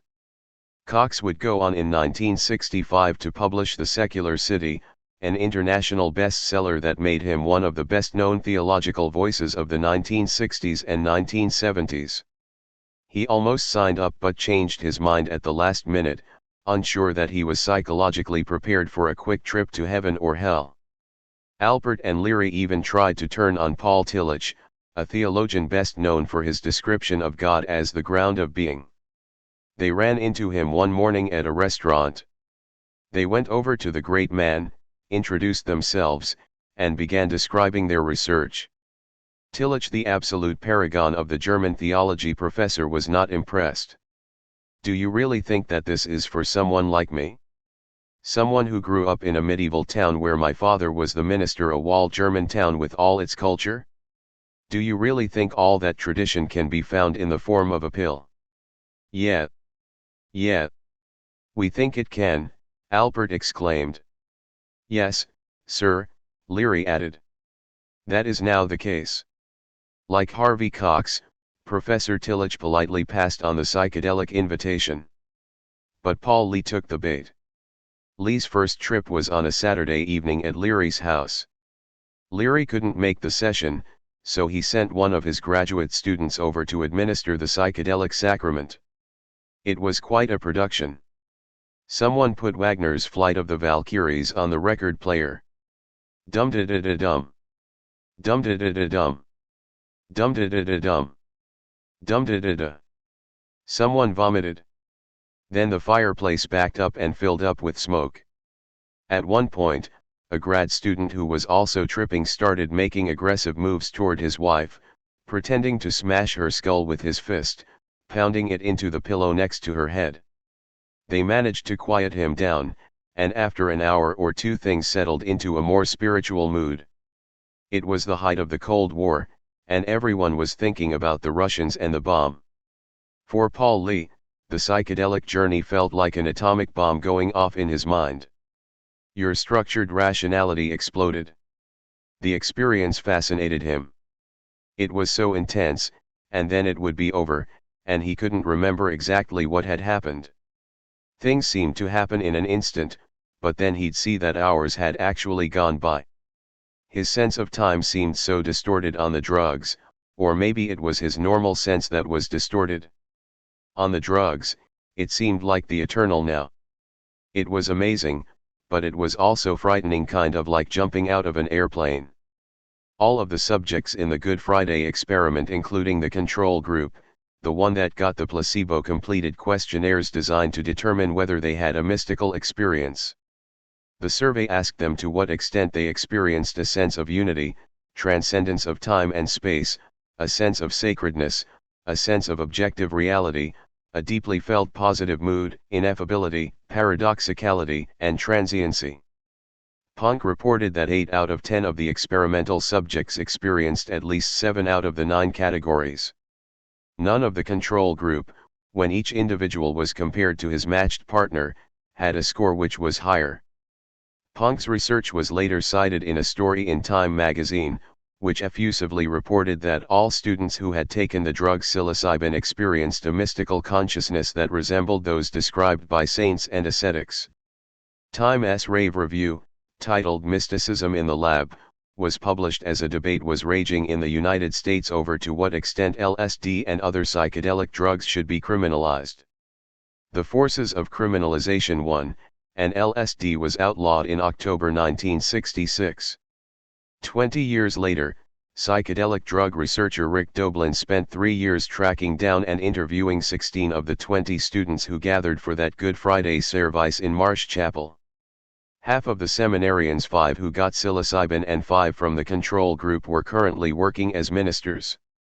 Others went into such professions as stockbroker, lawyer, community developer, social worker, administrative assistant, and educator. Nearly all of them were married, and all were working and self-supporting. And all but 2 welcomed the chance to reflect on what happened to them on that memorable day in the spring of 1962. Here's one recollection. I was kneeling there praying and beginning to feel like I was experiencing the kind of prayer life that I experienced back when I was in the 7th grade, 11 or 12 years old. It was the kind of experiences that you knew that something great was happening. I started to go to the root of all being, and discovered that you never quite get there. That was my discovery during that time. It's a philosophy and a theology that I hold yet today. You can approach the fullness of all being in either prayer, or in the psilocybin experience. You can reach out, but you can't dive down and hit that root. The discovery within that experience is that you could approach God by 2 different ways. You either get to the root, the ground of all being, or the fullness of all being. And in getting to the root, you'll strive, you'll come closer and closer, but it's always half, and you'll think another half step, and you'll never quite get there. The fullness, to approach the fullness of God, is the only way to approach God. Another student, not the one chased down Commonwealth Avenue by Huston Smith, tried to leave the chapel. His mushroom trip was not an entirely positive experience. Shortly after receiving the capsule, all of a sudden I just wanted to laugh. I began to go into a very strong paranoid experience. And I found it to be scary.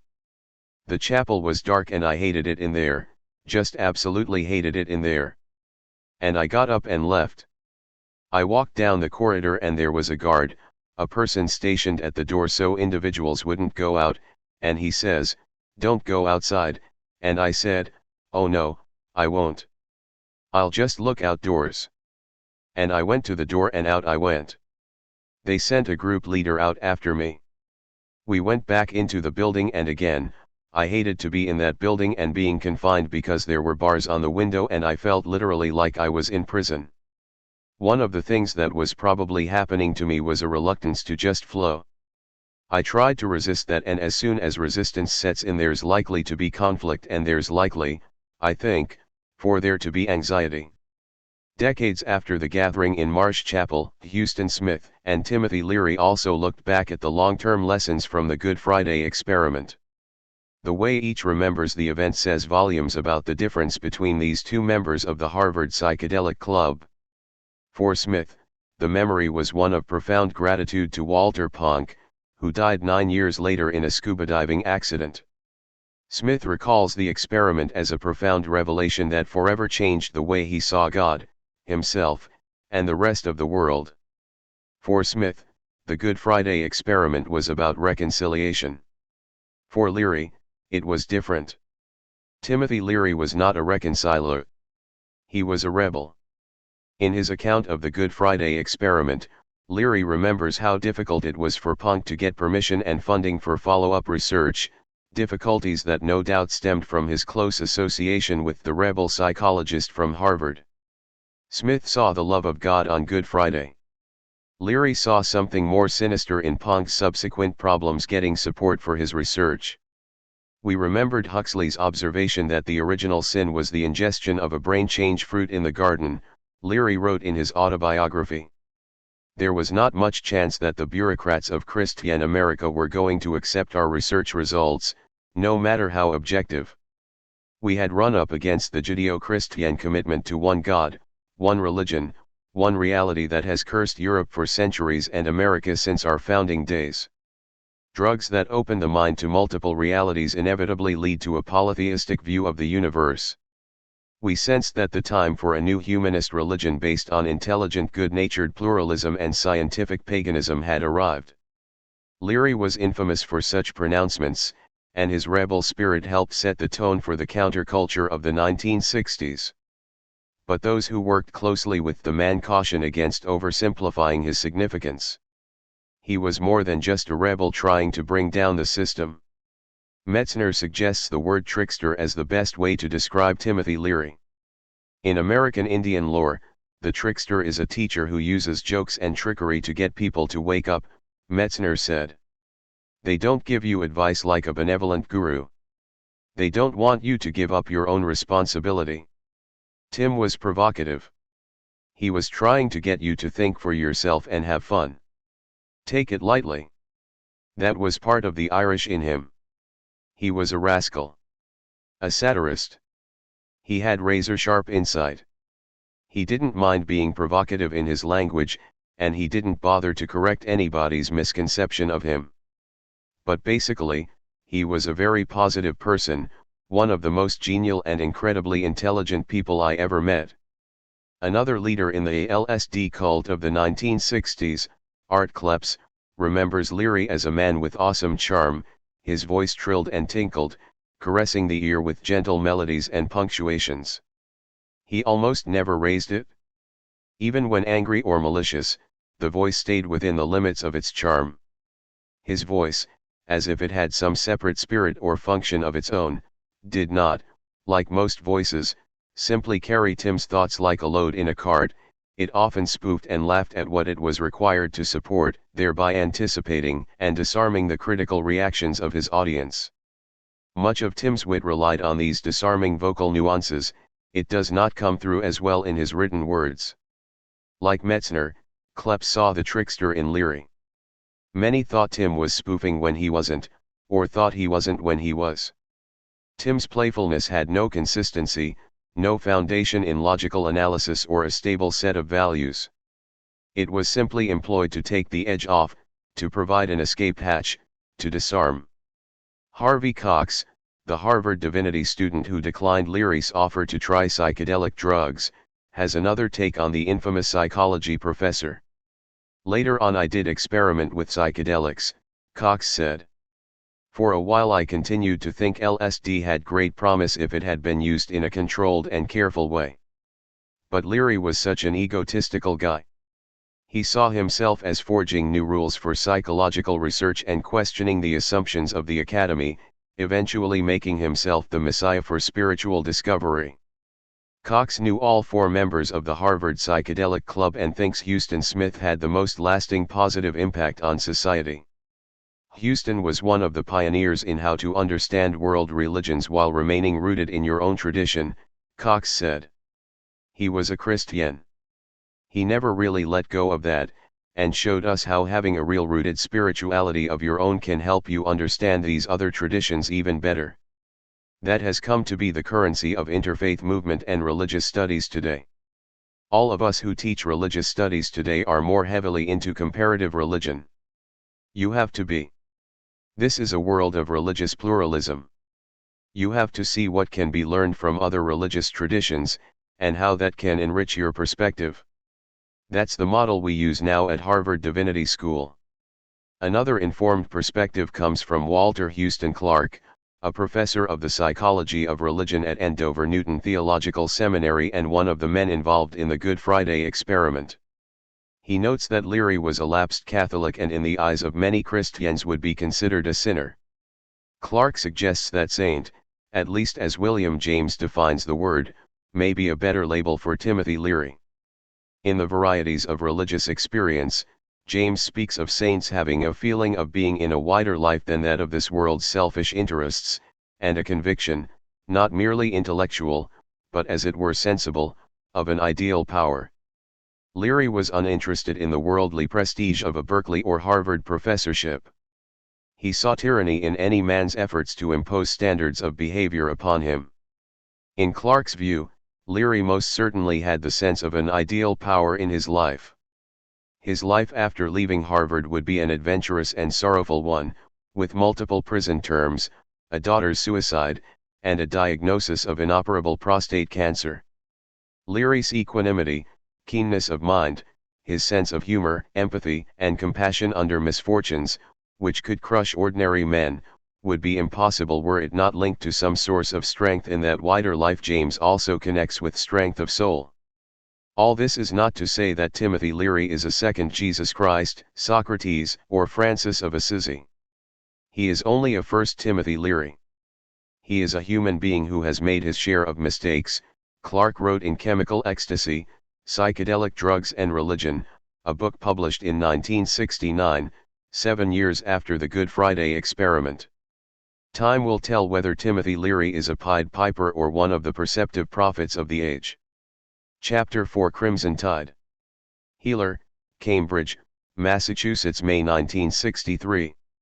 It was a heady time to be editor-in-chief of the Harvard Crimson. You sat in a chair into which the name of one of your predecessors, Franklin D. Roosevelt, class of 1904, was carved in wood. The White House was occupied by another Harvard man and former Crimson editor, John F. Kennedy, class of 1940. If the Crimson didn't show up at the White House, we'd get calls from Schlesinger's office or Bundy's office, recalled Joseph Russin, referring to Kennedy aides Arthur Schlesinger Jr., class of 1938, and McGeorge Bundy, who served as the dean of the faculty at Harvard before Kennedy tapped him as National Security Advisor. Kennedy's presidency. The rise and fall of Camelot was the backdrop for some of the most extraordinary events in the lives of Huston Smith, Andrew Weil, Richard Alpert, and Timothy Leary. Kennedy was elected in the fall of 1960, the same season that Andrew Weil and the Harvard class of 1964 moved to Cambridge and began their undergraduate studies. On the very day Kennedy defeated Richard Milhous Nixon and was elected president, November 8, 1960, Aldous Huxley and his psychedelic connection, Humphrey Osmond, met with Leary and decided to work with him on the Harvard psilocybin project. Russin was the president and editor-in-chief of the Harvard Crimson at the height of the Kennedy presidency. He would graduate, get hired by Newsweek, and head out to Berkeley in 1964 to cover the free speech movement, the campus protests at the University of California that kicked off a decade of unrest at schools across the nation. Just a year earlier, at Harvard, such a thing was inconceivable to Russin. Going out to Berkeley was a big cultural change for me. It was a totally different place. Berkeley was action and organizing. Gestures mattered more than well-reasoned arguments, which was the way we did things at Harvard. Russin's last big story at the Crimson would involve two psychology professors named Alpert and Leary, but a staff writer named Andy Weil proposed the investigation and did most of the digging. To Huston, it seemed like a strange story for Weil to be covering. Until then, Weil had mostly done arts coverage for the paper, theater reviews and things like that. He had also worked as an editorial writer on the opinion page. Weil is best remembered not for his crimson journalism but as an overweight, cigar-chomping practical jokester. At the time, a ribald rivalry raged between the Crimson staff and the kids over at the Harvard Lampoon. The famous satirical magazine has a statue of an ibis on top of its building. "Andy stole the bird," Huston said. "Then we'd take pictures of it in various locations and send the photos over to taunt the Lampoon." Weil was not kidding around when it came to his opinions about Leary and Alpert's research project. "Andy came to me when I was president of the Crimson and told me that he thought we really ought to look into what Leary and Alpert were doing," Huston recalled. "They were giving LSD to students who were undergraduates, including some who were psychologically on the fence, some of whom were going nuts. There was a guy on Crimson staff who had been hospitalized for a mental condition after getting LSD from the Leary and Alpert crowd. Andy thought there was more of this, and either way, they were not following the deal they made with the university, which was not to give the drugs to undergraduates. Andrew Weil deserves most of the credit or blame for being the guy who brought down Leary and Alpert. But he was not the first Crimson reporter to break the story about all the controversy surrounding their drug research. 1 year before Weil got onto the case, in the spring of 1962, another Crimson editor, Robert E. Smith, broke the first story on the dispute raging within the Center for Research in Personality over Leary and Alpert's research methods. Smith's roommate, Graham Stellwagen, an undergraduate studying under Alpert, tipped him off. Graham was one of the heavier drinkers in their dorm. In one drinking session of soon-to-graduate seniors, he told Smith about a strange scene that was developing around Leary and Alpert. "There's a clique there. You might even call it a cult," he told Smith. "You should check it out. There's a real in crowd. Some are in and some are out.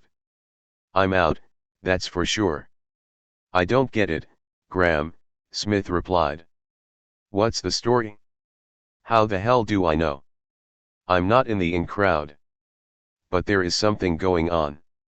Leary and Alpert are taking some kind of pills with a bunch of students." Smith got interested and started thinking about how he could get more inside information. He'd been covering the university administration, sports, and state politics, not intrigue within academic departments.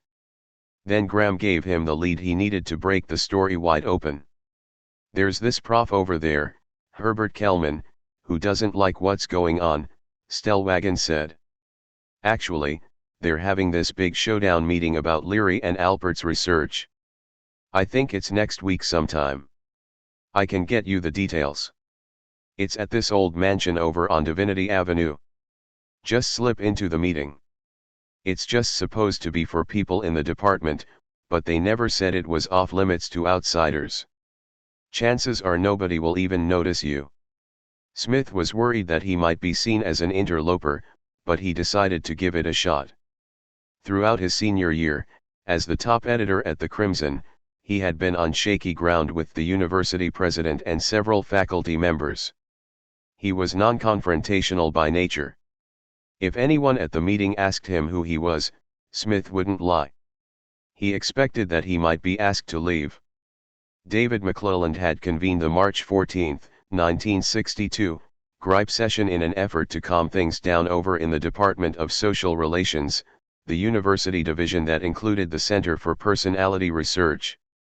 There were two camps in the department: those taking the drugs, and those who were not. Opposing Leary and Alpert in the department were Herb Kellman and another professor named Brendan Marr. Leary couldn't stand Marr. "I'm sick of these old lab rats, these dour experimentalists," he said. "If they had their way, we'd still be teaching students the way they were back in the Middle Ages." Leary thought Kellman was just jealous because all the bright students were gravitating toward him and Alpert. "What does he expect?" Leary said. "Who wants to spend 2 years filling out his lame questionnaires? At first glance, The intradepartmental dispute looked to be one of those petty personality clashes that often break out among faculty members working in the ivory tower. But there was a bit more to this controversy. Kelman believed that Leary and Alpert had gone way beyond the confines of scientific research. To him, it looked like they were starting a drug cult, promoting an ideology of spiritual enlightenment through modern chemistry. McClelland called the showdown meeting after Kelman reported that some students in the department had complained that they felt pressured into taking hallucinogenic drugs. "You've got to do something," Kelman told McClelland. "These drugs are dangerous." One student was almost ready to kill himself after one of their sessions. David McClelland was surprised when he walked into the room to convene the meeting. The place was packed. Where did all these people come from? He thought. The turnout made it easy for Smith to slip into the session. There were far more undergraduates at the meeting than anyone expected. So no one seemed to care that Smith was sitting in their midst, furiously scribbling in his reporter's notebook. McClelland started out the session by saying that he wanted to clear up a few misconceptions about Leary and Alpert's drug research. "I've gotten reports that some graduate students feel as if they are obligated to participate in this research," McClelland said. "Well, that is not the case. This is not part of the clinical program. If anything, participating in this project could harm you in your future career." Kelman, a lecturer in social psychology, was anxiously waiting on deck. "I wish I could treat this as scholarly disagreement," he said, "but this work violates the values of the academic community. The whole program has an anti-intellectual atmosphere. Its emphasis is on pure experience, not on verbalizing findings. It is an attempt to reject most of what the psychologist tries to do. I'm also sorry to say that Dr. Leary and Dr. Alpert have taken a very nonchalant attitude toward these experiments, especially considering the effects these drugs might have on the subjects. I am not at all impressed by the way they are administering this project. What most concerns me, and others who have come to me, is how the hallucinogenic and mental effects of these drugs have been used to form a kind of insider sect within the department. Those who choose not to participate are labeled as squares. I just don't think that kind of thing should be encouraged in this department." Richard Alpert responded to Kelman's critique. "With all due respect, Dr. Kelman, I must differ with your contention that our work violates the values of the academy and the university. Harvard has long been considered a fearless leader in providing a climate of encouragement for exploration and discovery. I see our research as right in the tradition of William James. These drugs we are studying are the most powerful consciousness-altering substances known to man. They certainly deserve our most serious and creative attention. In the tradition of William James, we are working toward the development of new models to conceptualize these profound mind-manifesting experiences. There is nothing to fear here. We have adequate safeguards, and no students or subjects have been coerced into participating in our research. Our procedures have already been looked at and approved by the Food and Drug Administration, the University Health Services, and the Sandoz Labs, the synthesizer of the psilocybin we have used in these experiments. We are studying these substances to find ways they may be safely used to further man's growth and education. What could be more important for the future work in the psychological and sociological studies? How is this not in line with our task here at Harvard? Let me also say that the personal attacks that have been leveled against our research not only violate our academic freedom, they border on slander." Smith couldn't scribble notes fast enough. It was a tense meeting, and it went on for nearly 2 hours. Smith checked his watch. The deadline at the Crimson for making the morning edition was 10 p.m., but that could be pushed to 1 a.m. for major stories for the front page. Smith was determined to get the story in the next day's edition, but he was nervous about what he was about to publish. As the top executive at the Crimson, he had regular meetings with Nathan Pusey, the president of Harvard. Pusey had also made himself acting dean of the faculty, replacing none other than McGeorge Bundy, who held the dean's post until he left the university to go work in the Kennedy White House. Pusey had tried to censor stories before, but he wouldn't get a chance this time. Smith was the reporter, but Smith was also in charge. He had been the top editor on the daily student paper since the previous January.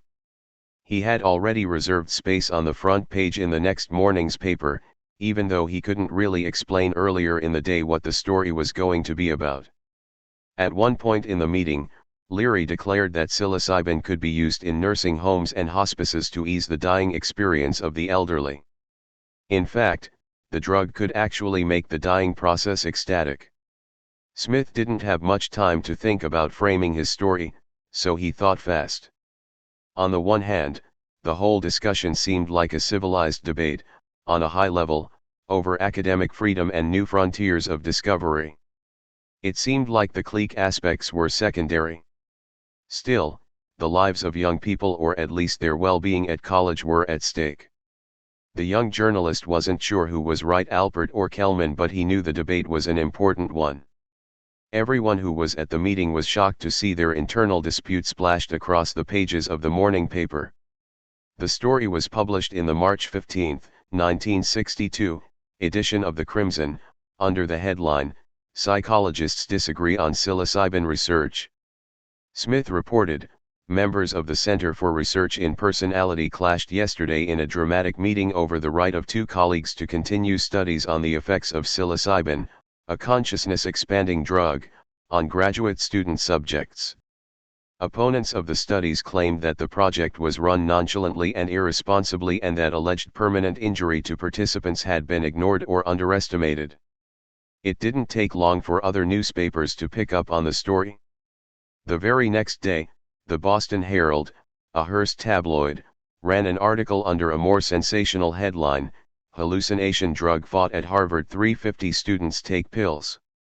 Actually, the story reported that 350 subjects had taken the drug. Many of them were not students, but the psychedelic cat was out of the university bag. Smith published one follow-up story on the dispute, reporting on May 28 that Alpert and Leary had agreed to have a faculty committee advise and oversee future research on psilocybin. Medical doctors with the University Health Services had already taken possession of Leary and Alpert's psilocybin pills. Alpert was quoted in the story as saying that he and Leary hoped to establish guidelines to make us and the rest of the university comfortable about the project. Smith graduated in June. Most of the campus community disappeared for the summer, and it looked as if the controversy surrounding Alpert and Leary had been put to rest. But this story, as they say in the newspaper business, had legs. The controversy surrounding the two rebel psychologists was far from over. Other events were unfolding. Alpert had gotten involved with Ronnie Winston, the undergraduate and former roommate of Andrew Weil. Classes resumed in the fall, and a new crop of reporters started trying out at the Crimson. Like Russin, Bruce Payoner, the new managing editor that fall, was surprised when Andy Weil approached him about following up on the story that Robert Smith had done the previous year. Payoner was befuddled on a couple of levels. First of all, Weil was not a news reporter. He'd always seemed more interested in theater and other artsy stuff. On the other hand, Weil had written a couple of science stories, a subject most of the liberal arts students working at the paper had trouble covering. Nevertheless, Payoner was skeptical about the story Weil now wanted to write. He talked it over at an editorial meeting at the Crimson office. "Something's funny here," he said. "Is this real? Why has Andy suddenly shown up here so excited about this story?"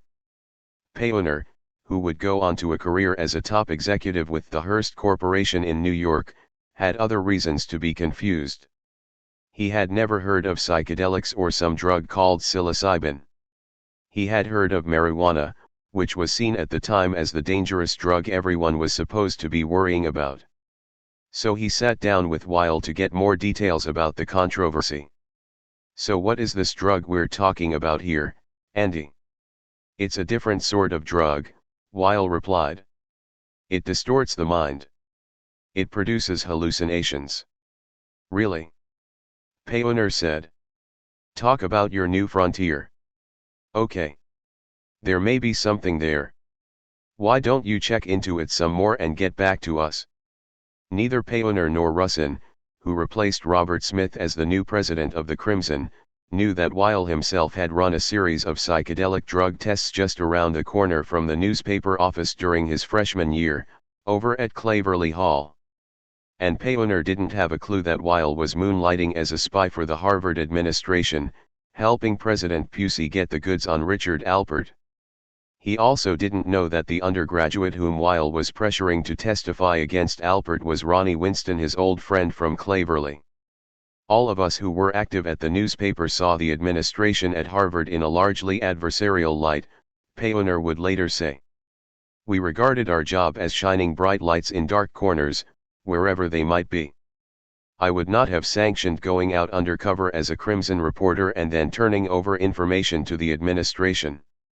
Huston, who went on to work as a manager at the Los Angeles Times and several West Coast television stations, did know that Weil was helping the university administration gather evidence against Alpert.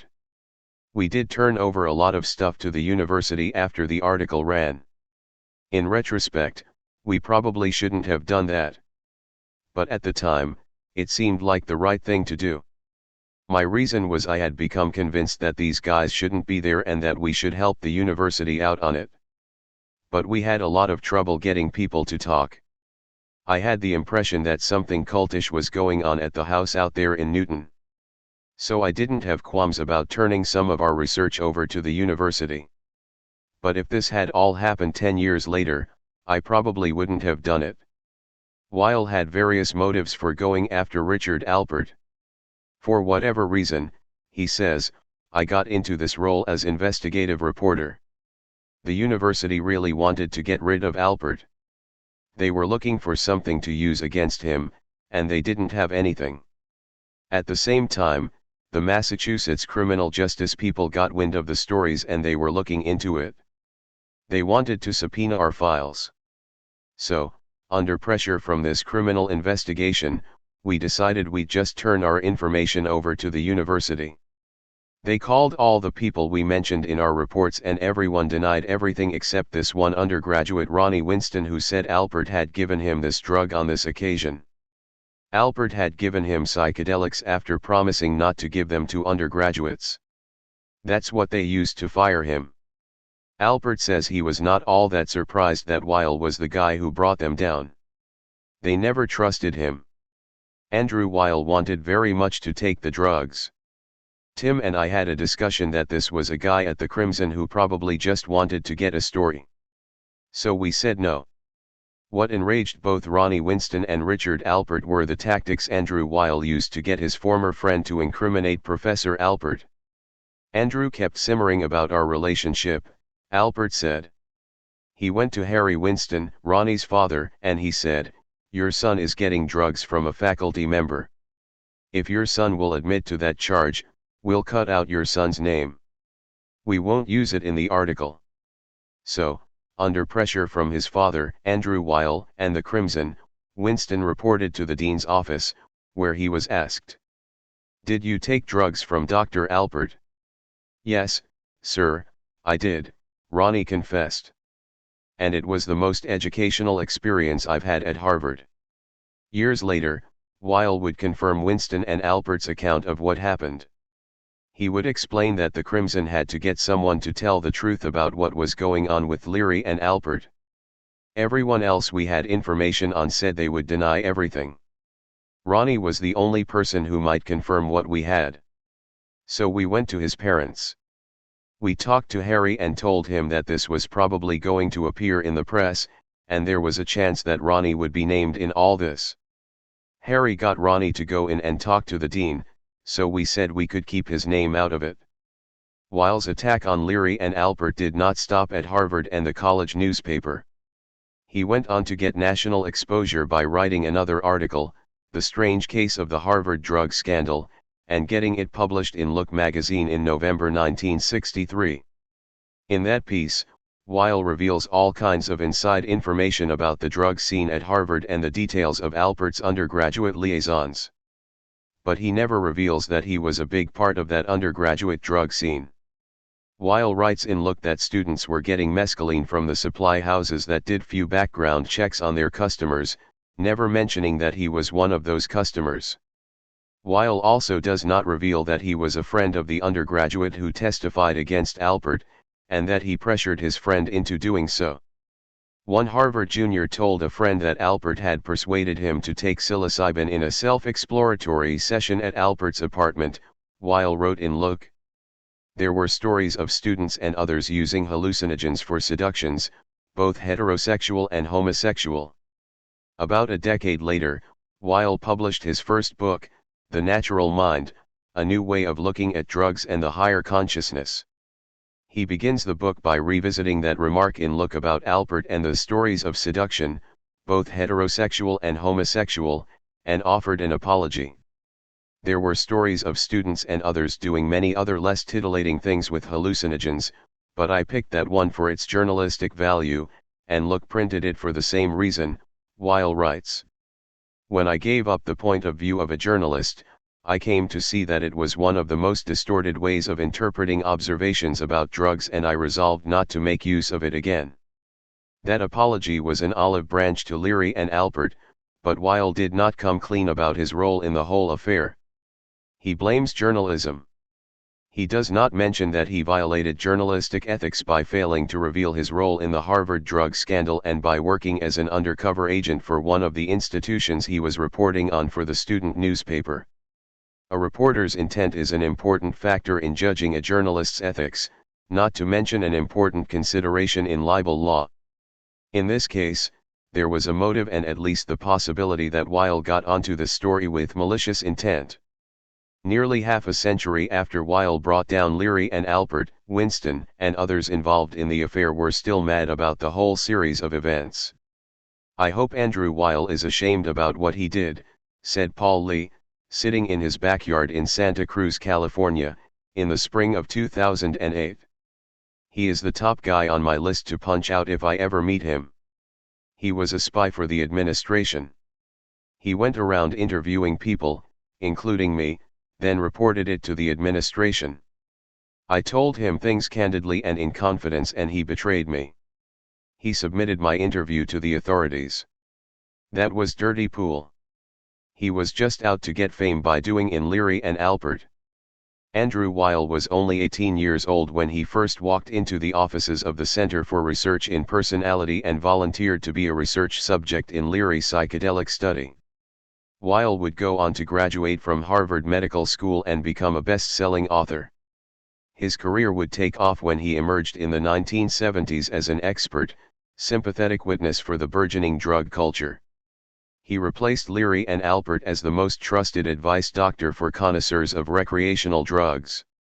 Decades later, Weil's books on holistic health and natural living would put him on the cover of Time magazine and on such television programs as Oprah and Larry King Live.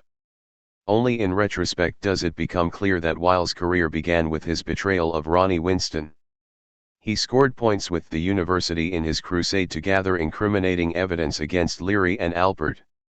His university career began, and Leary and Alpert's ended, on the night of May 27, 1963, when Weil and his Crimson editor knocked on the front door of Alpert's house and presented the professor with a copy of the exposé they were planning to run in the next day's newspaper.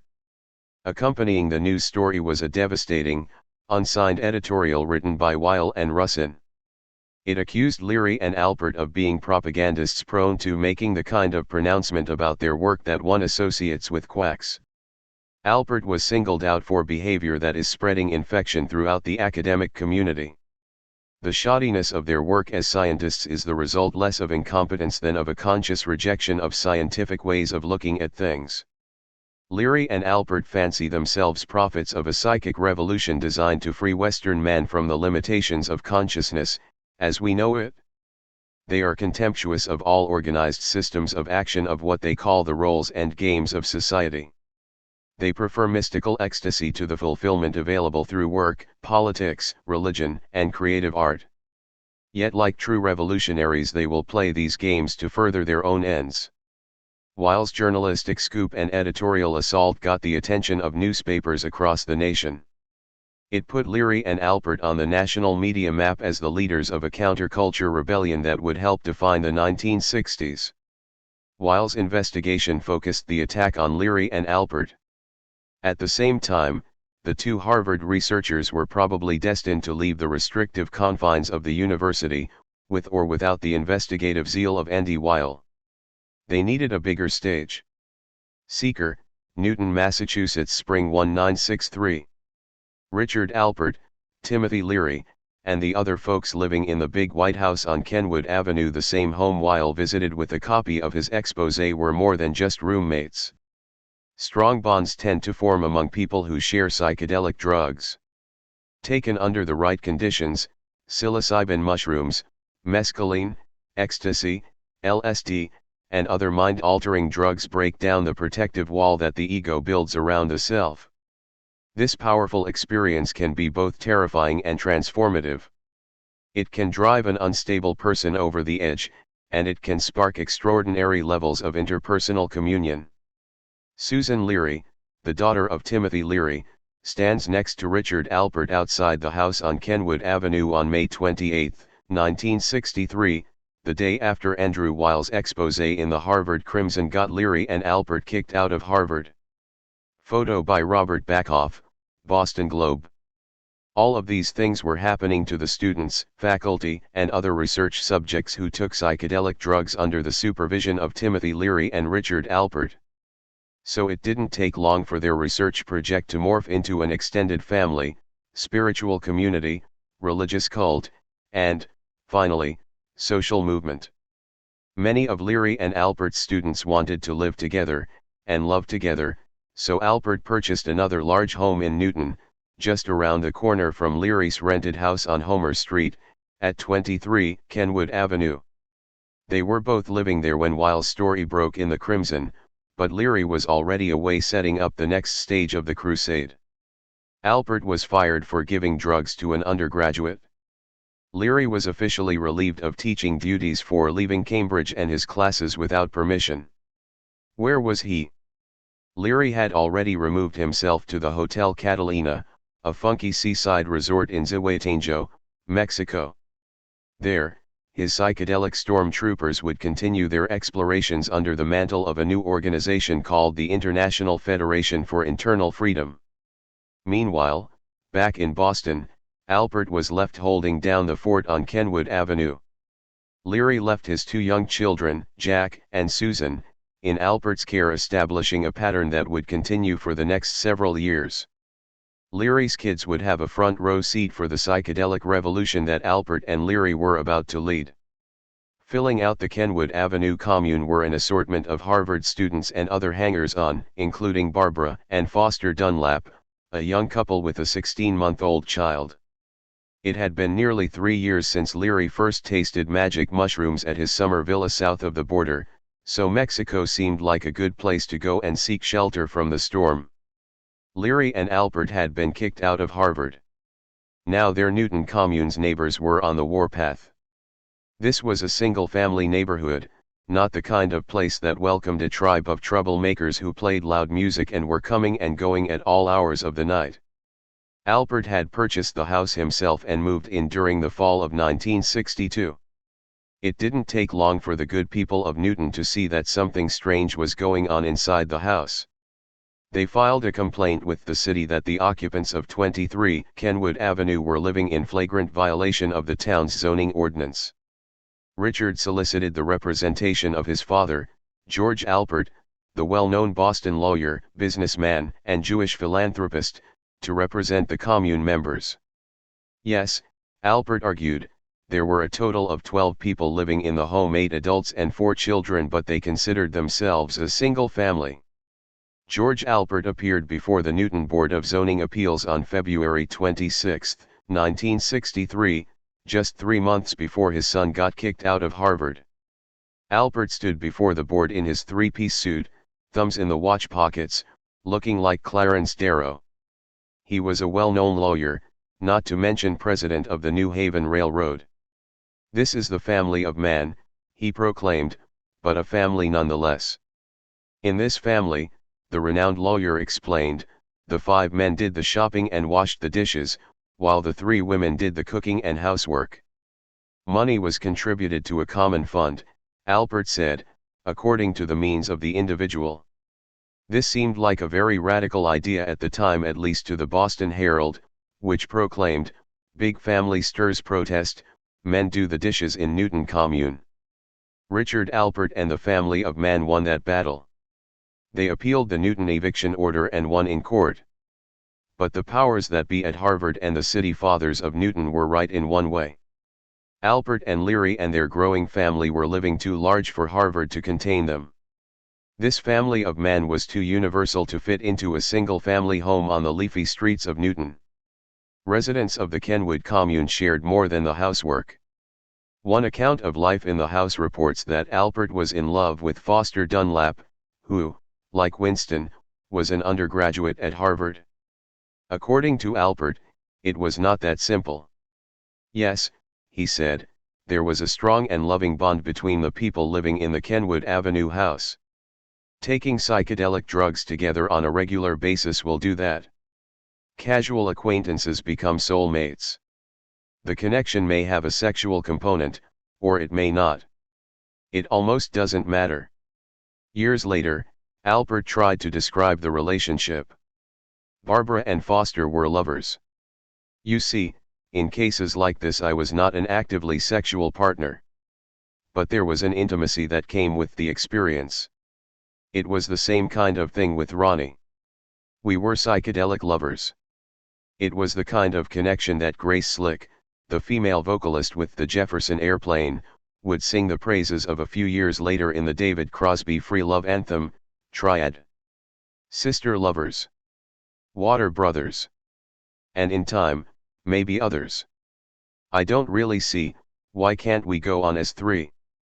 The unorthodox scene inside the Kenwood Avenue home, and in the larger cult that was starting to form around Leary and Alpert, was an early warning sign of a counterculture movement that would soon sweep across the nation. It would be a social upheaval fueled in no small part by 2 powerful pharmaceuticals, LSD, and that other pill, the birth control pill. Many forces would forge the changes that were about to rock America in the 1960s, yet few would be as important as drugs and demographics. The baby boomers, whose story would keep sociologists and other trend spotters busy well into the new millennium, were just starting to come of age. Sexual roles, living arrangements, and family structures were about to undergo rapid, revolutionary changes. But the changes wrought by psychedelics are not just matters of the mind. They can transform the way we live and love. Ralph Metzner was living in the Kenwood Avenue commune with a woman who would become his wife. But in some deeper way, he felt married to the larger group. Tripping together opened up a kind of communication that blended into a spiritual communion. Everyone in the house felt a deep connection. Sometimes that would be expressed sexually. Other times it wouldn't, but they were all in love. Metzner, his future wife, and a few other members of the household went out to Cape Cod one weekend to trip together. They camped out on the beach, built a bonfire, and took psilocybin. They felt so bonded after the session that no one wanted to leave. "Why don't we all get married?" Metzner said the next morning. "Let's start with the 2 of you and the 2 of us and go from there." Another member of the Kenwood Avenue family, Peggy Hitchcock, would have a major role in the next chapter of the psychedelic saga. Hitchcock, along with her brothers, William and Tom, were heirs to the banking and oil fortune amassed by Andrew Mellon, the Pittsburgh industrialist, and Mellon's nephew, William Larimer Mellon, the founder of Gulf Oil. Peggy and her brothers would become Alpert and Leary's primary patrons after the 2 renegade professors were kicked out of Harvard. Peggy met Tim in early 1962 at a New York salon frequented by actors, artists, and jazz musicians. They became close that summer, when Hitchcock first flew down to Mexico with Leary and Alpert to establish their south-of-the-border retreat in Zihuatanejo. Peggy was instantly attracted to Leary. He was absolutely charming, so bright, and funny and charismatic. So charismatic. Hitchcock was swept off her feet by Leary's charm, and by his psychedelic vision. The young heiress was an instant convert. Peggy longed to share this feeling, this profound experience they were having, with all of mankind. They could change the world. Peggy Hitchcock would follow the psychedelic family from Kenwood Avenue to Mexico and finally to a vast estate in upstate New York that her brother William bought and turned over to Leary. Tim and Peggy would be on and off lovers over the next few years. To her, the people who gathered around Leary and Alpert did seem like a family, but Hitchcock kept looking back at the other family, what was left of Leary's original family following his wife's suicide back in Berkeley in 1955.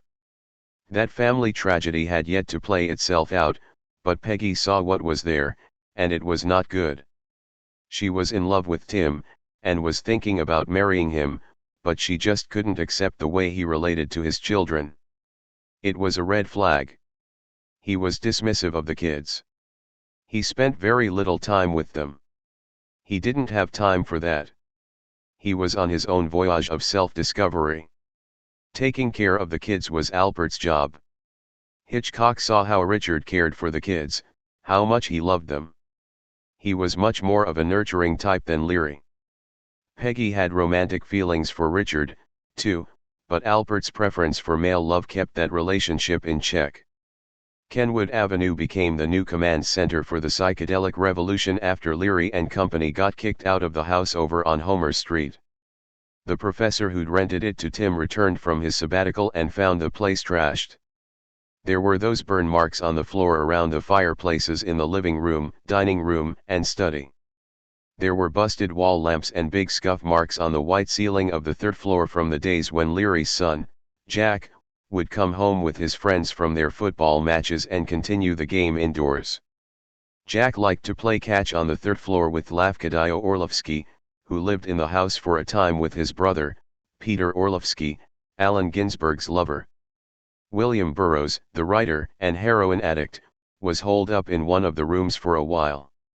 Leary and Alpert didn't have a landlord or returning professor to worry about at the Kenwood Avenue house. Major renovations were possible there, so Leary decided to construct a special chamber for his ongoing experiments with psilocybin, LSD, and DMT, dimethyltryptamine, the latest drug to be added to the communal medicine cabinet. DMT is a powerful, short-lasting hallucinogen that was administered intravenously. Psychedelic sessions were held in the new trip chamber Leary built on Kenwood Avenue. The residents sealed off and wallpapered over the only door leading into one room. Leary then climbed in through the window with a chainsaw and cut a small hole in the floor. The window was covered over and wallpapered, so the only way to get into the chamber was to climb up on a ladder from the cellar. There were nothing but mattresses and cushions on the floor. A dim light illuminated a bronze Buddha statue donated by Peggy Hitchcock. Completing this prototype of the hippie crash pad were lots of Indian bedspreads and a seemingly unlimited supply of incense. The idea was to create a transcendental community whose members would fully experience life and go beyond routine ego trips and social games. Two of the leading graduate students involved in the Harvard psilocybin project, George Litwin and Gunther Weil, moved into a sister community with other devotees on nearby Grey Cliff Road. There seemed to be a magical connection between the sister homes and the rest of the early psychedelic family living in the neighborhoods around Harvard. One night, Huston Smith was tripping in the special chamber Leary had built over at the Kenwood Avenue house when a burning candle ignited one of the Indian bedspreads. Suddenly, Huston found himself stoned on acid and sitting before a wall of flame. He was able to put the fire out and make it out the escape hatch and down the ladder, but it was a close call. That same night, Huston's wife went to bed in the couple's home in Belmont, Massachusetts, miles away from the Kenwood Avenue commune. At 1 o'clock in the morning, Kendra Smith woke up with a start. She smelled smoke, a strong smell of smoke.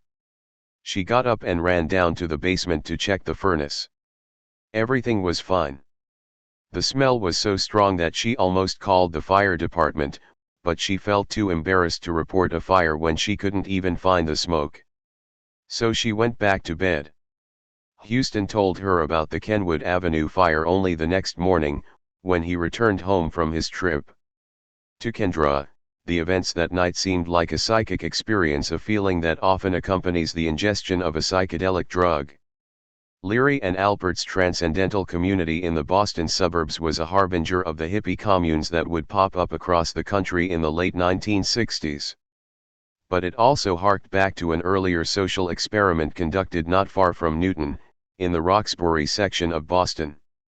120 years before Leary and Alpert established their three homes in Newton, a transcendentalist and former Unitarian minister named George Ripley founded Brook Farm, a utopian community organized in the 1840s, the same decade in which Henry David Thoreau set up camp at Walden Pond. Leary would soon come to see his life as a continuation of the work of Thoreau, Emerson, and Margaret Fuller, the American writer and proto-feminist who participated in the Brook Farm experiment. Leary and Alpert liked to compare their ouster from Harvard with the earlier banishment of Ralph Waldo Emerson, who wore out his welcome with a famous 1838 address to the graduating class at Harvard Divinity School. In that speech, Emerson condemned the odious errors of historical Christianity, calling its depiction of the Son of God a noxious exaggeration.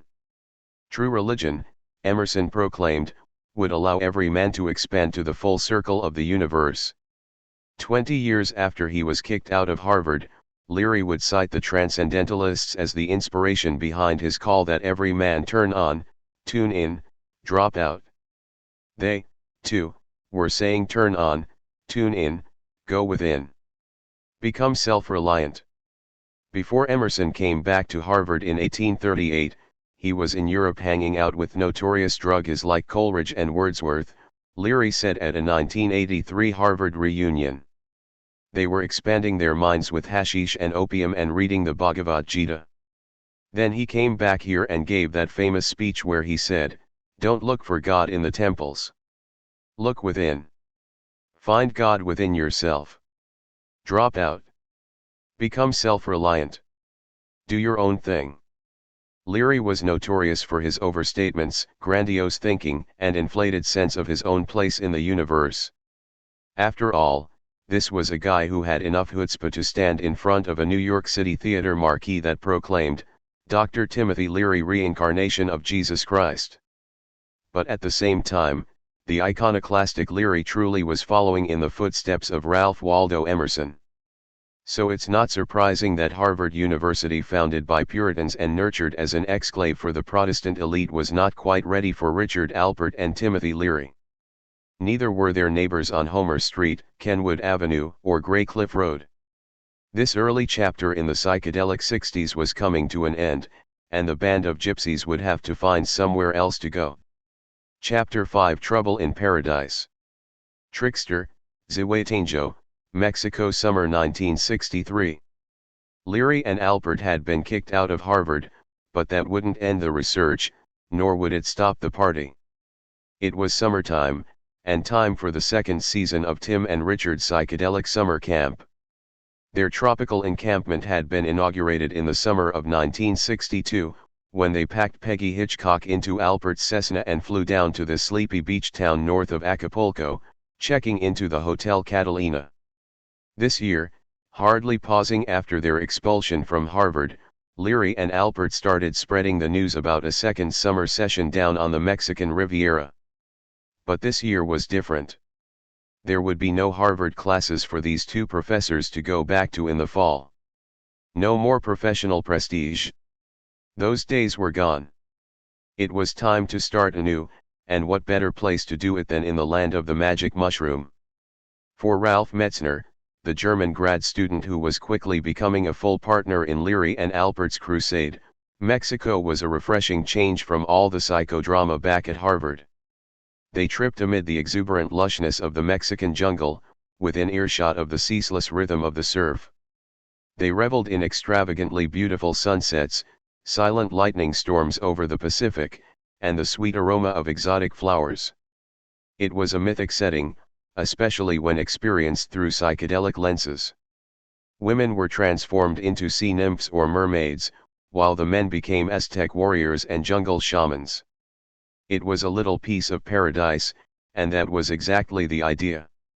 Leary no longer saw Mexico as an exotic place to escape for his summer vacation.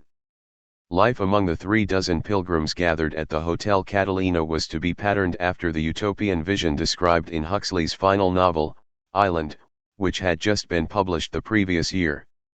It's the story of a cynical reporter who gets shipwrecked on a mysterious Pacific island where the residents live in cosmic harmony with each other and the cosmos. The book was the counterpoint to Brave New World, Huxley's futuristic bestseller in which the populace was controlled by an authoritarian regime using a mind-numbing drug called soma.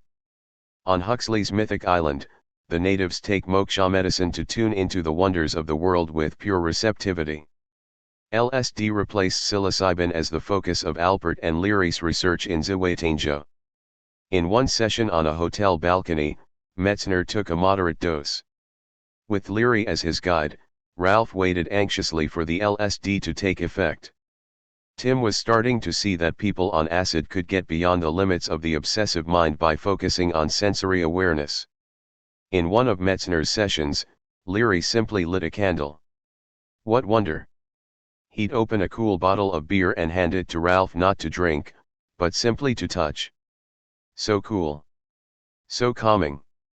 Metzner looked into Leary's eyes and saw the face of some godlike being. How amazing! Such radiant light. Then he'd suddenly see that half of Leary's face was terrifyingly ugly. Not just ugly. My God, he's demonic. Is this Satan? Is this heaven, or hell? Leary saw the fear in Metzner's face and calmly reassured his eager protege.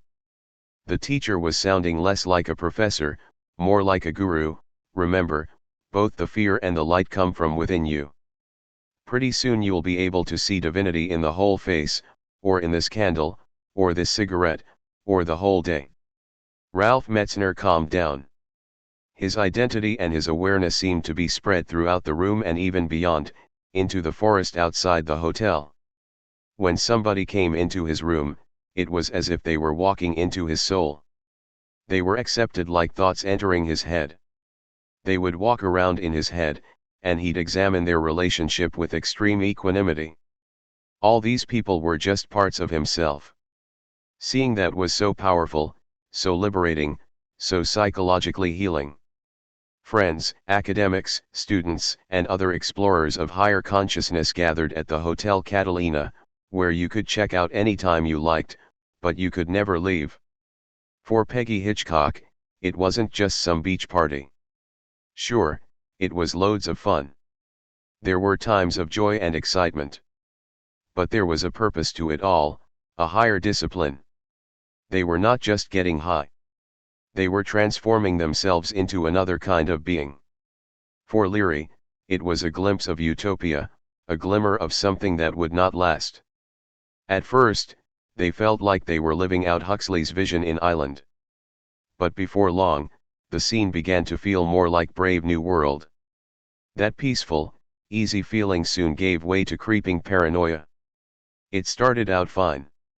There were the usual psychiatrists and students signing up for sessions, plus a Hasidic rabbi and a businessman trying to kick a booze habit.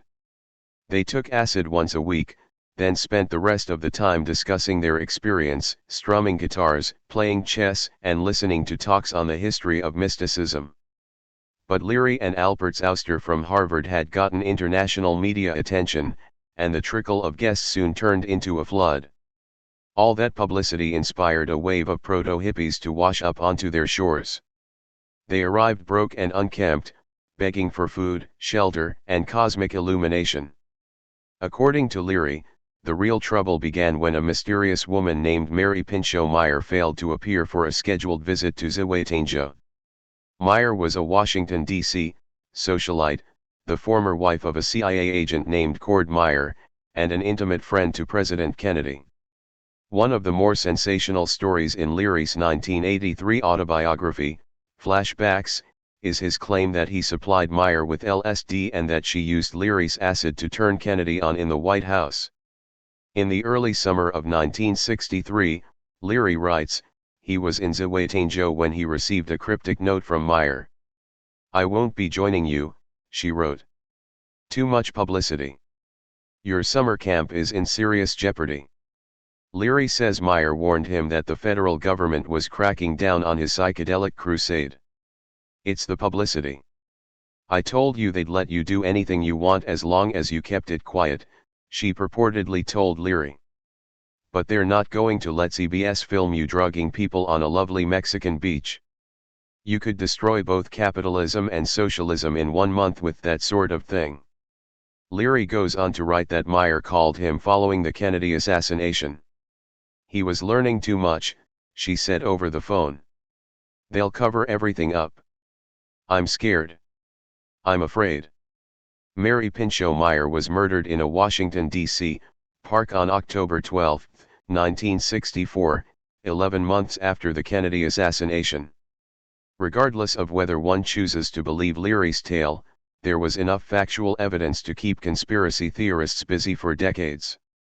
Leary did have an early encounter in Berkeley in the 1950s with Cord Meyer, who would go on to become a CIA division chief and marry Mary Pinchot. The CIA did conduct its own LSD research at Harvard a decade before Leary discovered psychedelic drugs. It appears that Mary Pinchot Meyer did have an LSD session with Leary, and that she did have an affair with John F. Kennedy. And, for whatever reason, the Mexican authorities did kick Leary and the crew out of the Hotel Catalina and out of the country in the summer of 1963. Seeker, Millbrook, New York, fall 1963. Not only had Alpert and Leary been kicked out of Harvard. Now they had been booted out of Mexico.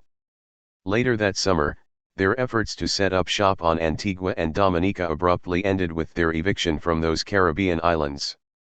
They would soon laugh at how they'd been kicked out of 1 college and 3 countries in 3 months. Years later, Leary and Alpert would get their federal intelligence files under the Freedom of Information Act. It turns out that the CIA had tracked them all the way down to Dominica, where the agency reported that the professors planned to open an alleged happiness hotel. "We should have hired the CIA as our press agent," Alpert quipped. Their summer exodus across Mexico and the Caribbean turned out to be a blessing in disguise. Timothy Leary and Richard Alpert would soon find their promised land on a 2,500-acre estate in Dutchess County, New York. They had found Millbrook, and they were about to turn it into the Disneyland of the psychedelic 60s. Millbrook's crown jewel was a 64-room Gothic mansion built around the turn of the century by William Dietrich, a manufacturer of carbide lamps. Located about 80 miles north of New York City, the white, 4-story building is an architectural jumble of towers and turrets surrounded by a broad veranda. The interior is busy with hand-carved woodwork and faded tapestries. It has 10 bathrooms. There are orchards, pine forests, a waterfall, horse stables, and various other buildings, including a 3-story gatehouse and a chalet containing a bowling alley. Leary described the place as Bavarian Baroque. It was provided as a refuge to Leary, Alpert, and their growing entourage by Peggy Hitchcock and her 2 brothers, William and Tommy, their patrons and trust fund millionaires. Profits from Gulf oil, one source of the family fortune, were now fueling the psychedelic crusade. At Peggy's suggestion, Alpert turned William Hitchcock onto acid and into a key supporter of their cause. "Who needs Harvard when Mellon's millions are backing you up?" William and Tommy would come up from Manhattan on the weekends to unwind in a 4-bedroom cottage about a mile away from the main mansion, which was eerily empty when Peggy and Alpert first explored its labyrinth of rooms one night using candlesticks for illumination. Over the next 3 years, Millbrook would provide the backdrop for Leary and Alpert's psychedelic drug research. During this period, legal access to LSD would get more and more difficult, inspiring Leary to sponsor a series of seminars in which other methods of consciousness expansion were employed, such as meditation, dance, breathing exercises, and sensory deprivation. Guests would pay $60 to sit and meditate in the many empty rooms of the main house. Down in sunny Mexico, the utopian society Huxley envisioned in Island provided a guidebook for guests at the Happiness Hotel. Up in woodsy Millbrook, a more fitting model was found in Hermann Hesse's final novel, The Glass Bead Game. This futuristic story unfolds in Castalia, a remote region set aside for the intellectual elite to achieve advanced personal development in philosophy, music, and the arts. Leary and Alpert established a new organization at Millbrook, the Castalia Foundation, to continue the consciousness-raising campaign they began with the International Federation for Internal Freedom. Appropriately enough, Castalia was also the name of a sacred spring near Delphi, whose waters were used to inspire the muses of ancient Greece. Hesse was a major influence on Leary, as was the Armenian mystic G. I. Gurdjieff. One of the exercises performed at Millbrook was based on the Gurdjieffian strategy of using shock tactics and puzzling games to awaken initiates out of their normal way of thinking and experiencing the world. One trick at Millbrook was to serve the paying guests green eggs and black milk for breakfast. Another was to require that everyone immediately stop what they were doing or thinking whenever Ralph Metzner would strike a bell that would echo throughout the main house. Paul Lee was visiting Millbrook one weekend with Huston Smith, who had packed Lee and his entire family into their van and headed up to check out the scene. At one point during the weekend, Lee was sitting in the house chatting away with Huston about how he was never really sure why he got into the study of religion. "Maybe it was all because my grandmother and grandfather got divorced, and broke my mother's heart," Lee said to Huston. "I started flirting around about going into the Lutheran ministry, probably for the sake of my mother. I'd been studying philosophy at St. Olaf College in Northfield, Minnesota, and for some reason decided to go to Luther Theological Seminary in." Then, out of the blue, Metzner rang the bell. Gong. At first, Lee was pissed off at the rude interruption of his story. "Jesus, man. What are you doing?" he asked Metzner. "We were just having a conversation." Lee then remembered that this was all part of some psycho-spiritual exercise. As instructed, he stopped and began reflecting on his nonverbal experience of the moment. That in itself was something new to the verbose professor. Lee would later recall that weekend as an important turning point in his life. And it happened simply because Metzner rang a bell and Lee started exercising the nonverbal side of his brain. There was another experience that weekend that was not so profound. It was an unpleasant encounter that Lee had with Van Wolf, a New York entrepreneur and talent agent who had first introduced Leary to Peggy Hitchcock. On this weekend, Leary and Alpert had run out of LSD, which was a big disappointment to Wolf. It turned out, however, that Lee did have some LSD. Leary had previously given him a couple of hits, and Lee had brought it up to Millbrook. Wolf was sniffing around for some LSD, and Lee made the mistake of mentioning that he had some. Wolf really wanted it and got very agitated when Lee wouldn't give it to him. William Hitchcock had just bought a new station wagon. Wolf got a hold of the keys and said, "Who wants to take a ride? Let's take a ride." So a small gang piled into the station wagon, including the brother of Nina von Schlabrugi. Nina was a tall, blonde fashion model, the daughter of a Swedish baron. She would later become Leary's third wife in a marriage that would last less than a year. Nina would then marry Buddhist scholar Robert Thurman and give birth to a daughter who would grow up to become actress Uma Thurman. Van Wolf tore down the road and into the back country of the vast Millbrook estate, stopping first at the cottage of jazz trumpeter Maynard Ferguson, who lived at the Millbrook estate with his wife, Flo. He emerged from the cottage with some extremely potent pot, which everyone in the car proceeded to smoke while Wolf drove around the property, getting totally ripped. It was a Sunday night, and there was a religious program on the radio. A choir sang the hymn Our Father as Wolf kept driving faster and faster, swerving from one side of the road to the other. Lee wasn't sure if Wolf was engaged in one of Metzner's psycho-spiritual exercises or if he was just being a stoned jerk. He was swerving so much on the dirt road that he finally banged the car into a tree. "Does anyone want to go over any of that again?" Wolf asked. "No, Van, that's enough," Lee replied. Wolf responded by backing up, throwing the car into drive, and ramming into the tree again. Then he backed up farther to give himself even more room to accelerate into the same tree a third time. By now, the whole front of the car was bashed in. "That's enough, Van," Lee yelled. Wolf backed up and ran into the tree again. Lee felt like he was being held hostage by some terrorist. "Don't hit the tree, Van." Finally, they headed back to the house. One whole side of the car was smashed, and the tailpipe was dragging along on the ground. When they got back, Lee headed up to his room to get away from the madman behind the wheel. Wolf was determined. He burst into Lee's room. "I want your stuff and I want it now." "No way, man," Lee said. "Get the hell out of here." Wolf left the room, but Lee lay in bed all night worrying that the guy was going to come back, kill him, and steal his acid.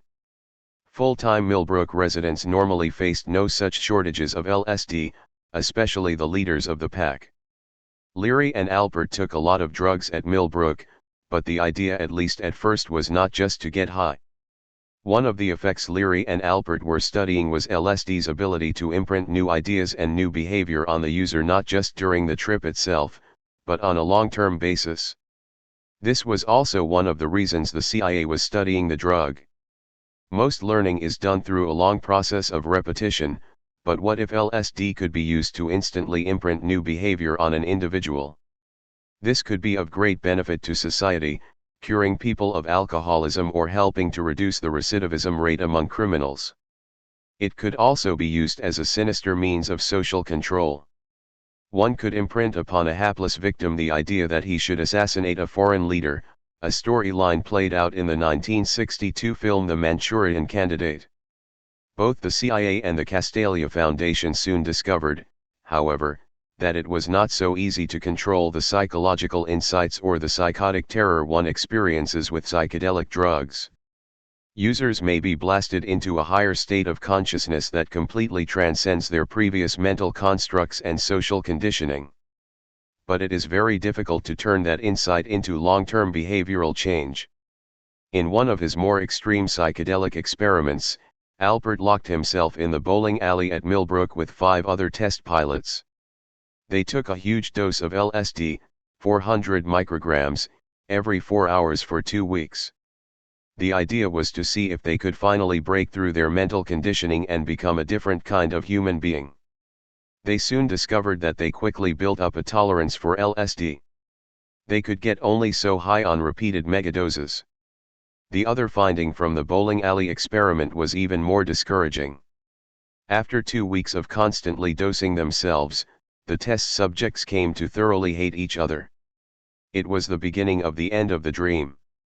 Alpert was starting to see that LSD would not save the world. Alpert's experiment in the Millbrook bowling alley occurred in 1965, when both Leary and Ralph Metzner were off on pilgrimages to India. Leary's journey was also a honeymoon with Nina, the Swedish model. As usual, Alpert was left behind to take care of Leary's kids. He was also left in charge of Nina's mother, brother, and the strange assortment of druggists, artists, psychologists, and other mystical explorers who came to Millbrook to find the answer, or to at least get high. Leary's return would mark the end of his 5-year partnership with Richard Alpert. Metzner had already left on his own journey to the Far East. He and Leary returned to Millbrook in the summer of 1965 and were shocked at what they found. In their view, Alpert had converted Millbrook from a community of scholars and scientists to a playground for rowdy omnisexuals. The place had been taken over by street-tough New Yorkers using LSD for mischievous fun. Metzner came home and was met at the front door by a strange man wearing clothes Ralph had left behind. He soon realized that Millbrook had split into 2 camps. There was the camp of Alpert and his friends. They were into mind-fucking, using psychedelics to manipulate other people's minds. At staff meetings they'd say things like, "I'm telepathic and can tell you're lying." In Ralph's view, everything they had cultivated before, openness, sharing, companionship, had turned around into manipulation. One group just wanted to be high all the time. They didn't want to sweep the floor and do the dishes. Then there was another group of commune residents who, as Metzner saw it, were trying to keep some kind of order. Adding fuel to the fire were Leary and Metzner's concerns about Alpert's sexual appetite. Metzner had come to see that Alpert had this tendency to idealize young men. He'd fall in love with these guys, Metzner would later recall, and he'd say, "Oh, he's my guru now. Tim's not my guru anymore." Metzner wouldn't use the word gurus to describe the guys Alpert had brought into the scene. Words like idiots and punks were closer to the mark. Alpert and Leary's partnership did not survive Tim's return to the chaotic scene at Millbrook. They had developed an almost telepathic relationship, but it was not to last. Leary was the first to acknowledge that Alpert had taken on a maternal, wife-like role with his kids. Tim had to concede that his own children were closer to Richard than they were to him. But it suddenly dawned on Leary that the children had been eyewitnesses to all the craziness on the New York estate. Jack Leary was 15 years old when his father returned from India. Part of the problem was that Tim was never comfortable with Richard's eclectic but mostly gay sexuality. He got this idea in his head that Alpert had been seducing his son. Jack insisted there was no seduction underway, but Tim wouldn't drop the matter.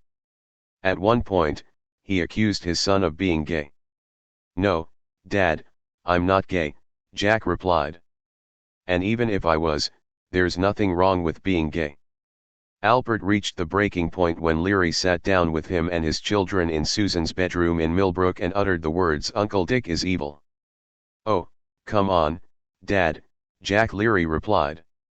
"Uncle Dick may be a jerk, but he's not evil." Alpert turned to Leary. "If you really think I'm evil," he told his own mentor, "you must be psychotic." Whether Alpert was evil or not, psychotic or sane, it was the bitter end of the Leary and Alpert show. Alpert had devoted 5 years of his life to Leary's vision. He'd sacrificed his coveted Harvard career. He'd given Tim and the psychedelic cause all his money.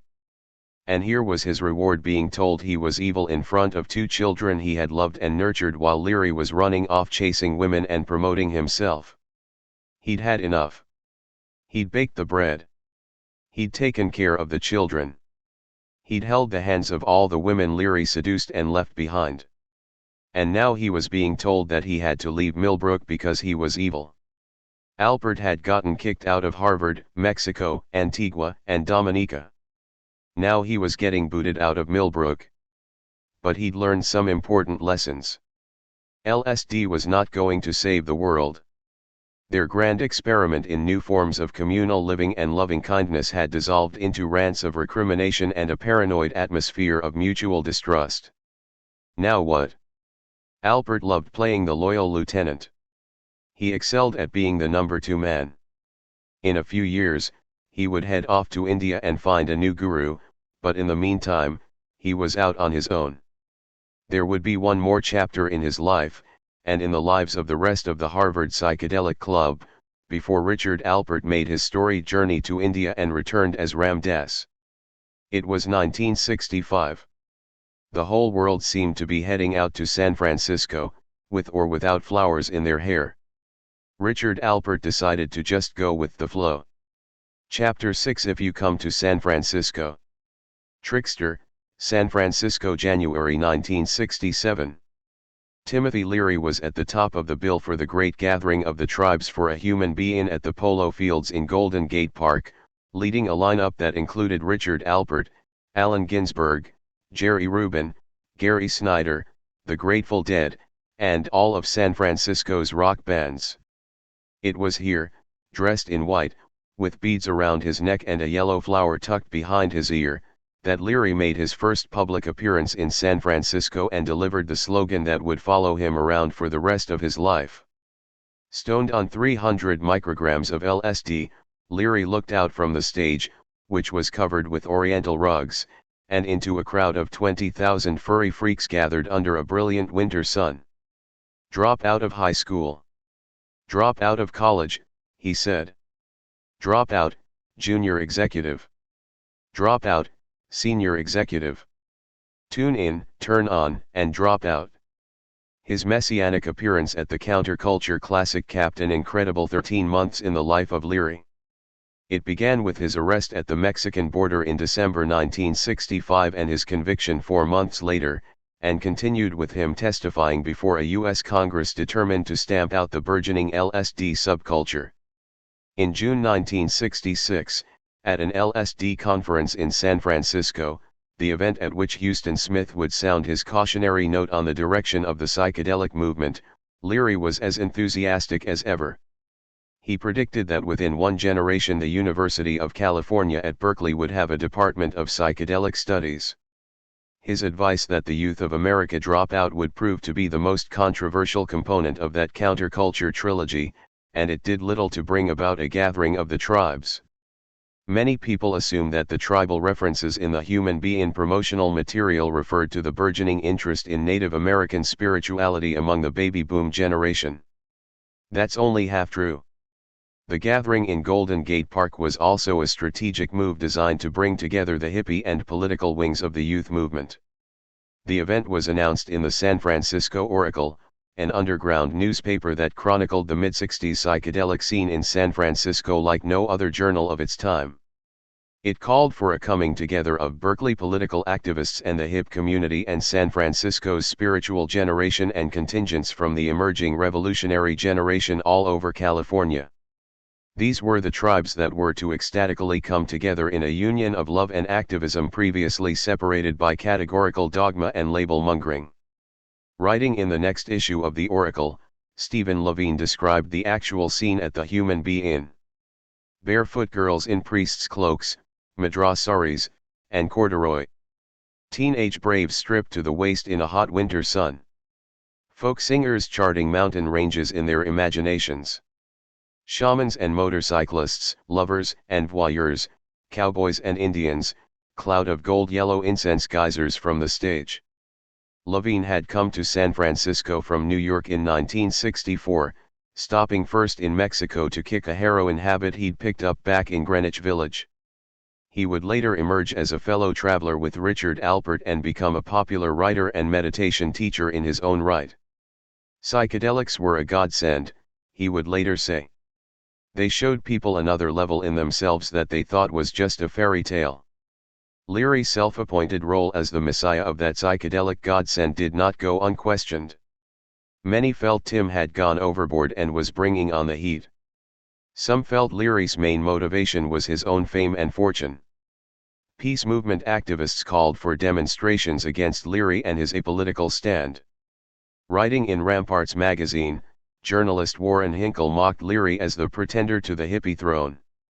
At one public appearance, a woman pelted Leary with eggs, yelling, "You ruined my son with your devil drugs."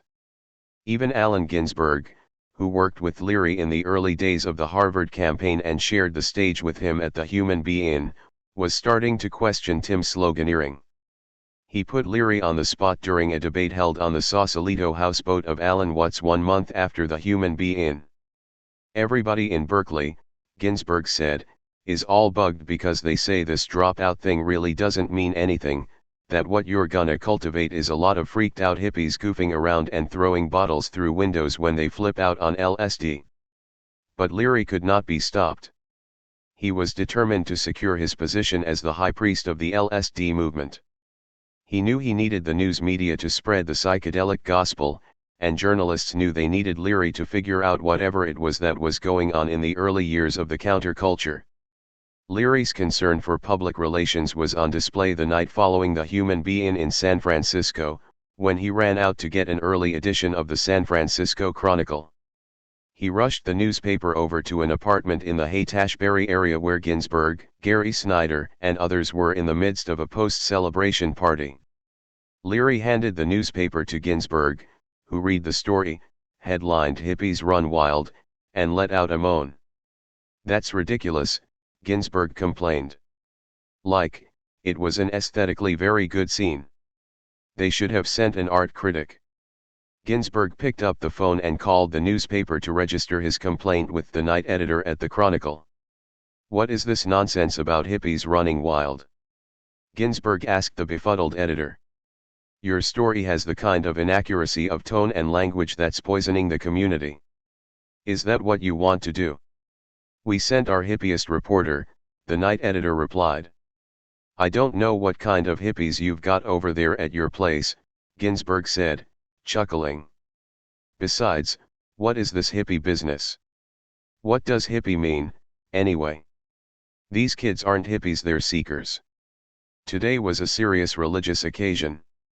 Ginsburg promised to go over to the newspaper first thing Monday morning and talk to the reporter about doing a more accurate follow-up story. The editor said that would be fine. They'd see the famous poet at the Chronicle offices on Monday. Well, peace, Ginsburg said, hanging up the phone. Ginsburg, still dressed all in white, was sitting on a mattress in the meditation room in the apartment of Michael Bowen, one of the be-in organizers. The mattress and the wall behind him were covered with Indian bedspreads. Sitting next to him was Gary Snyder, who had beads hanging over his turtleneck sweater. Most of the people at the party were still in their be-in costumes, except for Leary, who had taken off his loose white garments and changed into a sports jacket and trousers. That wardrobe change made him look more professorial when the television news crew showed up dragging Klieg lights and cables into Bowen's apartment. The cameraman turned away from Leary and held a light meter up to Ginsburg's face. Here was a guy with a bushy black beard, love beads, and white robes. Better visuals for a TV news segment on the hippies. The poet groaned at the TV crew. Man, he said, looking at Bowen, it's bad enough that you have a telephone in your meditation room. Ginsburg lightened up when the TV reporter offered his take on the day's festivities. I don't know why, the television guy said, but this whole day strikes me as absolutely sane and right and beautiful. You guys must have put something in my tea. What's so insane about a little peace and harmony? Ginsburg replied. Thousands of people came to the park today, just so they could relate to each other as Dharma beings. All sorts of people, poets, children, even Hell's Angels. People are lonely. It's strange to be in a body. Gary Snyder nodded. People are groovy, he said. Ginsburg looked into the television camera. It was very Eden-like today, he said. Kind of like Blake's vision of Eden. Music. Babies. People just sort of floating around having a good time and everybody happy and smiling and touching and turning each other on and a lot of groovy chicks all dressed up in their best clothes and... But will it last? The reporter asked. How do I know? Ginsburg said. And who cares? Leary's media strategy for the promotion of LSD was devised with an assist from Marshall McLuhan, the Canadian communications theorist and the influential author of The Medium is the Message. Over lunch at the Plaza Hotel in New York, McLuhan critiqued Leary's dreary appearance before two Senate subcommittees. Keep your message positive, McLuhan advised, and keep smiling. Wave reassuringly. Radiate courage. Never complain or appear angry, he told Tim. You must be known for your smile. Leary listened to McLuhan, and became a major American media personality. Pictures of him appeared in countless newspapers during the mid-1960s and into the 1970s, and the most striking thing about that photo record is how Timothy always has this radiant smile spread across his face. He may be getting arrested. He may have just been hit with a 30-year prison sentence. But he's always smiling. Leary's major media coup of 1966 was a lengthy interview published in the September issue of Playboy, in the same edition that featured a photo spread about the topless nightclub scene that had erupted in the North Beach entertainment district of San Francisco. The Playboy interviewer had come to Millbrook to meet with Leary during the spring, and he found him reciting Hindu morning prayers with a group of guests in the kitchen of the 64-room mansion. Leary led his guest up to the third-floor library, through an open window and onto a mattress placed on the tin roof of a second-story bay window. They made themselves comfortable on the double-width mattress, listening to the song of a chickadee in a nearby tree before beginning their conversation. Leary opened his shirt to the warm sun, wiggled the toes of his bare feet, and awaited the first question. Playboy, how many times have you used LSD, Dr. Leary? Leary, up to this moment, I've had 311 psychedelic sessions. Playboy, we've heard about sessions in which couples make love for hours on end, to the point of exhaustion, but never seem to reach exhaustion. Is that true? Leary, inevitably. Playboy, how often have you made love under the influence of LSD? Leary, every time I've taken it. In fact, that is what the LSD experience is all about. Merging, yielding, flowing, union, communion. It's all love-making. You make love with candlelight, with sound waves from a record player, with a bowl of fruit on the table, with the trees. You're in pulsating harmony with all the energy around you. Playboy, including that of a woman? Leary, the three inevitable goals of the LSD session are to discover and make love with God, to discover and make love with yourself, and to discover and make love with a woman.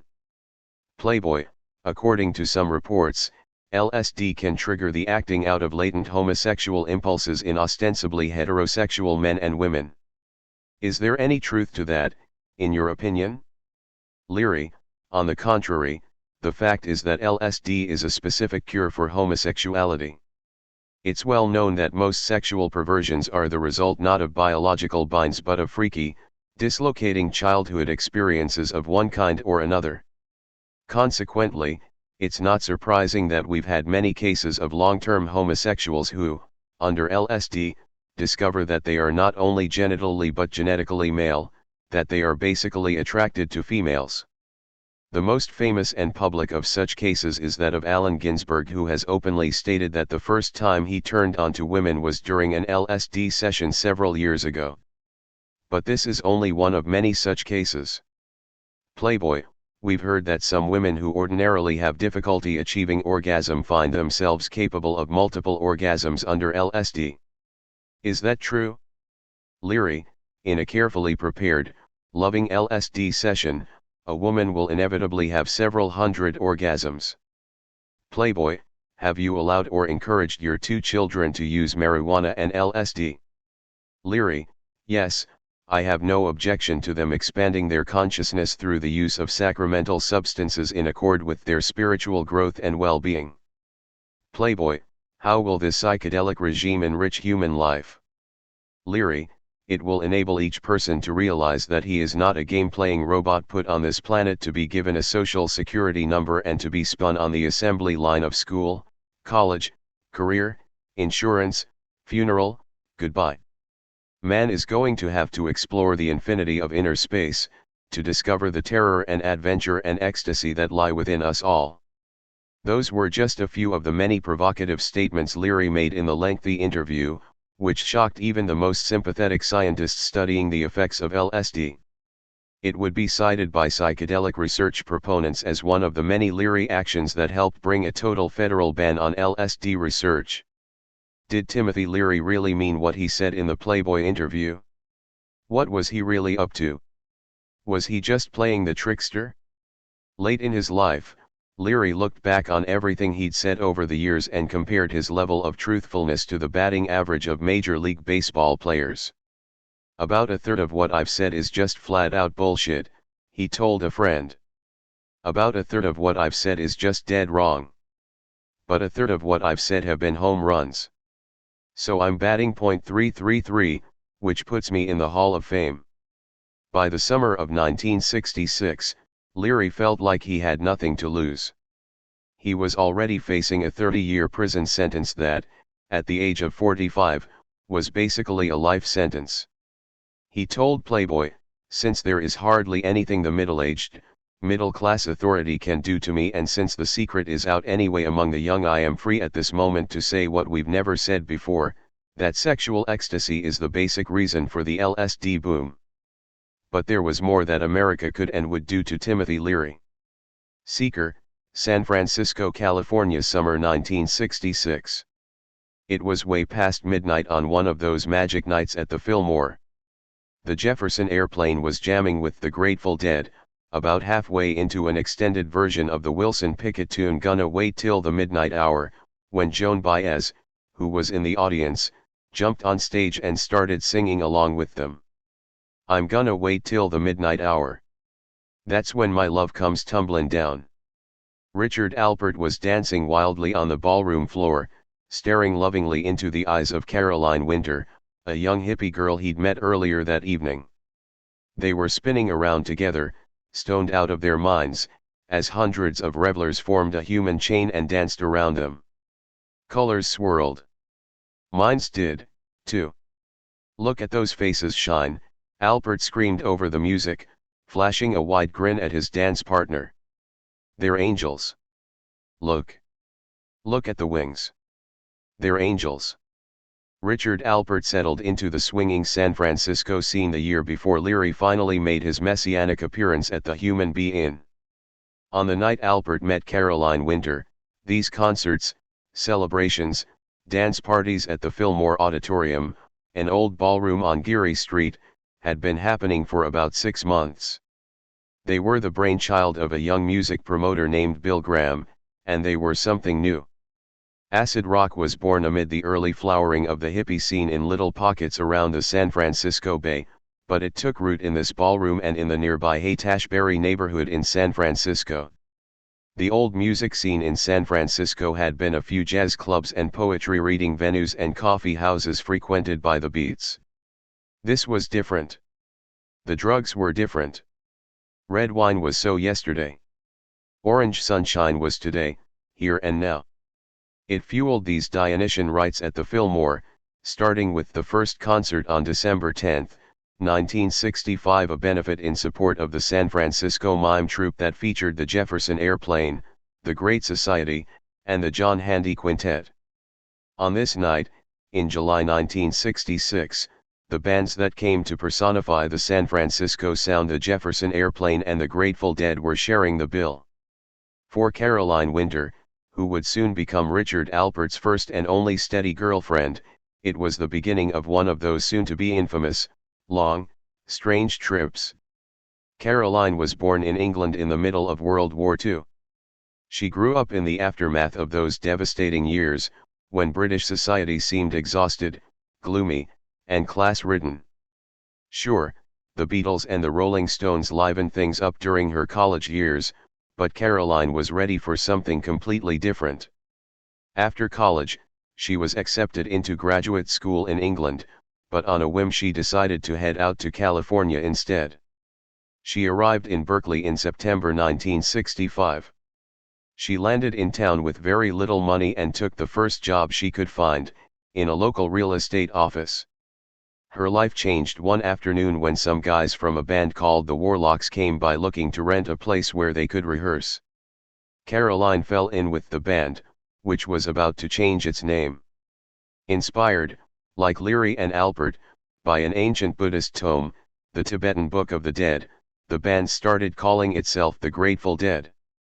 They soon outgrew their Berkeley studio and moved across the bay into an old Victorian at 710 Ashbury Street, where the Dead quickly became the house band for the psychedelic subculture that took root in the Haight.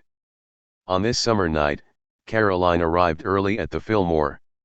She entered the auditorium on Geary Street, walking up a staircase to a little ticket booth, turned left, then up some more stairs to the second floor.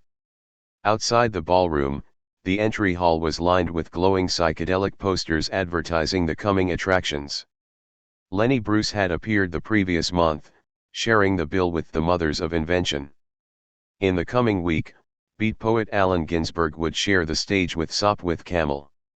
Caroline turned away from the posters and headed into the ballroom, where she was intercepted by Owsley Stanley. That would be Augustus Owsley Stanley III, the underground chemist who'd gotten his start with the Grateful Dead. Owsley, as he was called, was the son of a government attorney and grandson of a U.S. senator from Kentucky. After a stint in the U.S. Air Force, he met Melissa Cargill, a UC Berkeley chemistry major who helped him produce his first batch of pure, powerful LSD. Owsley's acid became the central sacrament for the tribe gathering around the Dead. Operating out of a warehouse in Point Richmond, a town on the edge of the San Francisco Bay, they churned out nearly 4 million hits of acid during the mid-1960s. "Open your mouth and shut your eyes and I will give you a big surprise," Owsley told Caroline, placing a tab of LSD into her mouth. "Come on. Let's go meet a friend of mine." Owsley's friend was Richard Alpert, who'd moved out to San Francisco after his falling out with Timothy Leary and the rest of the old tribe back at Millbrook. Leary would soon follow Alpert out to the West Coast, but the infamous Harvard duo were merely the best-known members of a huge westward exodus. A tidal wave of East Coast refugees came to the San Francisco Bay Area between 1965 and 1968. The region hadn't seen anything quite like this since the days of the gold rush, back in 1849. Both events involved wild, outlaw migrations that attracted thrill-seekers and people with nothing left to lose. More than a few of the mid-60s migrants carried a little book in their backpacks titled The Psychedelic Experience, a manual based on the Tibetan Book of the Dead, written by Timothy Leary, Ralph Metzner, and Richard Alpert. The book, published in 1964, offered detailed flight instructions for initiation into the cult of LSD. Alpert arrived in San Francisco and went straight to the Haight, just as the hippie revolution was taking form in this blue-collar neighborhood of dilapidated Victorians and struggling shops. Rents were cheaper than over in North Beach, where the edgy artists, beat poets, and assorted hangers-on were losing their monopoly on hip. In Berkeley, on the other side of San Francisco Bay, the revolution was political and had a harder edge. It was mellow in the Haight. Golden Gate Park was just a few blocks away. Alpert offered his impressions in an article published in the Oracle. The Haight-Ashbury is, as far as I can see, the purest reflection of what is happening in consciousness, at the leading edge in the society. There is very little that I have seen in New York, Chicago, Los Angeles, that is giving me the hit that this place is, because it has a softness that is absolutely exquisite, Alpert wrote. We are human beings who are making a statement about how we are going to live our lives, gently and lovingly. On the night he met Caroline Winter, Alpert was at the Fillmore with Allen Ginsberg, who never seemed far from the 60s action. He had been there that night at the start of the Harvard psilocybin project. One night, stoned on the mushroom pills, Ginsberg tried to call John F. Kennedy from Leary's house and inform the new president that world peace was at hand. That was the same night the gay poet tore off his clothes and threatened to run naked through the streets of Boston, a stoned messiah with a message of love. The beat icon was back at the Homer Street house a few months later, when Alpert had his first psychedelic trip on the snowiest night of the year. And here he was 5 years later in San Francisco, hanging out at the Fillmore. On this night, however, Alpert and Ginsberg were looking for something other than a rock concert. Alpert's old pal from Millbrook, jazz trumpeter Maynard Ferguson, was performing over at the Playboy Club, so they decided to bring along Caroline Winter, who was just taking off on her very first LSD trip. Caroline was sitting between Alpert, who was driving, and Ginsberg, riding shotgun. She was getting more and more stoned as they drove up and down the city's precipitous hillsides. She grabbed hold of her escort's hands when everything started looking like it was upside down. Caroline was starting to freak out on this roller coaster ride through the streets of San Francisco. "This is too weird." "Don't worry, baby," Ginsberg said. "We are with you all the way." Caroline was blown away by the entire experience that night, and soon fell in love with Richard Alpert. Over the last decade, Alpert had had more lovers and sex partners than he could remember. Most of them were men, some of them were women, but Caroline was one of the few real loves of his life. For Caroline, however, the relationship with an infamous, older, bisexual man was intense and confusing. Meeting someone as strong and charismatic as Richard Alpert was overwhelming enough. But it was all happening in a supercharged, psychedelic state of mind. Later, as her relationship with Alpert was deepening, Caroline got the news that her father had died back in England from a heart attack. Suddenly, she felt desolate and bereft, but Richard was there to help her through the grief. They became a couple, and the relationship got serious enough that Alpert decided to have Caroline meet his parents back in Newton. They drove all the way across the country in October 1966 in Richard's antique Buick. Alpert's parents were polite, but Caroline could tell they did not approve. They were glad to see that Richard had finally found someone, But couldn't he do better than that? Caroline was more than a decade younger than Richard. She wasn't Jewish. And to top it all off, she wore mini skirts. Mrs. Alpert did not approve of mini skirts. At the time, Alpert's mother was battling cancer and had a greatly enlarged spleen. Caroline got the sense that the woman was not long for this world, that she wanted to spend time with her son and not with some stray girl he'd dragged in behind him. Caroline and Richard became closer after Mrs. Alpert's death. Both of them had lost a parent, and their shared experience deepened the bond. They rented an apartment in Manhattan for a few months, and even went up to Millbrook to see if Leary and Alpert could reconcile their estranged relationship. Tim and Richard tried to rekindle their friendship, tried to make it seem like the good old days, but Caroline could tell there was still a lot of tension between the two men. Leary presented a cheerful facade, but Caroline could see the tension behind the mask. Not surprisingly, the Millbrook gossip centered on Alpert's return. Not only was he back at the grand New York estate, he had shown up with this little hippie girlfriend.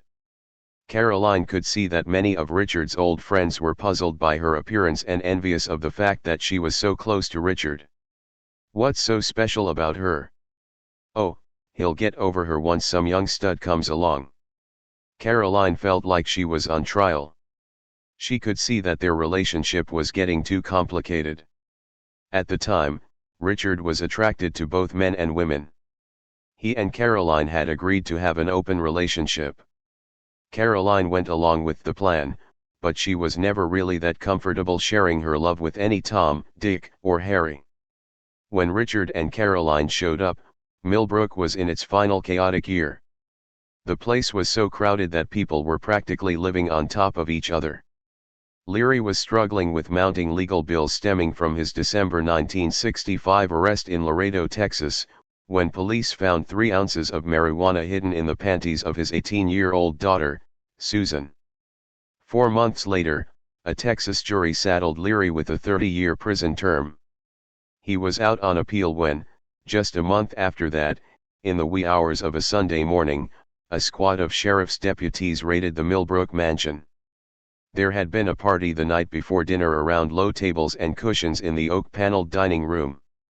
Bob Dylan, the Beatles, and Ali Akbar blasted from big stereo speakers. Leary and the woman in line to become his 4th wife, Rosemary Woodruff, passed around a pipe of DMT. Guests splashed blobs of colored paint on the mansion walls. Chromatic patterns undulated. Men with longish hair tended to a roaring fire while beautiful women danced about with yogic grace. Outside in the bushes, an assistant district attorney peered into the windows with a pair of binoculars, fascinated with the psychedelic light show illuminating the house. Movies were shown of cascading waterfalls, kids jumping on trampolines in slow motion, men jumping out of airplanes, and other scenes designed to heighten the psychedelic experience. The DA in the bushes was none other than G. Gordon Liddy, a former FBI agent who had taken to using his first initial and middle name in imitation of his hero, J. Edgar Hoover. At first, Liddy thought the guests were watching pornographic movies. Then he realized there were no naked women in the films. But something very weird was going on in there. Sometime after midnight, Liddy and 4 Dutchess County Sheriff's deputies bounded up the stairs and into Leary's 3rd-floor bedroom. Leary and 3 other guests were arrested after the squad found a small stash of marijuana in one of the bedrooms. The charges were eventually thrown out of court, but the publicity was a boon to Liddy's law enforcement career. Later, in one of the most delicious ironies in the amazing life of Timothy Leary, Liddy would be convicted as one of the burglars in the Watergate scandal that brought down the presidency of Richard Nixon, the same man who had called Leary the most dangerous man in America. Years later, to top it all off, Leary and Liddy would become friends and head out on the lecture circuit together, 2 ex-felons out to entertain an audience and sell some books. Back in the 60s, however, Timothy Leary was at the top of G. Gordon Liddy's hit list. Dutchess County sheriffs raided Millbrook a second time in December 1967 and charged their landlord and partner in crime, William Hitchcock, with conspiracy to create a public nuisance. By then, Leary and his fourth wife, Rosemary Woodruff Leary, had decamped back to the Leary's old family home in Berkeley. Leary and Alpert made frequent tours of the West Coast following their ouster from Harvard. In the fall of 1964, before their estrangement at Millbrook, they gave a series of lectures in San Francisco and Palo Alto where, according to a headline in the San Francisco Chronicle, they foresaw a day when LSD is like aspirin. Actually, they never said that. Leary told the Chronicle reporter that he thought the intellectual elite of the next generation would usher in greater use of psychedelic drugs, and the general population of the generation after that would use them to attain higher states of consciousness. Both Leary and Alpert warned that unprepared users could suffer destructive, rather than constructive, consequences from these drugs. Following his ouster from Millbrook, in late 1965, Alpert went on a solo lecture tour across the United States. At an appearance in a San Francisco nightclub, Alpert paced back and forth across the stage, tossing off witticisms like a psychedelic mortsal. In his more sober moments, Alpert told the crowd that LSD can produce a religious experience without any significant side effects on the human body, but, once again, he warned against injudicious use of the drug. After the lecture he took questions from an audience that included aging beatniks, proto-hippies, and other seekers of truth. It was a stump speech, but one that almost never got delivered. Earlier that same day, Alpert had been tripping on a beach south of San Francisco and had lost track of time. He barely made it to the club, and when he arrived, he was still very stoned. He still had this very pleasant, oceanic feeling, so much so that when he looked out into the crowd, the audience members appeared as a wonderful school of colorful fish. Alpert was laughing a lot that evening, and the levity was infectious, but few people in the crowd realized that they were the butt of Alpert's private, hallucinogenic joke. During the question and answer period, one very earnest-looking fish-man stood up and addressed Alpert. It was a very technical question about endorphins, brain chemistry, and mental functioning. Alpert couldn't focus on the words, which started bubbling from the mouth of the fish-man like he was in some cartoon. At one point, Alpert noticed that the word bubbles had stopped coming out of the fish-man's mouth, and that he was standing there in the audience waiting for some kind of answer. There was a long pause. Alpert looked at the man, trying to get beyond all the words, but all he could see was a sweet and somewhat insecure fish standing there asking, "Do you love me?" "Yes," Alpert answered. "I love you." The crowd roared with laughter. Next question. At the time, Alpert was doing more than just lecturing about LSD. He was also transporting large quantities of the drug. He'd not yet come to the realization that LSD was too powerful to be played with in such a haphazard way. He was still telling himself that everything would be fine if his love went out with the acid. No one would be harmed. But Alpert was no longer personally directing psychedelic sessions whose love and safety he had control over. He certainly knew about bad trips. He had had some wicked ones himself. If he'd really stopped to think about it, he would have had to admit that he couldn't really control what happened after he passed along a shipment. Whom was he sending love out to? The distributor? People he'd never even meet? At least he knew it was good acid. Alpert's supplier was Owsley Stanley. Owsley's LSD was unveiled at a series of acid tests staged in 1965 by the novelist Ken Kesey and his band of merry pranksters, events that lead up to the Trips Festival at San Francisco's Longshoremen's Hall in January 1966. Back at Harvard, Leary and Alpert had become infamous for their LSD research, but that campaign was cautious compared with the crusade waged by Kesey and the pranksters. Hundreds, and then thousands, gathered in backyards, halls, and auditoriums around the Bay Area to drop acid, dance, and revel under psychedelic light shows that were fast becoming the stock in trade of such gatherings. Jerry Garcia, the lead guitarist with the Grateful Dead, was crowned Captain Trips. Something new was happening. These weren't just rock concerts. This was something else, more like a three-ring circus with a very thin line between the audience and the performers. One of them, 18-year-old Dan Millman, dove off a balcony, somersaulted under strobe lights, and rebounded off a concealed trampoline. Nearly everyone on and off stage were blasted out of their minds, so many of them weren't sure just what to make of the flashing figure flying through the air. Years later, Millman would reappear as the best-selling author of The Way of the Peaceful Warrior and other New Age books. Jerry Garcia would suddenly stop playing his guitar, staring down in amazement as strange sounds came out of speakers that weren't even hooked up.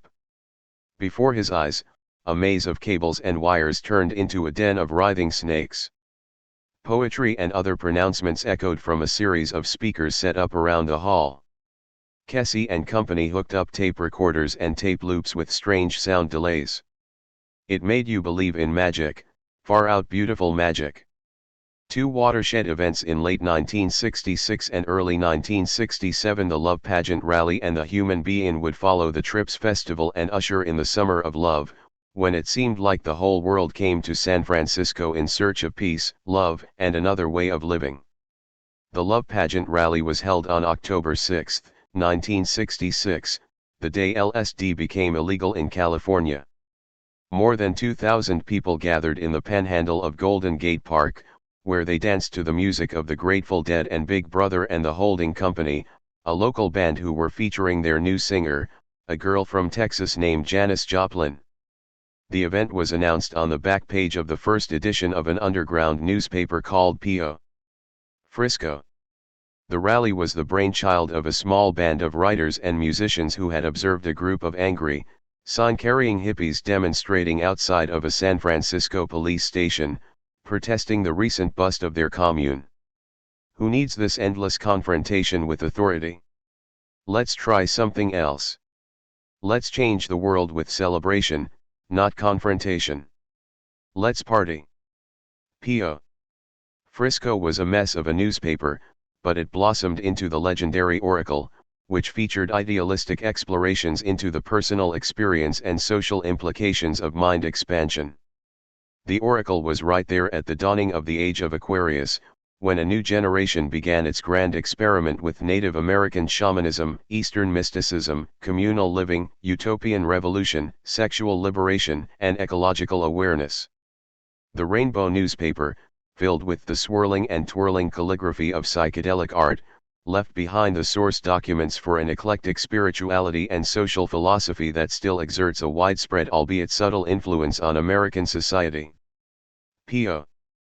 Frisco published its first edition on September 2, 1966.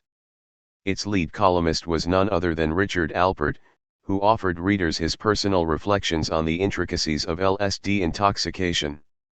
Alpert was living in Berkeley at the time with Caroline Winter. He was still struggling with the old Richard Alpert and had not yet given birth to the man who would be Ramdes. He started his column with a confession: "There are times when I am afraid to take LSD because I am so hung up, so paranoid, distrusting, guilt-ridden, caught up in the ego tentacles of power, greed, and lust." He ended his article with a vision of a time when people will be high more of the time, whether using or not using psychedelic chemicals, when people are so ecstatically involved in our here and now life that we hardly have time to take drugs anymore.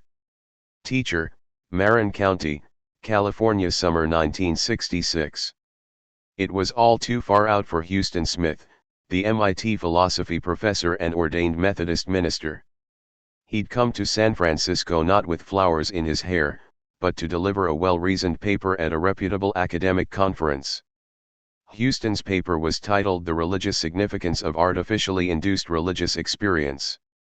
A pre-conference party was to be held at a mansion in Marin County, the woodsy suburb across the Golden Gate Bridge from San Francisco, where the hosts hoped to provide some appropriate music. They hired the Grateful Dead. About 200 people gathered on the grounds and around the swimming pool of an estate nestled in the foothills of Mount Tamalpais. Paul Lee, one of the conference organizers, surveyed the scene and could hardly believe his eyes. There were all sorts of people in the crowd: grandfathers, grandmothers, parents, children, teenagers, and many of them were running around naked. Owsley, adorned in a powder blue jumpsuit, was in the house handing LSD out to anyone who wanted it. He spotted Lee, a large man, and walked up to him. "Wow, man," Owsley said. "You have such a friendly and familiar face." Lee, who does not suffer fools gladly, replied with something between a smile and a smirk. "Yeah, I know, man," he replied. "I was born that way." Owsley tried to press some LSD into his new friend's hand, but Lee declined. He had to give a talk at the conference the next morning. Plus it was fun enough to just watch all the antics. Everyone was standing around by the pool, coming onto the acid and waiting for the Grateful Dead to start playing. Then one of the hosts took the microphone and announced that the owners of an adjacent horse stable were about to call the police unless everyone moved their cars. They were blocking their driveway. The news was relayed to the partygoers, and there was a great groan from the crowd, like the moan of a tired elephant seal. Everyone was ready to just lay back, trip out, and tune into the Grateful Dead. Lee was terrified that the whole conference was going to fall apart right there. People would stumble out to their vehicles and, if they could get their keys into the ignition, start running into each other like a giant game of bumper cars. Then the police would come and throw them all in jail. Lee thought to himself, this is the test. If everybody gets up and moves their cars without incident, we are going to get through this week. Miraculously, everyone got up and moved their cars in an orderly fashion. They returned to the backyard, lay back, and the band played on. The conference at the University of California offices in San Francisco went on as scheduled. But even before Huston delivered his paper, Lee could see that the distinguished philosophy professor was getting tired of the circus surrounding the early years of the psychedelic scene. What had been going on back east was bad enough. But this West Coast scene was out of control. These were bacchanalian rites, and they were going down on an unprecedented scale. It was downright Dionysian. Huston no longer wanted to be associated with the social movement that was coalescing around Leary and Alpert and Ken Kesey and the Grateful Dead. Smith looked at all the sexual immorality inspired by Timothy Leary, Richard Alpert, and psychedelic religion and was reminded of what Friedrich Nietzsche said about Christ's disciples, how they should look more redeemed. To Huston's mind, steeped in the history of religious movements, Leary and Alpert's actions smacked of antinomianism, the Christian heresy that asserts that true believers are exempt from moral and civil law because they're already saved. Huston was a moralist, Paul Lee would later explain. He thought this antinomian trend was something to criticize. We said, oh, man. Come on, Huston. Lighten up. Just because you were born in China to Methodist missionaries. But he thought that because he was identified with all this, he had to critically comment on it. He did, and he was right. A lot of lives were damaged. Huston sounded the sour note at the conference, but in retrospect, I think that was important. But at the time, everybody just sniffed at him. Huston wasn't the only one amazed at the wildness of the psychedelic celebration in San Francisco. Paul Lee couldn't believe his own eyes. It was his first introduction to the whole West Coast scene. His first stop was the Psychedelic bookstore on Haight Street. It all took him and most of the other East Coast scholars completely by surprise. They had no idea that all this had grown up in California. They were still buttoned-down Harvard guys. Here was a completely different style. There was none of that at Harvard. They had Joan Baez, who came and played her guitar in the apartment of Paul Tillich, the distinguished German theologian. They thought that was far out. They were still into Pete Seeger and the Weavers. They didn't have a clue. Lee had suggested the West Coast LSD conference to Richard Baker, who had also studied with Tillich at Harvard. Baker would go on to become Baker Rashi, the abbot of the San Francisco Zen Center, but at the time he had a job putting on conferences for the University of California. The 5-day program was supposed to be held at the Berkeley campus. In addition to the Huston Smith speech, it would feature a talk by Leary titled The Molecular Revolution and an address by Allen Ginsberg, Consciousness Politics in the Void. At the last minute, university officials on the Berkeley campus saw Leary and Ginsberg on the schedule and started worrying about the revolutionary tone of the conference. Baker compromised and agreed to remove Ginsberg from the program, although the radical gay Jewish poet came anyway and hung out all week. Baker also agreed to move the program from the Berkeley campus to a less official venue in San Francisco. Serving on the conference advisory committee with Paul Lee and Huston Smith were Richard Alpert, Frank Barron, and Dr. Sidney Cohen, who had emerged as a leading voice of caution warning that the psychedelic revolution was spinning out of control. Cohen, Alpert, and Life magazine photographer Lawrence Schiller had just published a short, point/counterpoint book debating the wisdom of the psychedelic revolution and the prospects for its future. The book, simply titled LSD, was filled with photographs that Schiller took of young people stoned on acid. Alpert, who revealed in the text that he had ingested psychedelic chemicals 328 times over the last 5 years, made a series of predictions, some of which came to pass. He said LSD would spark new interest in Eastern thought, music, and art, along with the increase in popularity of Eastern methods of expanding awareness such as yoga, diets, meditation, and karate. Alpert was less on the mark when he envisioned the creation of ecstasy centers where people could gather to legally explore psychedelic drugs. Cohen predicted, accurately, that the next few years would see greater consumption and greater abuse of the drug. The hedonistic cults take over, the dance gets wilder, anything goes, the music is louder, the strobe lights flash faster, Cohen wrote. Let's not speak of the dangers. By the time Huston flew to San Francisco to deliver his paper, the tide had already turned in the public debate over LSD. Media coverage had shifted, and a drug that once offered instant nirvana was now portrayed as a dire threat to the mental health of an entire generation. The truth was, of course, somewhere in between, but the middle road is rarely taken once Time magazine and congressional subcommittees get into the act.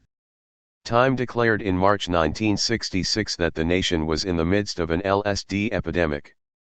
The disease is striking in beachside beatnik pads and in the dormitories of expensive prep schools, Time intoned. It has grown into an alarming problem at UCLA and on the UC campus at Berkeley. And everywhere the diagnosis is the same, psychotic illness resulting from the unauthorized, non-medical use of the drug LSD-25. This is not to deny that there were many real casualties from the psychedelic drug craze. Millions of young Americans were turning on, and hundreds of them were showing up in hospital emergency rooms, suffering from panic attacks and psychotic reactions. Others complained of LSD flashbacks, the onslaught of hallucinations weeks or even months after taking the drug. In New York, the news media went into overdrive in the spring of 1966 when a Harvard graduate and medical school dropout named Stephen Kessler stabbed his mother-in-law to death with a kitchen knife. According to media reports, the LSD killer told police he'd been flying for 3 days on LSD. There were reports of freaked-out users jumping off of buildings or taking their lives in other ways under the influence of the drug. The most famous casualty would be Diane Linkletter, the daughter of television personality Art Linkletter, who jumped to her death from the kitchen window of her 6th-floor apartment in West Hollywood. Her death in the fall of 1969 kicked off a protracted public relations war between Timothy Leary and Art Linkletter, who claimed Leary had murdered his daughter through his LSD advocacy. LSD was still legal in the summer of 1966, when Huston Smith delivered his paper at the University of California. But it would not be for long. Possession of the drug was outlawed under California law on October 6, 1966. 2 years later, the drug was banned under federal law. In 1967, in an article published in the journal Christian ITY and Crisis, Smith announced that he was stepping back from his initial, rather optimistic appraisal of the promise entheogens God-enabling drugs hold for religion. Huston Smith in the 1960s. Smith agreed that psychedelic drugs can produce the experience of religious mysticism, but he did not find very much evidence that those experiences had the conviction behind them to carry over into the non-drugged state. LSD and other drugs may reshuffle the brain's neurological pathways, stimulate the euphoria center, and make one feel at one with the world. But that was just not enough to support the all too common, too vague, too uncritical claim that psychedelics expand consciousness. Everything seems wonderful because at the moment in question euphoria fills our horizon, he wrote. The entire world seems wonderful because the world has been collapsed to include only the rose-tinted things we have in mind at the moment. Smith took greatest exception to Leary's infamous advice that people turn on, tune in, drop out. That glib message, Smith argued, does not constitute the alternative social vision necessary for the establishment of a viable new religious movement. If the psychedelic movement were apocalyptic, revolutionary, or utopian, it would present an alternative to the status quo, he wrote. Being none of these, its social message comes down to quit school. Quit your job. Drop out. The slogan is too negative to command respect. He also questioned the claim by Leary and others that the psychedelic movement should be treated like any other religious movement, free to consume its mind-bending holy sacrament. Smith saw no sign of the makings of a church. But Huston went out of his way to avoid directly criticizing Leary, the man who turned him on that memorable New Year's Day in 1961 in Newton, Massachusetts. The psychedelic movement does have a charismatic leader, Smith wrote, a man of intelligence, culture, and charm who is completely self-assured and apparently absolutely fearless. Healer, San Francisco, December 1968. Andrew Weil missed the first flowering of the San Francisco counterculture. He finished his undergraduate work in 1964, and as he'd always planned, he entered Harvard Medical School. He didn't head out to the West Coast until 1968, when he began a year-long medical residency at Mount Zion Hospital in San Francisco. I got to San Francisco a bit late, he would later lament. The psychedelic era was turning into the amphetamine era. Speed kills had replaced turn on, tune in, drop out as the received pharmacological wisdom. By 1968, there was a harder edge to the drug scene in San Francisco. Many of the casualties were winding up at the Haight-Ashbury Free Clinic, where Weil worked as a volunteer. Young runaways from across the country came looking for love and peace, but many of them found themselves broke and living on the street, victimized by a variety of sexual and chemical predators. By the end of his undergraduate years, Andy had stopped experimenting with psychedelic drugs and focused on his academic/medical career. There had been flashes of another reality back during those freshman mescaline trips in Claverley Hall, but Weil was not ready to seriously consider another way of living, another way of experiencing the world. They were important experiences, but I couldn't deal with them, Weil would later recall. It threatened my value system and the path I was on. So I really threw myself into being a good Harvard student and getting ready for medical school. It wasn't until he arrived in San Francisco that Weil felt like he had the space and the time to continue his explorations into other states of consciousness. He reconnected with marijuana and psychedelics. He started dating a nurse at Mount Zion. It was an intense political time. San Francisco was ground zero for the national counterculture.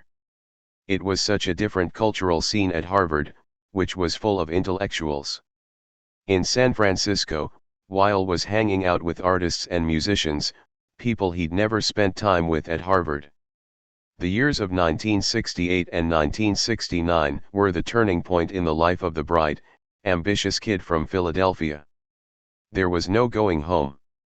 After that, he tried to go back east, but he felt like a fish out of water. His time in San Francisco also inspired Weil to look back on what he had done 5 years earlier to bring down Leary and Alpert. He didn't like what he saw. Weil owed Leary and Alpert an apology, or at least an explanation. Weil called Leary, and Leary agreed to get together with his old nemesis. That was a good meeting, Weil recalled. I told him about the transformations that I'd been through since then, and how I look back on that time. He was easy to be with. It seemed like he'd really let it go. Weil had a feeling it might be harder to reconcile with Alpert, and he was right. I told Leary that I wanted to speak with Alpert, Weil recalled, and he said that would be very difficult. Dick is still very angry about the whole thing, Leary replied. While he didn't know it at the time, Weil was about to go through his own battle with an entrenched bureaucracy, a fight that would be eerily reminiscent of what Leary and Alpert had experienced back at Harvard. Andrew Weil, MD, was about to run up against an administration that did not like his conclusions about a popular street drug. Talk about karma. This time the drug was marijuana. It began in December 1968 when Weil authored a report that was published in Science magazine. At the time, Weil was only 26 years old and still working as an intern at Mount Zion, but the report made headlines across the country. The most carefully controlled study to date on the physical and psychological effects of smoking marijuana has concluded that the drug is a relatively mild intoxicant with minor, real, short-lived effects, the New York Times reported. Out on the West Coast, the San Francisco Chronicle reported its own interpretation of the study. Persons who smoke marijuana for the first time do not thereby put themselves on the road to habitual use of the drug, a young scientist declared yesterday. Weil and two other Boston researchers, a Harvard psychiatrist and a Boston University graduate student, had carried out the study in the spring of 1967, when Weil was still a senior medical student at Harvard. A battery of physiological and psychological tests were given to two groups of college students, 9 first-time users of marijuana and 8 chronic users of the drug. In his report, Weil noted that it proved extremely difficult to find marijuana-naive persons in the student population of Boston, adding that nearly all persons encountered who had not tried marijuana admitted this somewhat apologetically. At the same time, Weil was careful not to come across as an advocate of marijuana use. Writing later in the New England Journal of Medicine, Weil warned that some novice pot smokers may experience mild depression, panic attacks, or toxic psychosis. Pot smokers who have previously taken LSD, he warned, might have frightening hallucinogenic flashbacks. In an article published in Nature, a British scientific journal, Weil sought to explain why potheads seem so spaced out.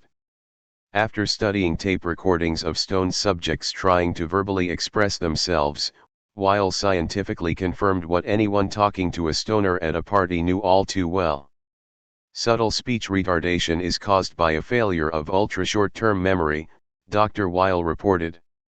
He had discovered that people who are high on pot experience a simple forgetting of what one is going to say next and a strong tendency to go off on irrelevant tangents because the line of thought is lost. Those findings were laughable, albeit true, to anyone in the know, but the most important aspect of Weil's marijuana studies was that there were any studies at all. At the time, it was next to impossible to get government permission to legally use marijuana in official research projects. Weil was able to get federal support for his studies. He even got permission to administer marijuana to subjects who had never before taken the drug. In 1968, the Federal Bureau of Narcotics had cleared the way for him to get research-grade marijuana for his experiments. I looked over the literature on marijuana, he said. I couldn't believe there was no experimental basis for statements made about marijuana by pharmacologists and reputable textbooks. It seemed to me the time was ripe to do a study that should have been done 30 years ago. What inspired Harvard and federal drug agencies to trust Andrew Weil? Weil believes it was his reward for getting the goods on Leary and Alpert back in 1963. I suspect that the only reason I was allowed to do those marijuana experiments in 1968 was because of the fact that I was the person who wrote the exposé on Leary and Alpert, he said. One thing I learned was that is the way you advance in that kind of system. I had bought into the value system of that society. Internally, there was this real inconsistency in my life. I had those mystical drug-induced experiences, but to get through medical school I had to stuff all that.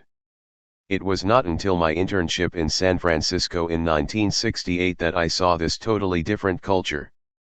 In the late 1960s and early 1970s, Weil was living a divided life, not unlike Richard Alpert's experience of being a private homosexual and a public heterosexual.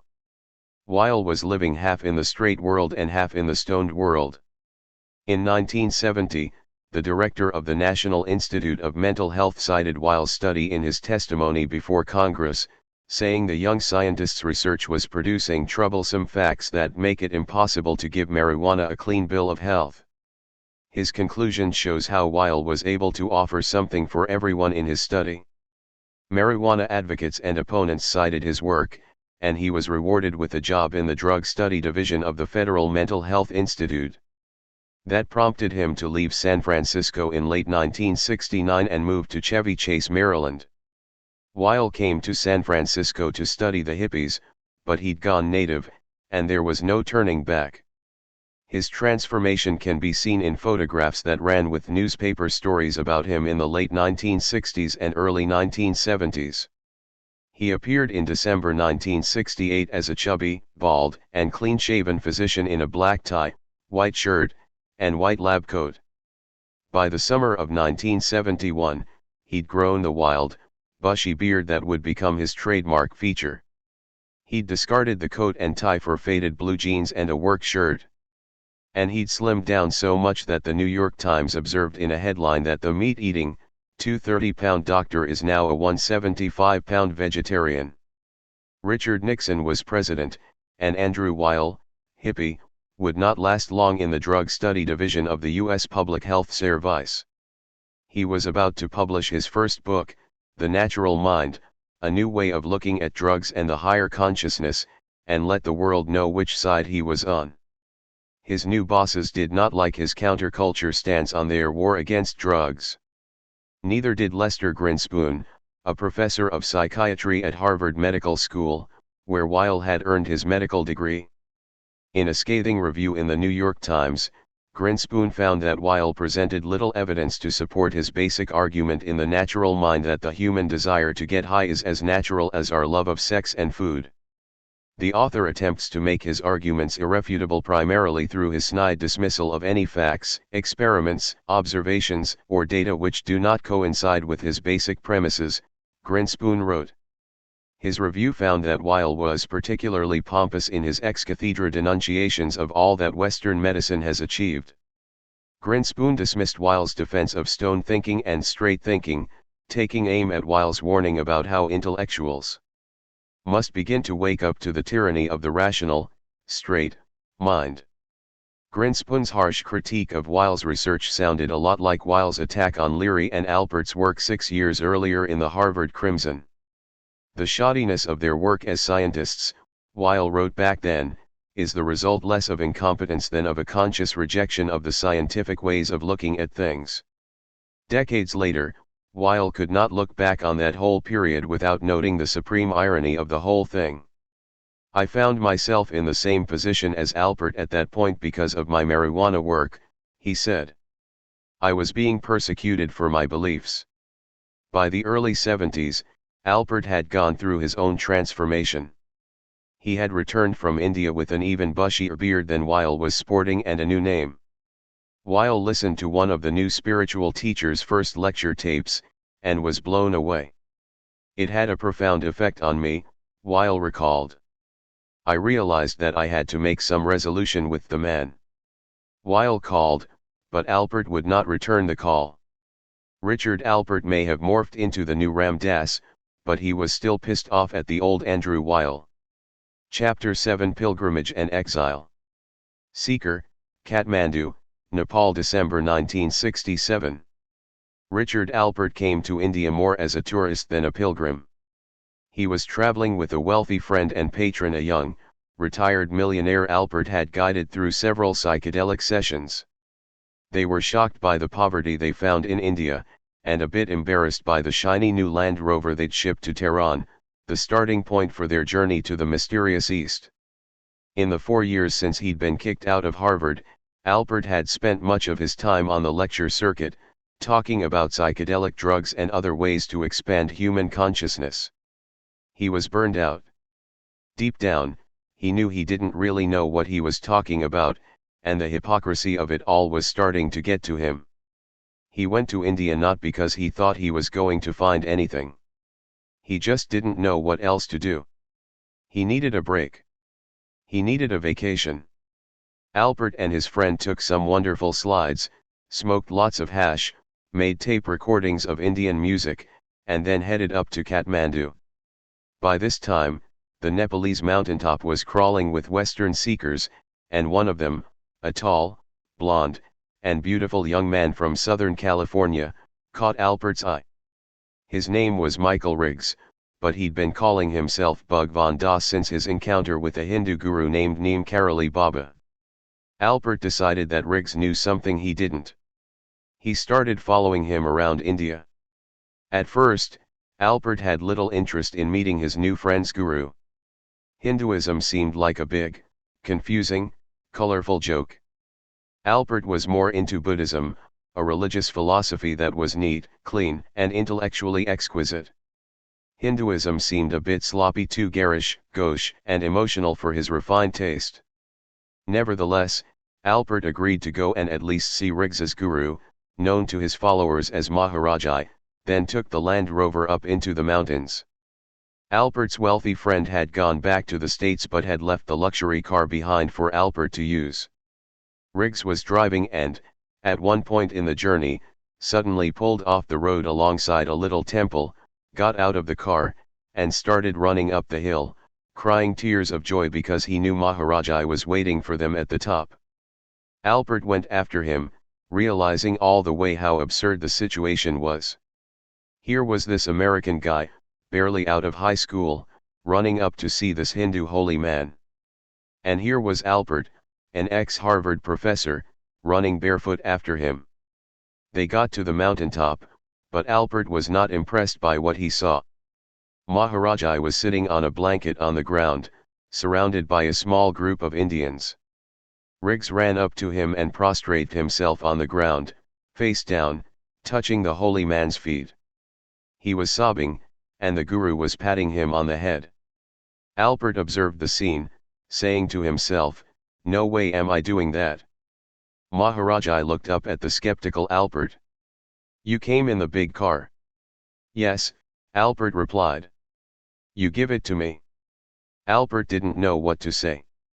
First of all, the Land Rover didn't even belong to him, and why in the world should he give it away to this con artist? But before he could answer, Riggs spoke up.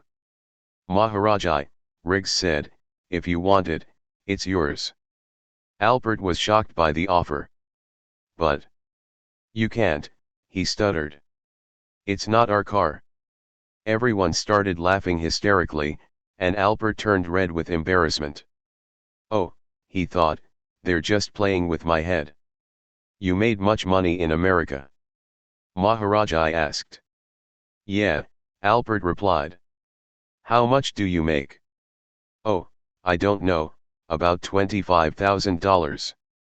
So you'll buy a car like that for me?" Albert decided to play it cool. "Well, maybe," he said. "I don't know." At that point, Maharajai lost interest in this encounter and shooed Albert and Riggs away. A few hours later, the guru called for Albert to come and see him. "You were out under the stars last night." "Yeah, I was." "You were thinking about your mother."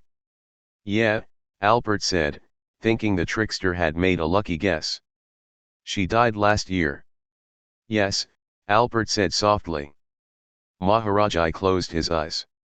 "She got very big in the belly before she died?" "Yeah." At this point, Richard Albert's mind began to race. His mother had died 6 months ago at a Boston hospital after her spleen had enlarged tremendously. How could this guy know that? He hadn't talked to Riggs about any of this. They sat in silence for a few moments. Albert started to feel a violent wrenching in his chest, as if a door that had closed long ago was suddenly being forced open. He started sobbing. He wasn't sad. He wasn't happy. About the only words that could describe the feeling were "I'm home." Albert went off to spend the night in a nearby house. He couldn't get the encounter out of his mind. Sure, there could have been some way for this strange little man to know about his mother's death. but it didn't seem to matter. The tears were real. During the night, Alpert remembered that he'd brought a little vial of LSD with him from the States, and had this vague plan that he might offer some to any Indian holy man he might come across to see what kind of reaction they would have to psychedelic drugs.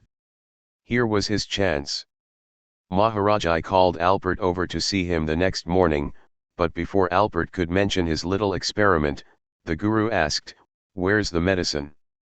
"Medicine? What medicine?" The medicine, the medicine." "LSD?" Alpert asked. "Yes, bring the medicine." Alpert went over to the Land Rover and pulled out a shoulder bag that contained his medicine kit. He gave the guru 300 micrograms of LSD, a sizable dose. Alpert spent the whole morning with Maharaji, and nothing happened. Later, the guru told Alpert that LSD could be useful, but it was not true samadhi, that highest state of yogic concentration that the Bhagavad Gita describes as seeing the self as abiding in all things and all things in the self. The guru said drugs like LSD can allow you to visit the state of consciousness of a saint but won't let you stay there. He used Jesus as an example. This medicine allows you the visit of Christ, but you can't stay with him. It would be better to become like Christ than to visit, and this won't do that for you. Love, the guru said, is a much stronger drug than this. Alpert stayed with Maharaji for 8 months for a rigorous meditation regime called Raja Yoga, a method for fostering spiritual evolution. He'd get up each morning at 4:30, bathe in the river in a rite of purification, light candles, chant, and read sacred texts of various faiths, including the Christian faith. Every once in a while he'd look at himself from his old Harvard psychologist's state of mind and start laughing. Here he was, a Jew reading the New Testament for the first time, and he was doing it in a Hindu temple in the Himalayas. Maharaji gave Richard Alpert a new name. He was now known as Ram Das, which translates into servant of God. Serve people, his new guru told him. Feed people. Alpert returned to the States in 1968 and spent 2 years lecturing as Ram Das. In Berkeley, an audience of 150 people gathered in a high school auditorium to get their first look at the reincarnated professor. Gone were the horn-rimmed glasses, clean-shaven face, and slightly nerdy look of the Harvard academic. Ram Das walked onto the stage bearded and barefoot, wearing a long white robe. A cloud of incense and scented candles drifted across the congregation as he began to speak in a deep, sonorous voice. "Here and now is the existential, holy moment," he said. "You already know that. The only problem is you don't know you know it. That's the Western hang-up, the tremendous need to know, along with not knowing that you know." To some ears, those were pearls of wisdom. Others heard spiritual cliches and double talk, or something you'd hear from someone hopelessly stoned on acid.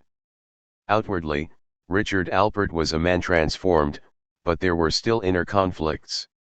He was now wearing the robes of Ram Das, but he still felt like a phony.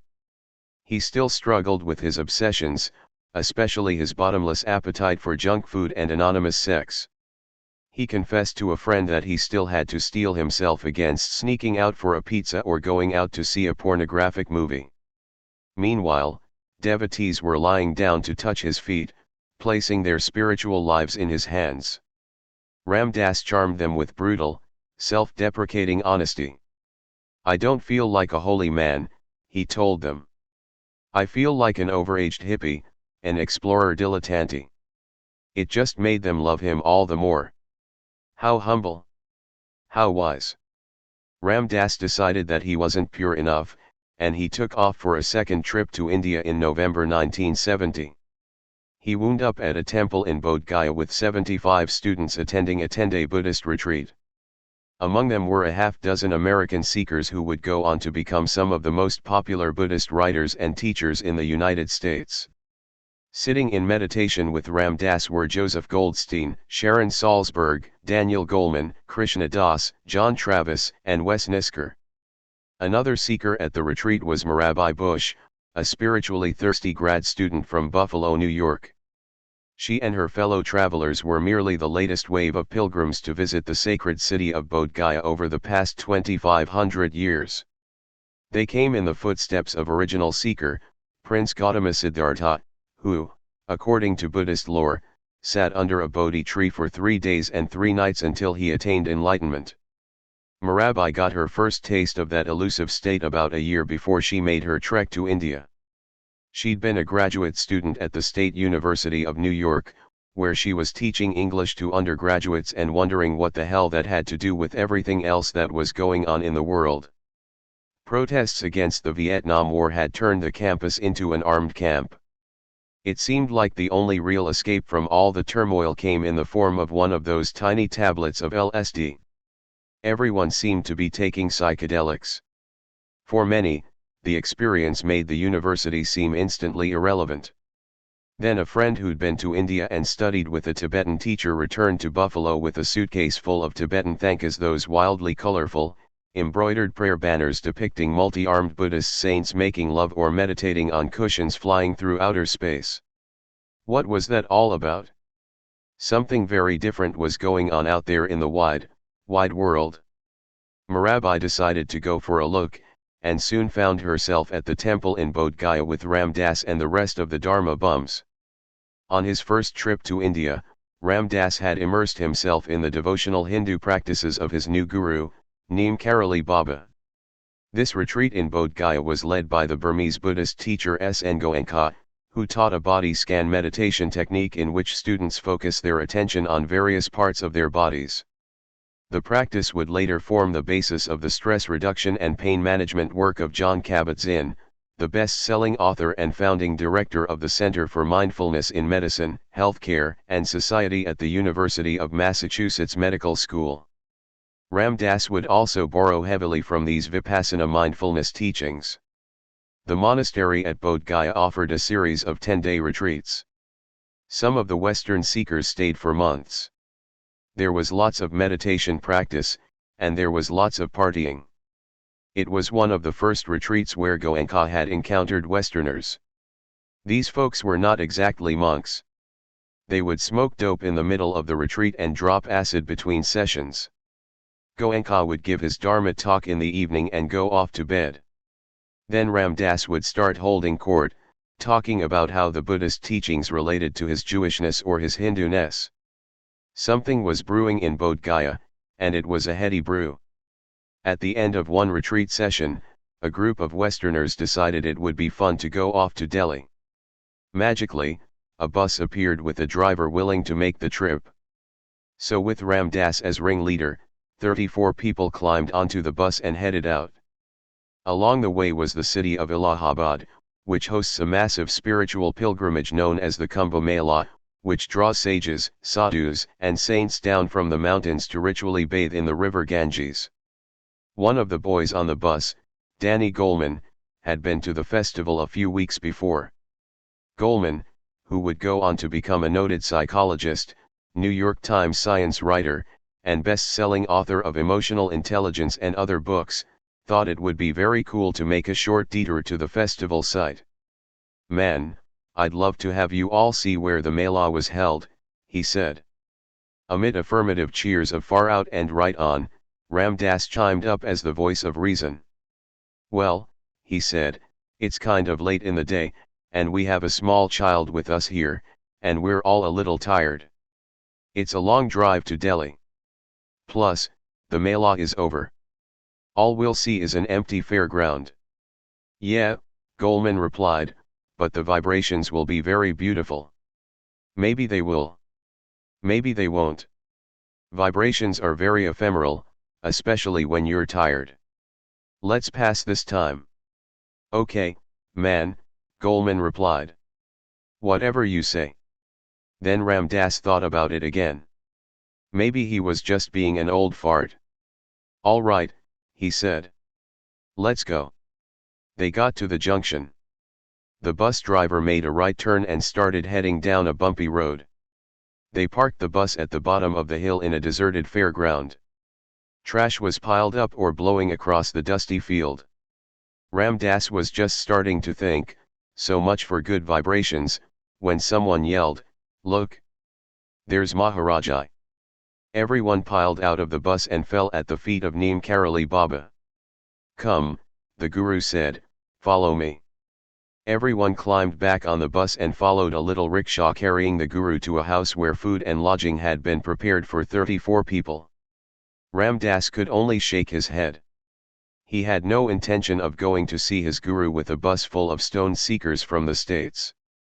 How did he know they were coming? What is going on here?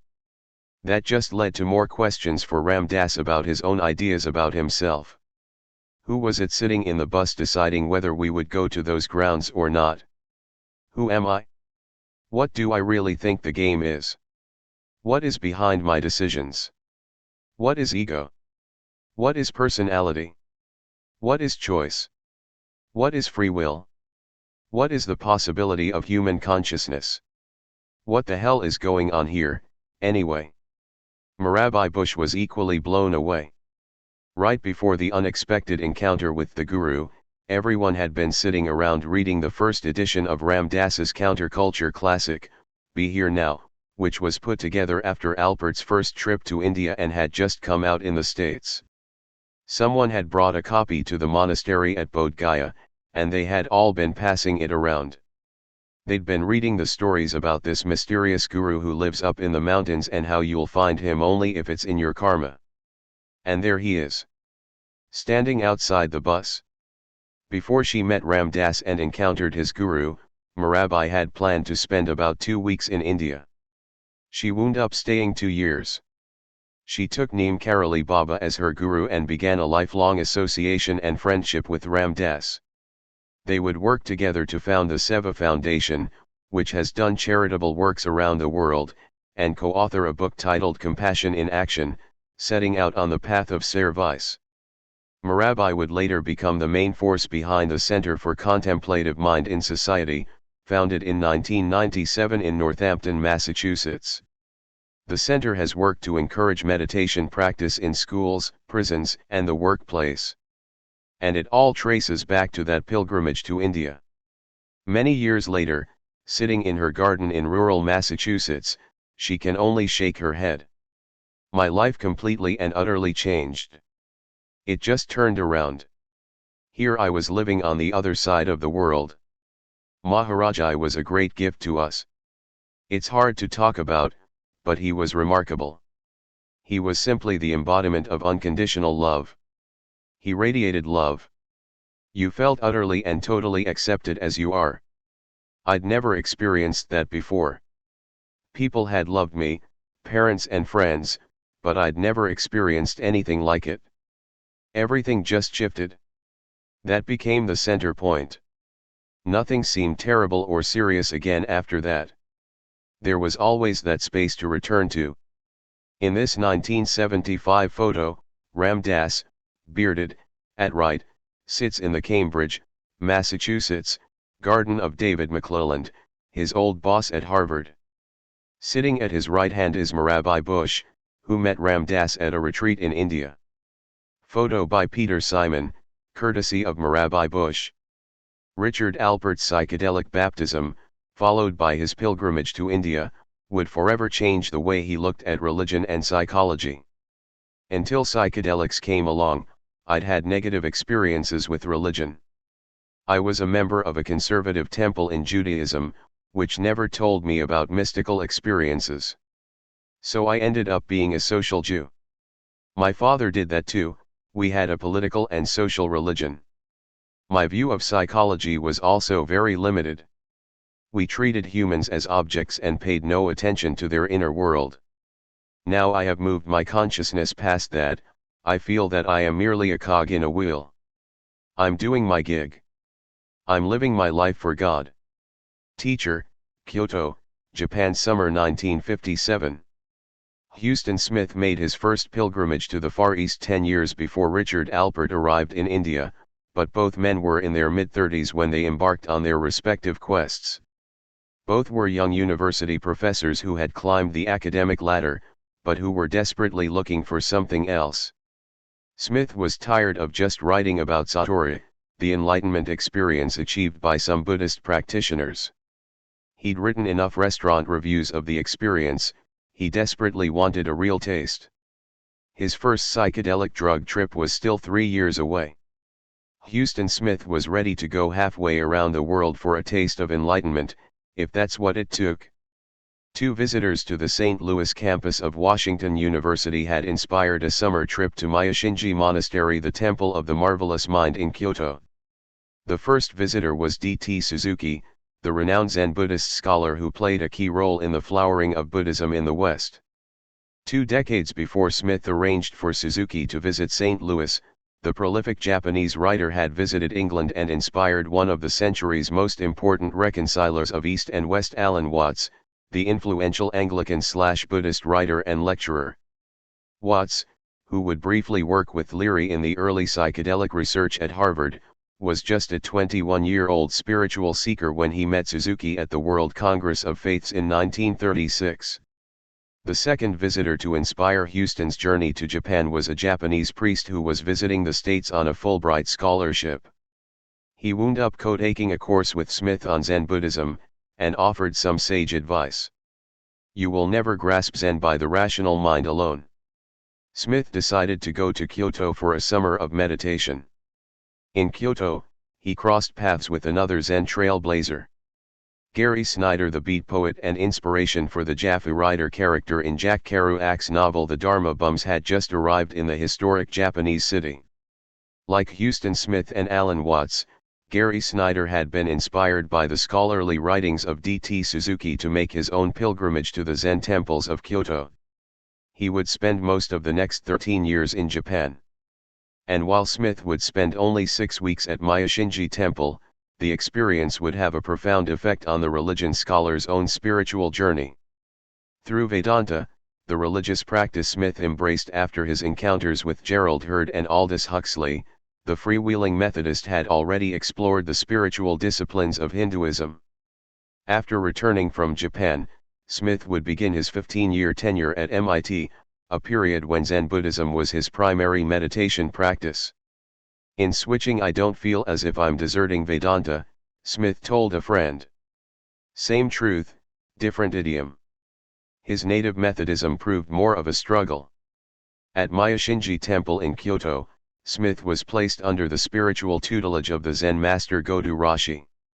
Smith studiously adhered to the prescribed rituals of the daily visit with Roshi. At precisely 5 a.m., he would slide open the shoji, the door covered with rice paper, bow with palms together, and step into the master's presence. Roshi would be in the opposite corner of the room, seated in his robes on a meditation cushion. Smith would walk slowly along the walls of the chamber, then make a right turn toward the master. On reaching him, Smith sank to his knees and, with his forehead on the straw mat, extended his arms toward his teacher, lifting cupped fingers upward. At first, the Methodist minister found this practice grating. His Protestant upbringing had admonished him to bow down to neither priest nor king, but there he was kowtowing to a mere mortal. But after a few days of practice, Smith's disdain for the bowing practice began to dissolve, only to be replaced by another psychological quandary. Huston's 6-week session gave him a chance to try out a variety of Zen techniques. There was the basic practice periods of sitting meditation punctuated with short meetings with Roshi. Then there was another 8 days of looking into the heart and mind. There was also time for Smith to study the English language manuscripts of the Kyoto branch of the First Zen Institute of America. But the Buddhist practice that almost drove Smith insane was the koan, a seemingly nonsensical riddle designed to snap the student out of his normal way of thinking. Perhaps the most famous koan is the question, "What is the sound of one hand clapping?" Smith's koan came from a question that a monk once asked Joshu, a Chinese meditation master from the Tang dynasty. "Does a dog have Buddha nature?" the Tang monk asked. "Mew," Joshu replied. At first, Smith thought he'd gotten an easy one. Everything has Buddha nature. So why not dogs? Then Roshi explained that mew is more of a negative response. That puzzled the student.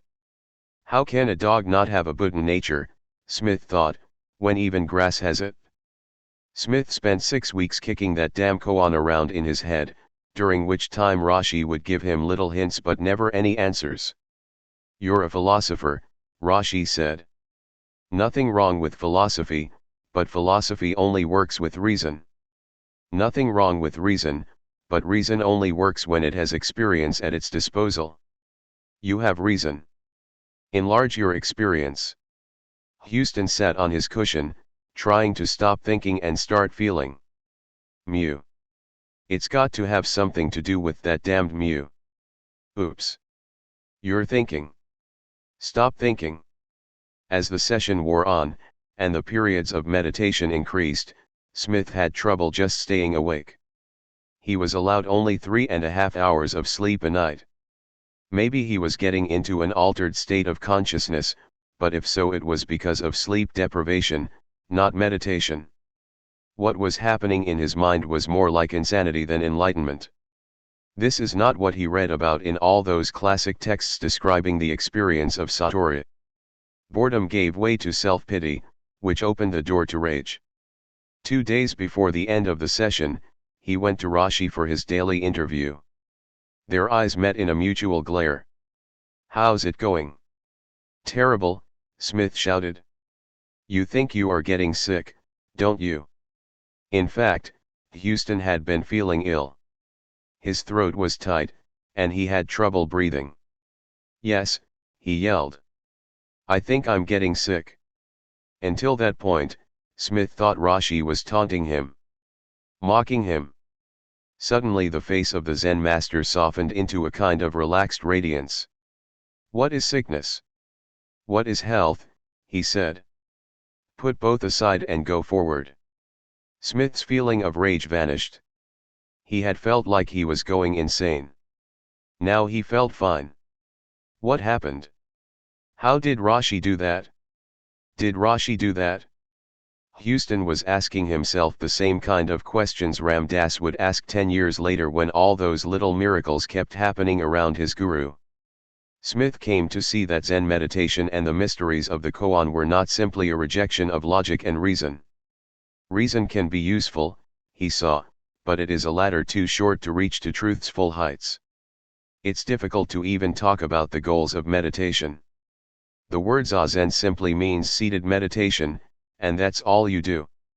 You just sit.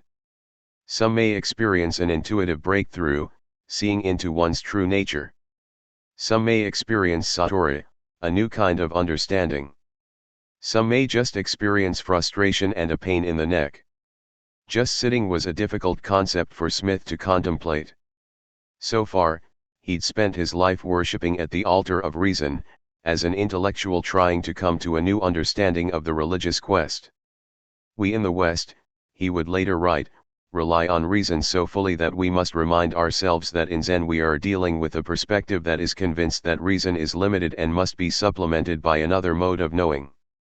Decades later, Huston still didn't know exactly what happened during that penultimate meeting with Godu Rashi. The Zen master had played him like a violin, stroking his rage and frustration until something snapped. Something happened. It was about feeling, not about thinking. Intuition, not intellect. It had something to do with realizing the limits of the rational mind, something about the union of opposites. "What I do know is that I have never felt so instantly reborn and energized," Smith would later write. "In that climactic moment I passed my koan, not just theoretically, but experientially." Healer, along the Colombia, Ecuador border spring 1973. Richard Alpert and Huston Smith journeyed to the east on their pilgrimage of self-discovery, but Andrew Weil went off in another direction. He headed south, through Mexico and Central America and into a remote northwestern region of the Amazon rainforest. He was looking for Pedro, a Kofan Indian shaman and healer, not exactly the sort of physician they were turning out back at Harvard Medical School. Andy was at a turning point in his life. After graduating from Harvard, young Dr. Weil moved out to San Francisco to complete his residency and revel in the Dionysian rites of the Bay Area counterculture. He'd returned to the East Coast for his ill-fated appointment with the Drug Study Division of the U.S. Public Health Service. He was finishing up his first book, The Natural Mind, and he knew that its sympathetic view of the drug culture, the very culture that President Richard Nixon had just declared war against, would undermine his future employment with the government and the American medical establishment. Weil had aligned himself as an outsider, someone on the side of the very people he had worked so hard to bring down a decade before. He was starting to realize how it felt to be Richard Alpert and Timothy Leary. So, on a rainy night in September 1971, Weil packed up his red 1969 Land Rover and left his home in Sterling, Virginia. It would be a 4-year journey. Richard Alpert and Huston Smith were drawn to the mystical teachings of Buddhism and Hinduism, but Weil was interested in something else. Since his childhood in Philadelphia, when he cultivated potted plants behind his parents' row house, Andy had shown a fascination with the plant kingdom. As an undergraduate at Harvard, Weil became a student of Professor Richard Evans Schultz, a pioneer in the field of ethnobotany, which studies the complex relationships between people and plants. Schultz had traveled throughout the Western Hemisphere and done some of the earliest academic research into the use of the peyote cactus, psilocybin mushroom, and other hallucinogenic plants by indigenous tribes on both continents. Schultz would later co-author a much-read book with Albert Hofmann, the discoverer of LSD, titled The Plants of the God, Their Sacred, Healing, and Hallucinogenic Powers. Andy Weil was not alone in his fascination with magical plants and mysterious shamans. In the early 1970s, an entire drug-addled generation was enthralled by a series of best-selling books put out by a former UCLA anthropology student. His name was Carlos Castaneda, and he told fantastic tales of his purported apprenticeship with Don Juan Matus, a Yaqui Indian sorcerer in Sonora, Mexico. The first book began with a disclaimer that the contents are both ethnography and allegory. Castaneda's readers were never sure how much of his tale was fact and how much fiction. Nor did they seem to care. After all, many of Castaneda's fans had themselves experimented with peyote and magic mushrooms, the very plants that fueled the adventures of the intrepid anthropologist and his trickster teacher. They knew exactly what Castaneda was talking about when he titled his second book A Separate Reality. They, like him, were convinced that psychedelic insights were real in their own way, even if they were based on hallucinations. The Institute of Current World Affairs, a New York foundation, paid for Weil's pilgrimage. It merely required him to file a few reports and brief monthly newsletters describing his research into the ways different cultures use drugs, plants, and other techniques to achieve altered states of consciousness. Weil was not just interested in getting high. He wanted to know what these indigenous healers could teach the medical establishment about health and healing. Weil had begun the 1970s with a freshly minted medical degree from one of the nation's most prestigious medical schools, but he had little interest in the invasive, high-tech treatments that would soon dominate healthcare in America. At the same time, getting high was part of the research protocol. By the time Weil arrived in the northeastern corner of Oaxaca, Mexico, the locals had grown tired of an endless stream of mushroom-seeking hippies washing onto their shores. They'd had enough of those long-haired seekers with ragged Carlos Castaneda paperbacks in their backpacks. Government troops had even been sent in to clear out the freakish gringos. Weil saw himself more in the tradition of Professor Schultz and Gordon Wasson, the amateur anthropologist who'd tasted the forbidden fungi 20 years earlier and documented his work in Life magazine. Weil was able to charm the locals enough to be allowed entry into the home of Julieta, a curandera or healer, who lived in the town of Huautla. Julieta's 3-room home, which she shared with her husband and their 5 children, had stunning views of the steep green peaks of the Sierra Mazateca. Weil was surprised to see that the local healer's pharmacological cabinet contained both a supply of modern antibiotics and a stash of San Isidro mushrooms. Julieta agreed to lead a traditional mushroom ceremony that night at midnight, after the kids had been put to bed and the house locked up. She set up an altar on a low table in the kitchen that included a framed portrait of San Isidro, a popular Mexican household saint. The curandera lit a small charcoal fire to burn 2 types of incense, a resin similar to frankincense and an aromatic wood called Palo Santo. Julieta purified her face and hands in the smoke, and asked Weil to do the same. Then she lovingly placed 2 large mushrooms on a little dish and handed them to Weil, who took his first bite.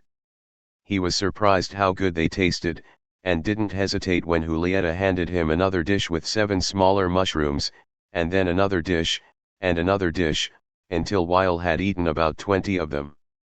After about a half hour, a feeling of extraordinary contentment settled over the initiate. There was a sense of lightness, of well-being. Julieta knelt before the portrait of San Isidro and thrice repeated the Lord's Prayer. Weil started seeing minor hallucinations, gentle waves of color on all the surfaces in the room. At the Curandera's suggestion, Weil went outside to learn from the moon. It was dark. The sky was full of stars, but Weil could not find the moon. Then he saw it, low over the western mountains, a silver crescent over a dull gold disk. It was an eclipse. He waited, breathless, as the eclipse progressed to totality. What a spectacle! Then there was the stillness of the night. Such magic! Weil was to spend one more night at the house. There were some leftover mushrooms, and Julieta suggested that he might as well finish them off. At first, Weil hesitated. It had been so perfect the night before. But then he changed his mind. When else would he have such an opportunity? Julieta performed the same ceremony, but this time the feeling was very different. A heavy fog bank closed in around the house, the temperature dropped, and suddenly nearly everyone in the house was sick. Weil heard crying and coughing from the bedroom. He began feeling sick, then buried in his own fog of depression and isolation. He couldn't sleep. The mushrooms were working against him, not with him. The previous night he had felt like he was at one with the universe. On this night, he felt alone, disconnected from everything around him. There was a lesson in the experience, one that many psychedelic explorers learn the hard way. As Aldous Huxley wrote 2 decades before in The Doors of Perception, these are powerful, unpredictable substances. Weil had been greedy. He should have trusted his first intuition, which was to honor the initial experience, and not gobble down more mushrooms just because they were available. Weil's experiences with the Mexican curandera were powerful, but the real turning point in his pilgrimage came in South America, on a tributary of the Caqueta River in a remote region of Ecuador. He had heard stories about a Cofan Indian trader named Pedro, who supposedly lived in a hut about a half-day's walk into the forest. Weil had already met a number of native healers and shamans on his journey. He was not impressed.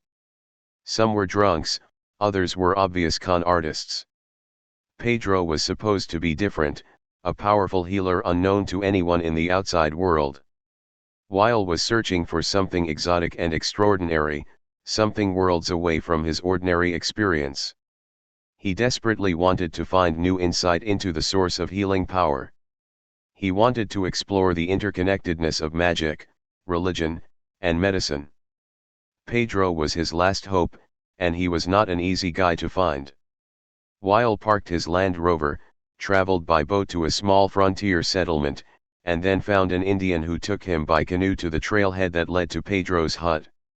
Weil set out but soon came to a fork in the trail, a junction his guide did not mention. He decided to take the right-hand road. It was the wrong trail. Weil ended up in a dense thicket back at the river. It was a dead end. Weil had a hammock in his backpack and thought about spending the night, but the mosquitoes were eating him alive.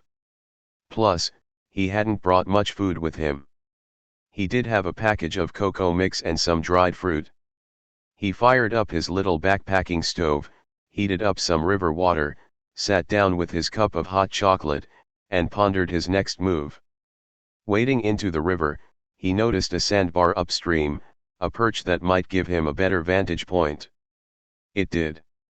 He came to a clearing where 2 rivers joined and spotted a hut in a small clearing by the river, a thatched hut elevated on stilts, with a crude stairway leading up to a small deck. Weil was ecstatic. He'd found it, and just in time. The sun was going down in a spectacular technicolor sunset. He ran up to the hut, where he found a young Indian girl, but no Pedro. He'd left 10 days ago, she said, and was supposed to be back by now. The girl agreed to let Weil string up his hammock on the deck and pass the night. One night led to 2 and 2 nights led to 3. Still no Pedro. Weil passed the time lying around, swimming in the river, and reading a Jack London novel he'd brought with him. Andrew Weil, in the early 1970s, on his pilgrimage to South America, photo courtesy of Andrew Weil. Pedro appeared on the 4th day. He turned out to be a serious man in his early 40s. He was friendly enough, but he had absolutely no interest in talking to Weil about indigenous healing techniques. He told Weil that he had stopped working as a healer and had become a political activist organizing against an oil company that had come into the region to exploit its rich reserves. Weil spent one more night, then headed back down the trail to his Land Rover and civilization. Weil would spend another year in Colombia, Ecuador, and Peru, but he was done playing the Carlos Castaneda game.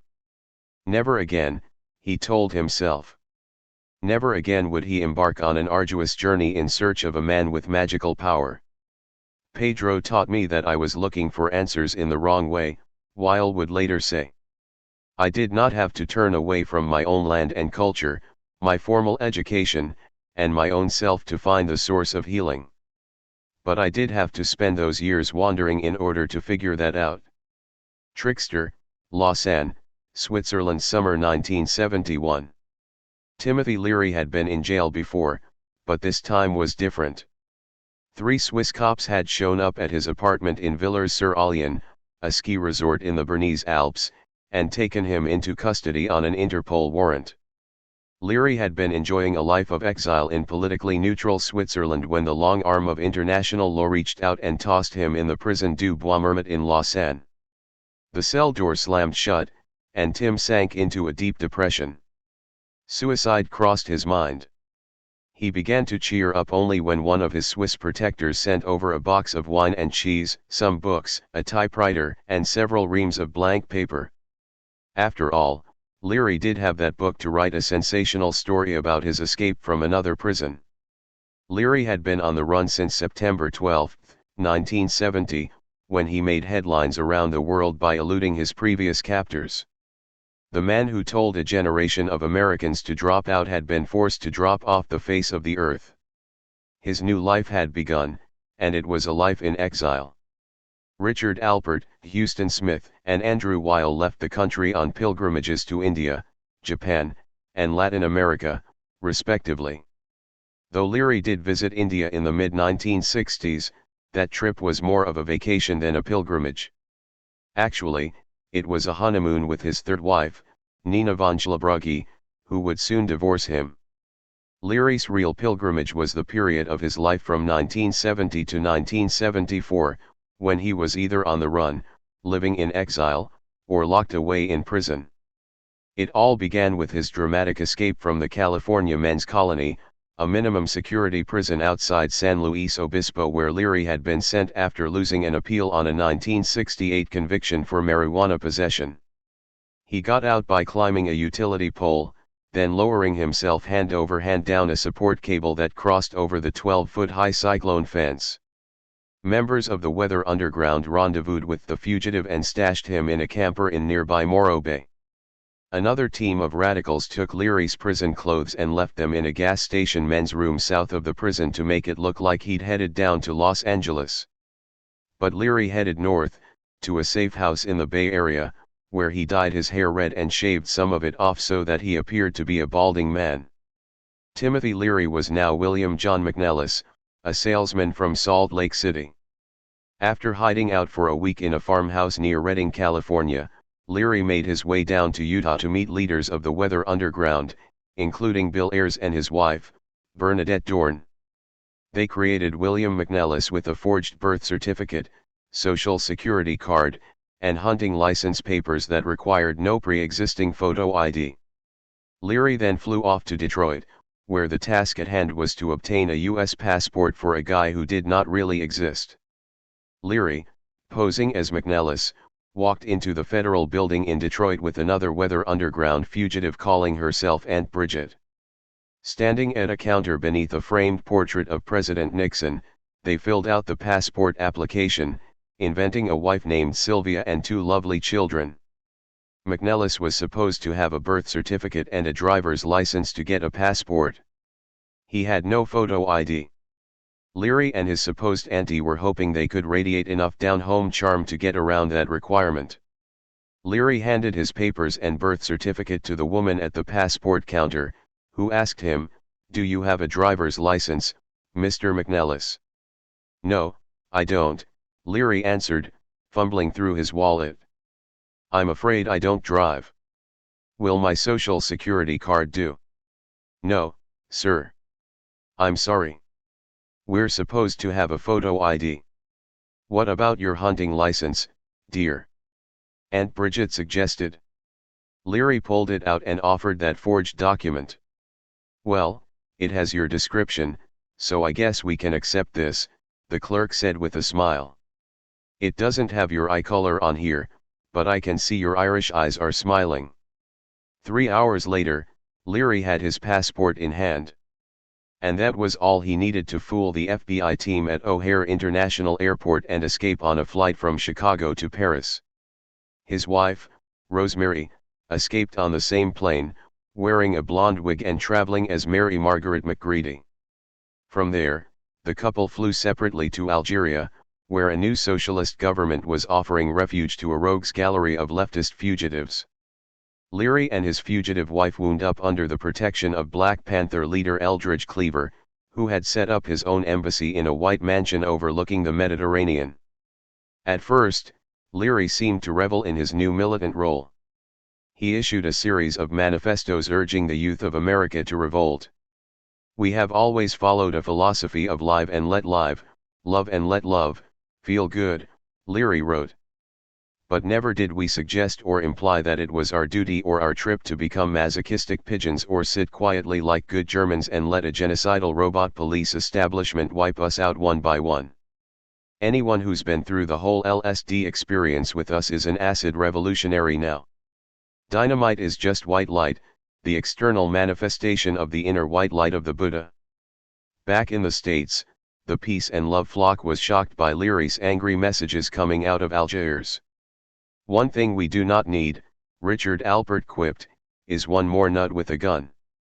As it turned out, the bomb-throwing incarnation of Timothy Leary did not last long. He and Cleaver soon had a falling out. The Panthers wanted the lion's share of a $250,000 book advance Leary scored to tell the inside story of his prison escape.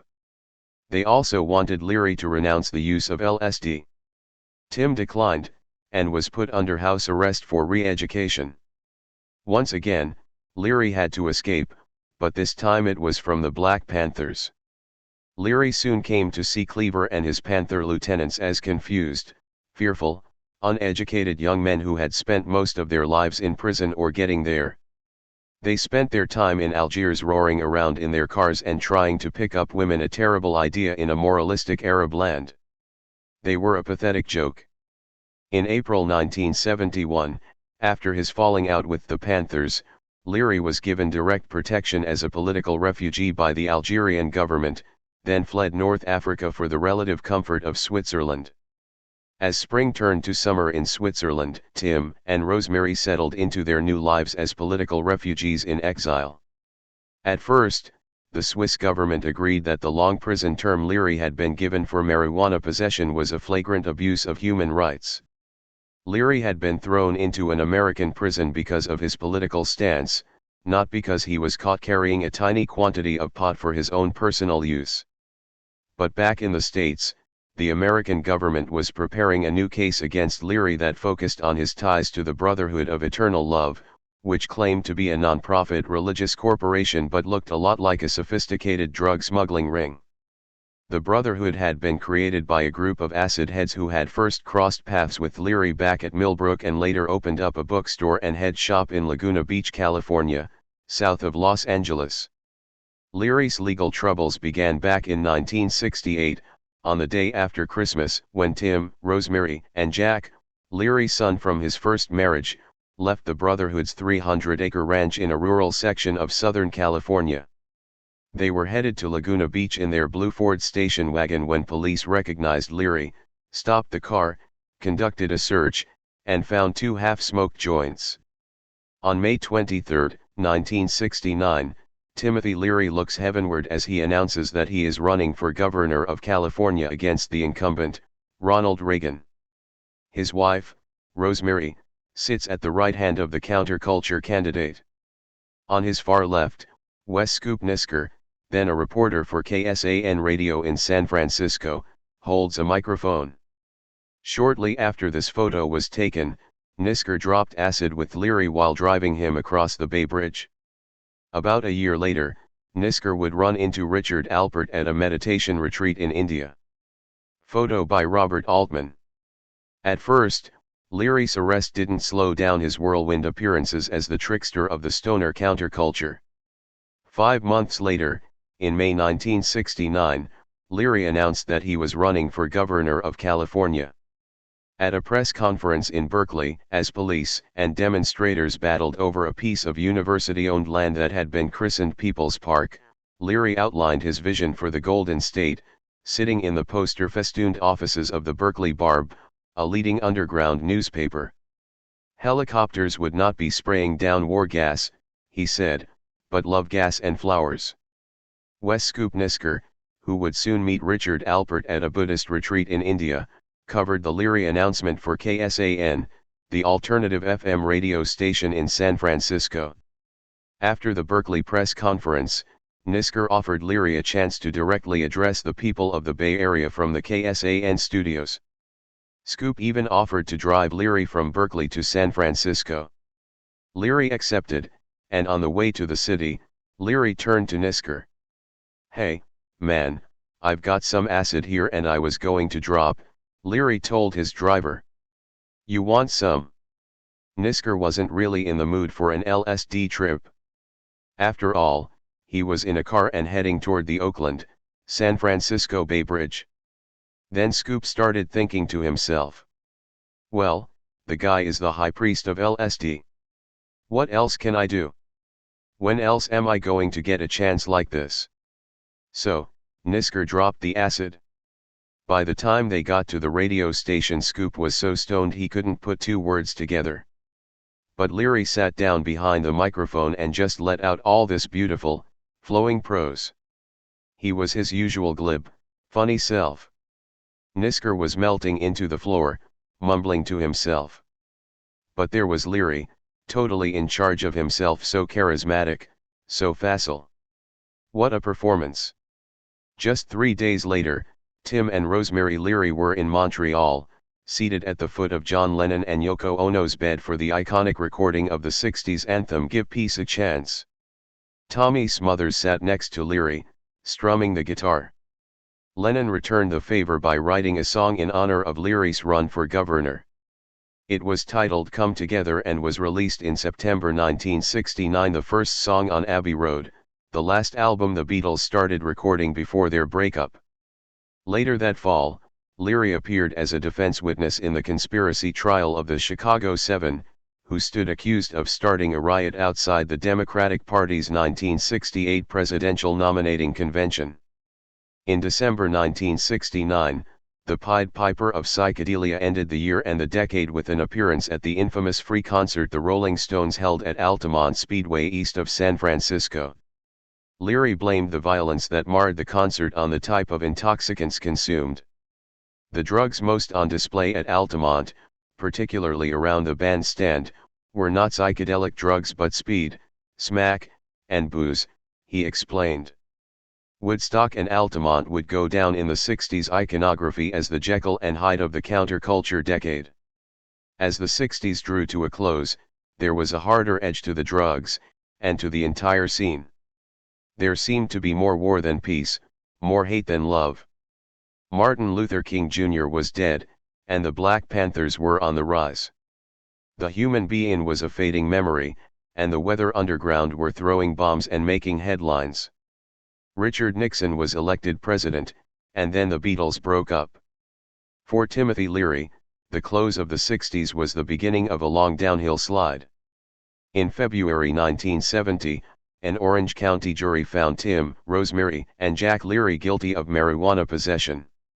Superior Court Judge Byron McMillan, who was appointed by Governor Ronald Reagan, the man Leary was running against for governor, sentenced Leary to 10 years in prison for possession of 2 roaches. Leary still faced sentencing on a federal pot smuggling charge stemming from his 1965 arrest in Laredo, Texas. U.S. District Judge Ben Connolly, the brother of Texas Governor John Connolly, who had been injured in the 1963 assassination of President Kennedy, sentenced Leary to another 10 years in prison. So, as the new decade began, the 49-year-old Leary faced the possibility of spending the next 20 years in prison. It looked like Timothy Leary would finally fade from the public eye, but the trickster would not be silenced. His September 1970 prison escape, and his subsequent reappearance at the Black Panthers government in exile in socialist Algeria, showed the world that he had a few more tricks up his sleeve. Suddenly, he was more infamous than ever on the front page of newspapers around the world. That was the good news. The bad news was that Leary was back behind bars.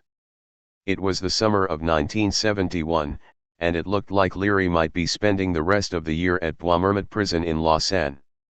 His situation was further complicated because he had signed away most of his book advance to his latest agent and protector, a mysterious French millionaire named Michel Gustave Hauchard. According to Leary, Hauchard was an embezzler and arms merchant wanted by the French government and now living in Switzerland in luxurious asylum. Hauchard offered a lifestyle Leary could appreciate, especially after those brutal months in North Africa with the Black Panthers.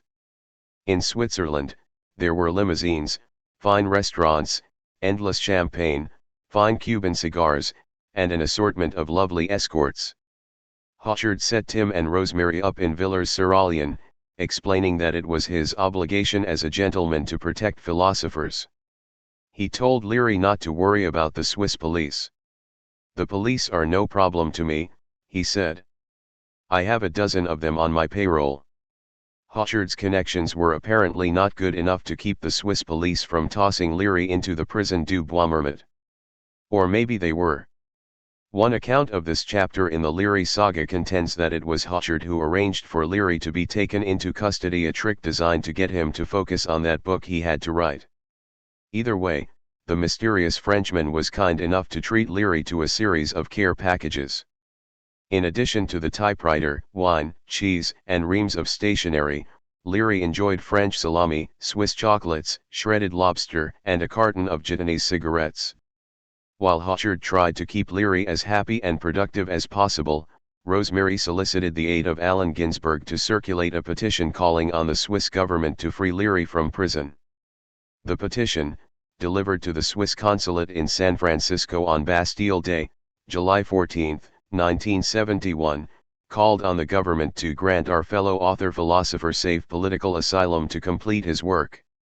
Signers of the document included Ken Kesey, Lawrence Ferlinghetti, Alan Watts, Anais Nin, and Laura Huxley, the widow of Aldous. Tim was released 2 weeks later. Leary was free, but his life was going nowhere. His marriage to Rosemary was on the rocks. A group of hardcore drug users from California had shown up in Switzerland. Leary went into a downward spiral and briefly added heroin to his pharmacological routine. His estranged wife thought he'd finally lost his mind. At the same time, the Swiss government rejected a request from the US government that Leary be extradited back to the States. At least he didn't have to worry about the immediate prospect of getting tossed back in jail. But the Swiss government also denied Leary's request for permanent political asylum and said he had to be out of the country by October 31, 1972. Leary had a year of breathing room, but he still had a book to write. Now that he was free, there were way too many distractions, most of them involving sex, drugs, and rock and roll. Michel Gustave Hauchard, who stood to make a lot more money than Leary from the book about Leary's prison escape, agreed to import a ghost writer from Great Britain. His name was Brian Barrett, and his arrival was a mixed blessing. Barrett was a skinny, wide-eyed freak who'd probably taken as much LSD over the past decade as Timothy Leary had consumed. And Brian was even more of a party animal than Tim. But Barrett was also a disciplined writer. Amid all the partying, they actually got the project done. Mostly, they just sat around and talked. Barrett wrote most of the book. Bantam Books printed 25,000 paperback copies of Confessions of a Hope Fiend, releasing the title on July 1, 1973. Michel Gustave Hochard held the copyright. Unlike most of Leary's other books, it was never reprinted. Leary had a few more months to enjoy life in Switzerland, and to plan his next move. He had several meetings with Albert Hofmann, the chemist who had discovered LSD in his Basel lab during World War II. They met for the first time over lunch at the snack bar at the Lausanne train station. Later, the Swiss scientist showed Leary the route of Hoffmann's famous bike ride from the Sandoz lab, the scene of the world's first LSD trip. Hoffmann had a love-slash-hate relationship with Leary. He publicly chastised the Harvard researcher for encouraging young people to dabble indiscriminately with the drug. In the beginning, Albert hated him, said Dieter Hagenbach, a Swiss publisher who knew both men. Then people began telling Hoffmann that if LSD hadn't spread all over the world, the 60s wouldn't have happened and you would not have become the person you are now, the famous Albert Hofmann. Later, during their meetings, they had a great time together. They were fascinated by each other. Albert and Timothy had completely different lives, but they were both great lives. He had discovered the most potent substance on this planet, and Leary let the world know about it. They were like the father and the son. LSD needed Father Albert, but it also needed the son. Among the visitors who stopped by to pay their respects to Leary over that final summer in Switzerland was Richard Alpert. He arrived at the Leary chalet in his new incarnation as Ram Dass, on his way back to the west from his second pilgrimage in India. On the day Ram Dass showed up, Tim and some friends were getting together to drop acid. Ram Dass was not feeling too good, still recovering from a bout of Delhi belly, but he joined in by taking a little hash oil. Alpert was starting to put the drug scene behind him, and these guys were hardcore. Ghost writer Barrett looked particularly wasted. Timothy Leary had long ago warned the youth of America to stay away from heroin. LSD and marijuana would get you high, heroin would only drag you down. But in the late summer of 1972, with Rosemary gone and his future prospects dim, Timothy Leary turned to smack. It didn't help that he'd been hanging out with Keith Richards, the notorious guitarist for the Rolling Stones. The Stones were in Switzerland in 1972, recording Exile on Main. St. Leary was living in exile, but Main Street seemed worlds away. Rosemary's departure left me desolate, Leary would later explain. After 2 years of prison and exile, I was cut off from American contacts. No sense of mission, no source of income. Everywhere I went that summer I heard the low-down beat of the Stones celebrating Sister Morphine and Brown Sugar, Mick singing about his basement room and his needle and his spoon, wailing the profound philosophic thought of the season, I stuck a needle in my arm. It did some good, it did some harm. Brian Barrett was ready with the needle and the spoon. One of Barrett's friends, a stewardess with Swissair, showed up at the house with a large stash of pure heroin that she'd just smuggled in from Beirut. Leary remembers Barrett shaking his head after shooting up, as he prepared Tim's first needle, mumbling something about how he'd hate to be known as the person who got Timothy Leary hooked on heroin. That said, he stuck the needle in Leary's arm and pushed the plunger. Leary felt the warm flash of euphoria, a few minutes of wonder, and relaxed into nods of bliss. Then he fell into a heavy sleep. Chapter 8 After the Ecstasy. 4 Lives. Healer, Weil, Arizona, November 2007. Andy Weil hops out of the shower, tosses a blue terry cloth bathrobe over his sweatpants, and walks out as the sun rises over his ranch in southern Arizona. Weil is now 65 years old and has, by most measures, lived a very successful life. He has published 10 books, several of them bestsellers. He's done 2 PBS series, Dr. Andrew Weil's Guide to Eating Well and Dr. Andrew Weil's Healthy Aging. Time magazine put his face and his Santa Claus beard on its cover twice over the last decade, and named him one of the 25 most influential people in America. For years, he was the organic thorn in the side of the American medical establishment. Now, Andrew Weil, MD, has a prestigious post as the founding director of the Center for Integrative Medicine at the University of Arizona College of Medicine and is setting up similar programs at medical schools across the country. Weil's internet-based business, Dr. Weil's Marketplace, helps fund these projects. Consumers of natural living can shop online for an array of Weil-endorsed products, including Dr. Weil for Origins Plantidote Mega Mushroom Face Cleanser, Weil by Nature's Path Organic Banana Manna Pure Fruit and Nut Bars, Weil by Nature's Path Organic Chocolata Almond Hot Oatmeal, Weil's Wild Alaskan Sockeye Salmon Sausage, Weil for Tea Oolong Shot, the Pro Juice Extractor by Dr. Weil, Dr. Weil's 1-2 Walk, and Dr. Andrew Weil's Mind Body Toolkit. That's all on top of a lucrative business selling vitamins and other dietary supplements. In 2008, these products provided about $650,000 in profits for the foundation that supports Weil's integrative medicine projects. His 120-acre ranch sits on the edge of Saguaro National Park, just off the old Spanish Trail. Visitors must traverse a bumpy dirt road through the stark but stunning desert landscape before arriving at a shady oasis of cypress and pine. Weil has been living in the southern Arizona desert since 1973, when his car broke down on the way back from his pilgrimage across Latin America. He's called this circa 1924 ranch house his home since he bought this property in the mid-1990s, just as his breakthrough book, Spontaneous Healing, was settling in for its long ride at the top of the New York Times bestseller list. Weil's 8 books have sold more than 6 million copies. His newsletter has more than 100,000 subscribers, and millions more have checked out his website.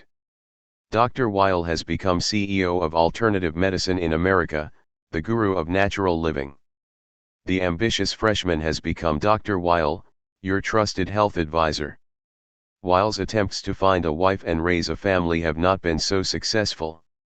He remained unmarried until he was 47 years old. In 1990, he married Sabina Kramp, a former divorce mediator and massage therapist. They had a daughter, Diana, and tried to blend that family with 3 older children from Kramp's previous marriage. For a while, the family seemed to be working at least on the surface. People magazine profiled Weil and his family in a 1995 article and found what seemed like domestic bliss. Dr. Andrew Weil's house in Arizona teems with life, People reported. There are 4 kids, 3 dogs, a cockatiel, and Coca the macaw, who chirps hello to visitors and shrieks ouch when his master sprays him with water to simulate his native rainforest habitat. Weil suddenly found himself with a wife and 4 kids just as his long-simmering career was coming to a rapid boil. Just 20 months after the family was profiled in People magazine, the marriage went up in flames. Weil had become a national media celebrity. Everyone wanted a piece of him. In addition to being his wife, Sabina Kramp was Weil's business manager. Running this empire, Kramp said, has been tough. Andy and Sabina divorced in 1998. Kramp moved to Utah with the kids. A year later, Weil was just starting to come out of the emotional turmoil. It had been too much for him, trying to blend his wife's family with their new daughter. From my point of view, it was the difficulty with the stepkids, he said. It didn't help that it happened during this big explosion of publicity. Explosion is the right word. Why did his career suddenly take off? Weil had been saying the same thing since the 1970s. Weil didn't change. America changed. Sometime in the 1990s, American culture caught up with the 60s counterculture. The counterculture became the culture. Yoga became big business. Meditation is prescribed by the family doctor. Supermarkets stock organic produce and homeopathic cures. The Rolling Stones provide the soundtrack for computer advertisements, and Dennis Hopper promotes corporate retirement funds on network TV. Looking back on it all, Weil sees a direct connection between his experiences on psychedelic drugs and his later career in holistic health. Those experiences showed me that what's inside your head is connected to what's outside your head and that you change things outside by working on things inside, he said. And there is a clear application to health there. State of mind, belief, and expectations absolutely influence health and the course of illness. In those days, that kind of thinking was pretty much out of the mainstream. Now that has really changed. That's true, but there was more to Weil's meteoric rise than the culture catching up. Something else changed in the selling of Andy Weil. The marketing changed. Weil had been a niche author. Deciding it was time to roll himself out to a wider audience, Weil switched agents. He had been represented by Lynn Nesbitt, a New York literary agent, who infamously quipped, "If Andy Weil really wants to make it, he's got to shave off his beard." Andy Weil loves his beard. If he could, he would trademark that, too. Weil's new agent, Richard Pine, declined to take credit for his client's newfound audience.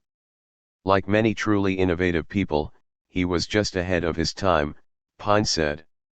In 1995, consumers and the mass media were ready to hear and read what he had to say. It wasn't me that made him viable in a big way. It was the crisis in mainstream medicine. Mainstream medicine fought back. Leading the attack was Dr. Arnold S. Relman, the former editor of the prestigious New England Journal of Medicine, a man who helped Weil learn the physician's trade when Relman taught at Harvard Medical School back in the 1960s. Relman wrote a lengthy critique of Weil's work and had it published in the New Republic. He said Weil's endorsement of herbal supplements, claims of miracle cures, and reliance on various mind-body exercises were often based on notions totally at odds with science, common sense, and modern conceptions of the structure and the function of the human body. Weil and other practitioners of alternative medicine do not appear to recognize the need for objective evidence, asserting that the intuitions and the personal beliefs of patients and healers are all that is needed to validate their methods. Relman conceded that some of Weil's criticisms of mainstream medicine were valid, and helped explain the public's embrace of diet supplements, meditation techniques, herbs, homeopathic cures, and Chinese healing techniques such as acupuncture. It is true, Relman wrote, that doctors are too quick to resort to surgery, costly technology, and potent drugs when simple, less invasive methods could work just as well. He also speculated that Weil's vigorous endorsements of healing herbs stem from his earlier training in botany and his long interest in the psychedelic properties of plants. Weil would seem at first to be ideally suited to be a leader of the alternative medicine movement at this juncture, Relman continued. He is articulate, self-assured, intellectually nimble and wonderfully ambiguous. Ambiguity, after all, should be helpful to those who would defend systems of healing that are based on irrational or non-existent theories and are supported by no credible empirical evidence.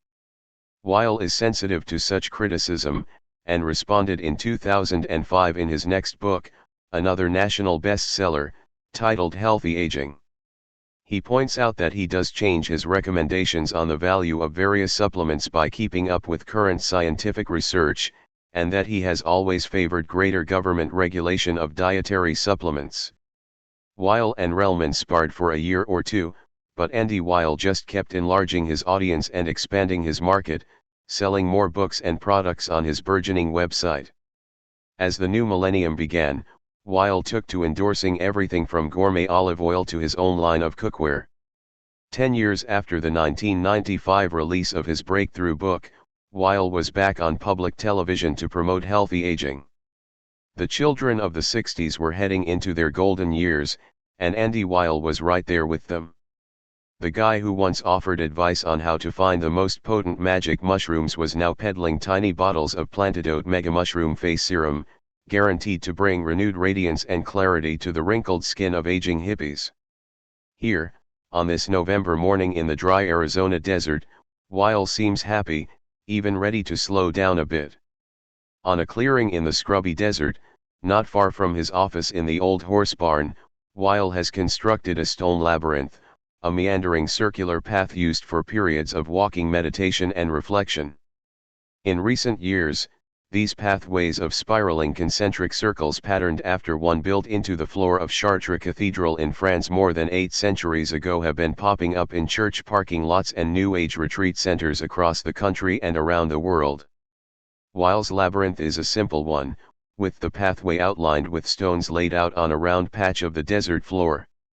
Weil's ranch foreman has ended his tour here, explaining that this simple design replaced a more elaborate labyrinth that was washed out by a flash flood that swept over the property in the summer of 2006, causing significant damage and washing away books, records, papers, and other items Weil had collected over the course of his life. Andrew Weil at his Arizona ranch, photo courtesy of Weil Lifestyle, LLC. Life on the ranch was just getting back to normal, as was the rest of Weil's existence. He had just built a luxurious getaway house up in British Columbia, on Cortez Island, where Weil can escape during the blistering days of summer. "It's where I go to disconnect," he explained. It's been more than 4 decades since Weil first made headlines with his damning exposé of Timothy Leary and Richard Alpert. Weil is not proud of what he did back then. He feels like he made up with Leary before the trickster's 1996 death. One turning point came in 1983 when Leary, the old LSD guru and 60s relic, was coming out with an autobiography, appropriated titled Flashbacks. The publisher had sent a galley of the new book to Weil's office in Tucson, hoping for a favorable blurb from the man who'd replaced Leary as the go-to guy on mind-altering drugs. Flashbacks is filled with good stories, celebrities, zaniness, and solid information about the psychedelic revolution of the 60s and the man who was its chief proponent, Weil wrote. It was a nice blurb. But it would take more than a literary endorsement to mend the fences with Richard Alpert. Weil has made several attempts over the years to apologize and reconcile with Ram Dass, the man who had a lot to do with Weil getting interested in yoga and meditation. Weil did a benefit to help raise money for Ram Dass and the medical expenses he incurred following a severe stroke in 1991. They later met in Hawaii, where Weil was giving a talk. Ram Dass showed up. On the surface, it looked like they had reconciled, but Weil kept hearing from mutual friends that Ram Dass was still upset about the way Weil went after him back at Harvard. "There's still some stuff there that he hasn't expressed to me," Weil said. "He's a complicated guy." Seeker, Maui, Hawaii, January 2008. Ram Dass struggles to get out of his wheelchair and into the overstuffed recliner. It's been more than a decade since the stroke, and he still has trouble talking. The right side of his body remains paralyzed. There have been other medical problems that almost did him in. He says he's come to Maui to die. He's spent much of his life talking about his transformation from Richard Alpert to Ram Dass, but there are parts of the story he has tried to keep to himself. At first, he doesn't really want to talk about what happened with those 2 undergraduates back at Harvard, Ronnie Winston and Andrew Weil. Something inside him still tightens up with the mere mention of the name Andrew Weil. "It's a complicated relationship," he says. It has been a tough 10 years for the seeker. The struggle began one evening in February 1997. Ram Dass was at his home in Marin County, just north of San Francisco, working on his next book, tentatively titled Conscious Aging, when he fell into a dream. He dreamed that he was a very old man with failing eyesight and failing legs. In the dream, one of his legs was numb, and he fell over when he got up to answer a phone call. "R.D. Are you there?" The man in the dream mumbled some incoherent answer. The guy on the other end of the phone, an old friend from Santa Fe, realized that this was not a dream. This was real, and something was very wrong with Ram Dass. He called one of Ram Dass's secretaries, who lived nearby. She rushed over, found him on the floor, and called an ambulance. He had suffered a massive cerebral hemorrhage. Doctors gave him a 10% chance of survival. Ram Dass survived, but it hasn't been easy. For years, he had been the helper. He even wrote a book called How Can I Help? Now he was the one who needed help. He had spent years working with the dying, hearing stories of great visions and grand epiphanies that come at the end. He was writing a book on aging, but until the stroke, he didn't think of himself as old. He was a vibrant 66-year-old guy tooling around in his MG, the life of the party. But the stroke showed him once again how God has a strange sense of humor, and that he still had some work to do on himself. He'd come face to face with death and felt nothing, no long tunnels, no white light. Here I am, Dr. Spiritual, and in my own death I didn't orient toward the spirit. I flunked the test. Those who know Ram Dass well say his stroke, as hard as it was, may have been the best thing to happen to him. He seems more human now. He's got less of an itch. He seems to have mellowed out. Amid all the talk of compassion and bliss, there was always a slightly angry, snappish side that would reveal itself from time to time. As he gets older, he gets sweeter and more loving, observed his old friend from India, Mirabai Bush. The stroke allowed him to let go of a lot of his critical judgments of people. During much of the 1980s and 1990s, Ram Dass lent his name and energies to a series of charities and volunteer projects. In the process, he became one of the most sought-after speakers on the New Age conference, workshop, and lecture circuit, where he was known for his ability to convey mystical ideas with lucidity, humor, and grace. Many of those in his audience were aging baby boomers still trying to make sense of the soul-shattering, consciousness-raising experiences they had on psychedelic drugs way back in the 1960s. Ram Dass inspired many of them to go beyond the revelatory insights that psychedelic drugs can provide, and pursue a less dangerous, more life-affirming spiritual practice. People's minds were blown, shall we say, for lack of a better phrase, Mirabai recalls. He was the only one who really could explain and guide people into what was happening from a psychological perspective. He knew psychology and he knew psychedelics, and he was just the best at being able to put that together to know what was going on. Without that we could have lost a lot more people. People were so grateful. It was just the right moment. He had the right intelligence and background to work with it, and he was very charismatic. Ram Dass never forgot the mission given to him in 1967 by his Indian guru, the late Neem Karoli Baba, to love God and serve people.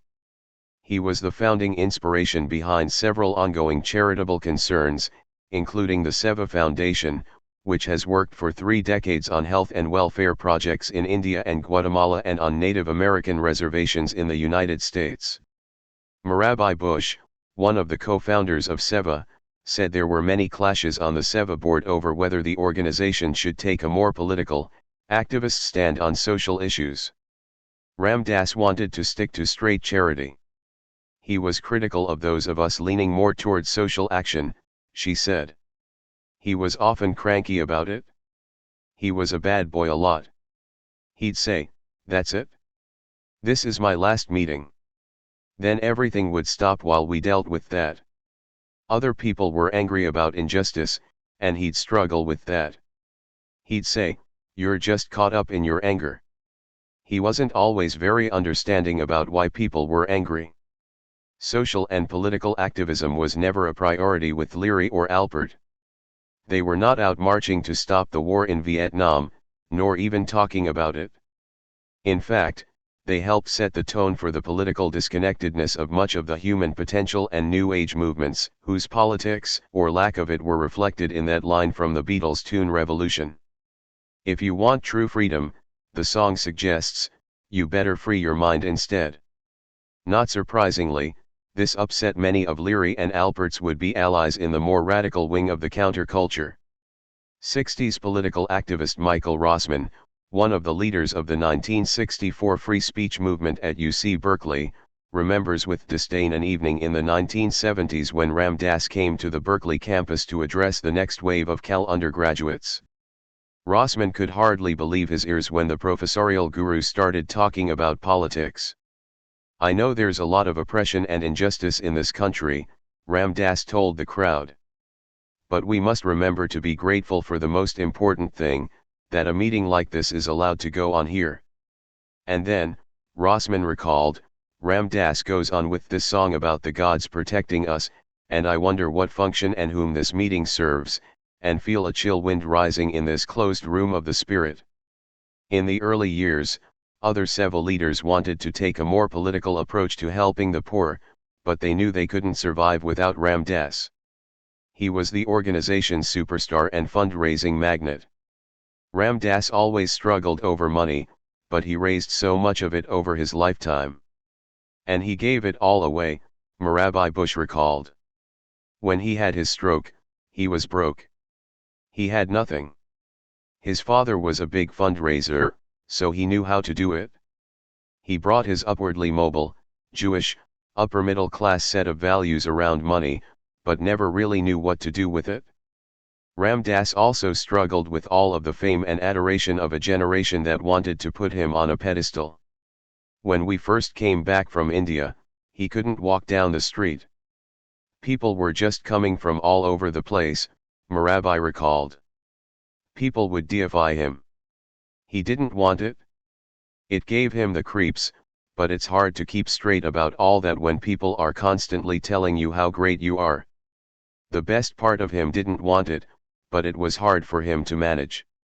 One of the more appealing aspects of Ram Dass's story is the way he never quite seems to believe his own insight. Paradoxically, this self-deprecation only makes him more believable. You see, I am so used to conning people. I'm used to being so charming and charismatic, he told an interviewer in 1985.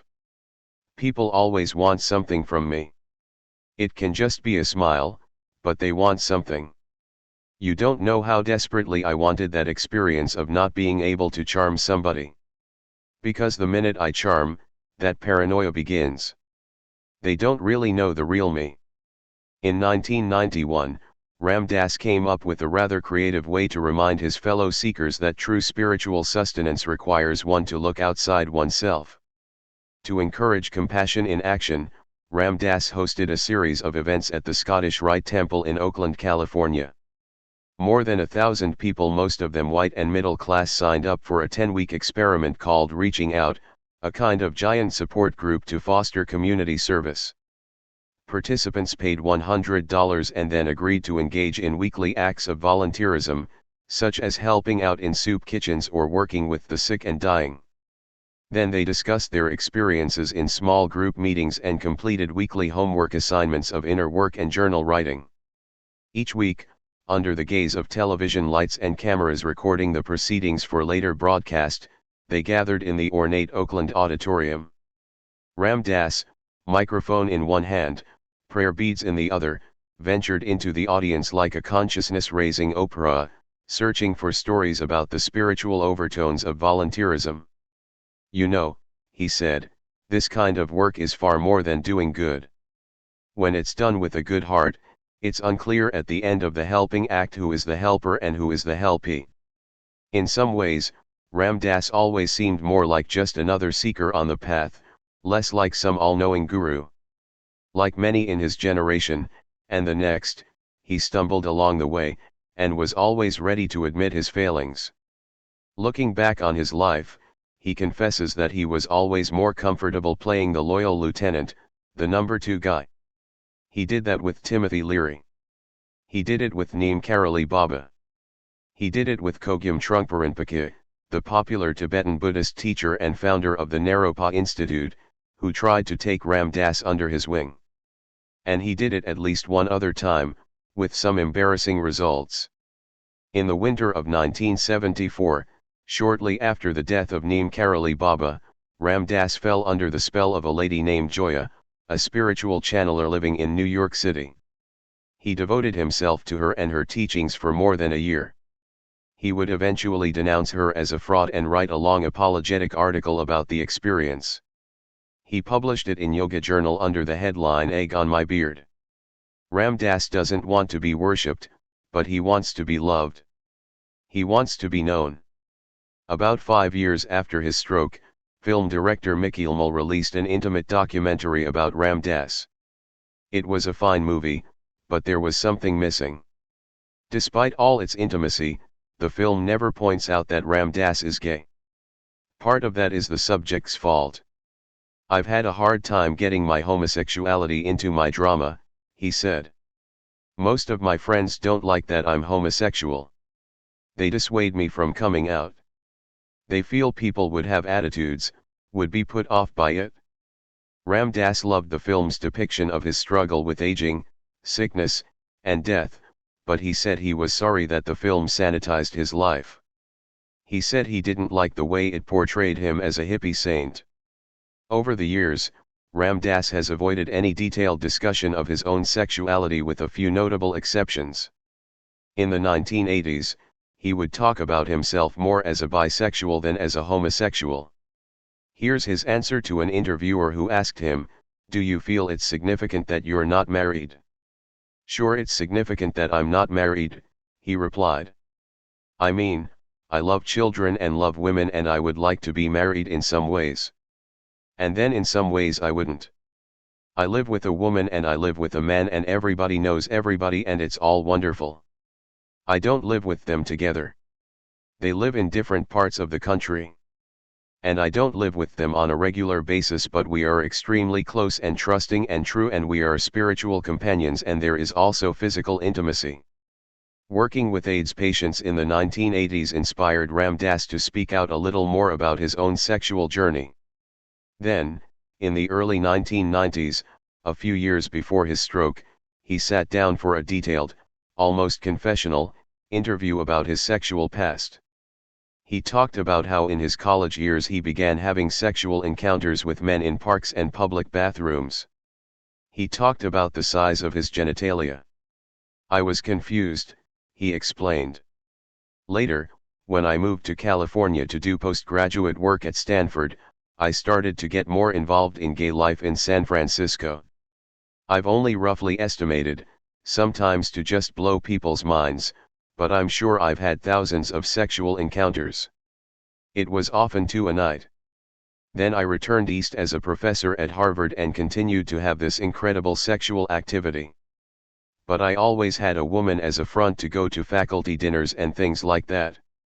He remained confused about his sexuality after his return from India. One day, he found himself standing outside a gay porno theater in Chicago. This hippie came walking by and saw me and recognized me. He stopped and started a conversation. As we talked, I could see him registering where I was and his brain was scrambling to comprehend that Ram Dass, the spiritual teacher, was standing in line at the gay porn theater.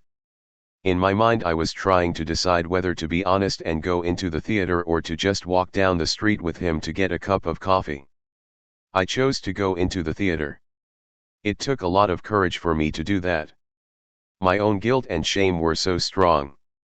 In the end, Ram Dass decided that, yes, he was more homosexual than bisexual, but that being gay would never be his central, defining characteristic.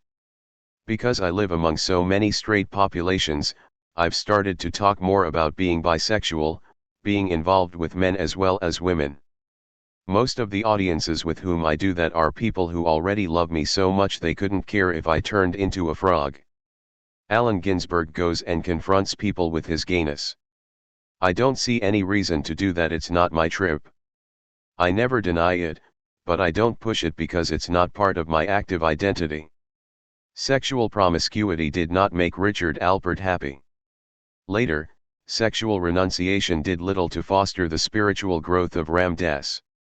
It only made him a horny celibate. In a still later stage, he explained, "You realize that the aversion is keeping you from being free and you want to be free, not just high. So you start to come back into who you are, passionate and non-attached. You are fully in life, joyfully participating. Sex is a celebration. It's all wonderful, and at the same moment, it's all empty.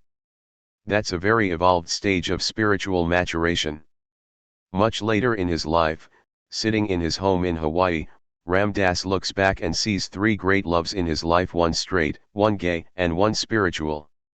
There was Caroline Winter, the girl he met that night back in the 60s at that Grateful Dead concert in San Francisco, the only girl he ever took back to meet his mother. Then there's Peter, a longtime male partner. I can say to Peter, God, I love you so much, but it's not really a sexual thing. It's been changing. The love goes out and out and out and out. Peter has gone from being a sexual object to my dear friend who I love. He is a person who, from my point of view, goes into the woodwork. The only person now like that is Maharaji. He's my real love. That's just the way it is. Now, more than 10 years after the stroke, Ram Dass has settled down for the last time, he says, into this spectacular house above the cliffs on the northeast coast of Maui, on the road to Hana. A wealthy benefactor bought the place and rents it to him to use until he dies.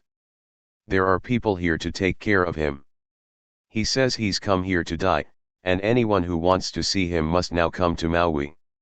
He's done with all that flying around the world, working his wisdom on the consciousness-raising circuit. Maybe the stroke was the best thing to happen to him. Yet something still shifts in Ram Dass whenever Andrew Weil pops into the story.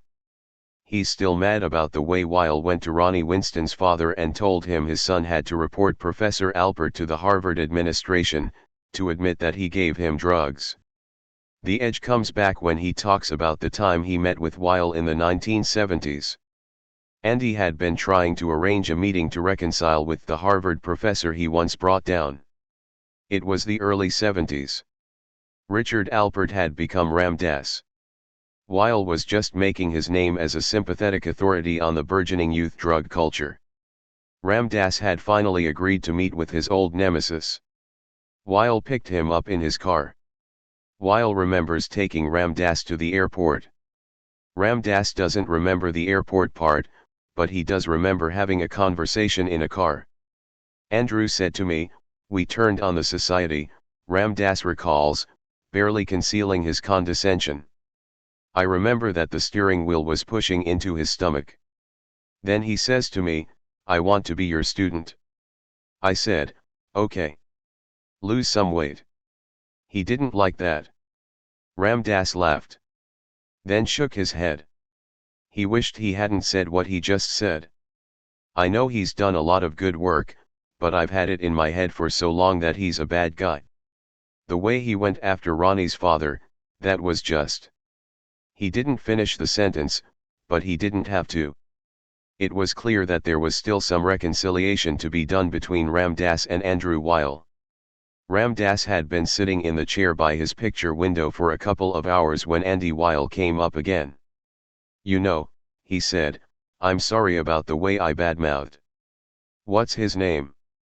"You were just being honest." "Yes," Ram Dass said, paused for a long time, then added, "I was." "Andy has the impression that you never forgave him." "You can see that's true," Ram Dass replied. "I should be able to let that go." "I should."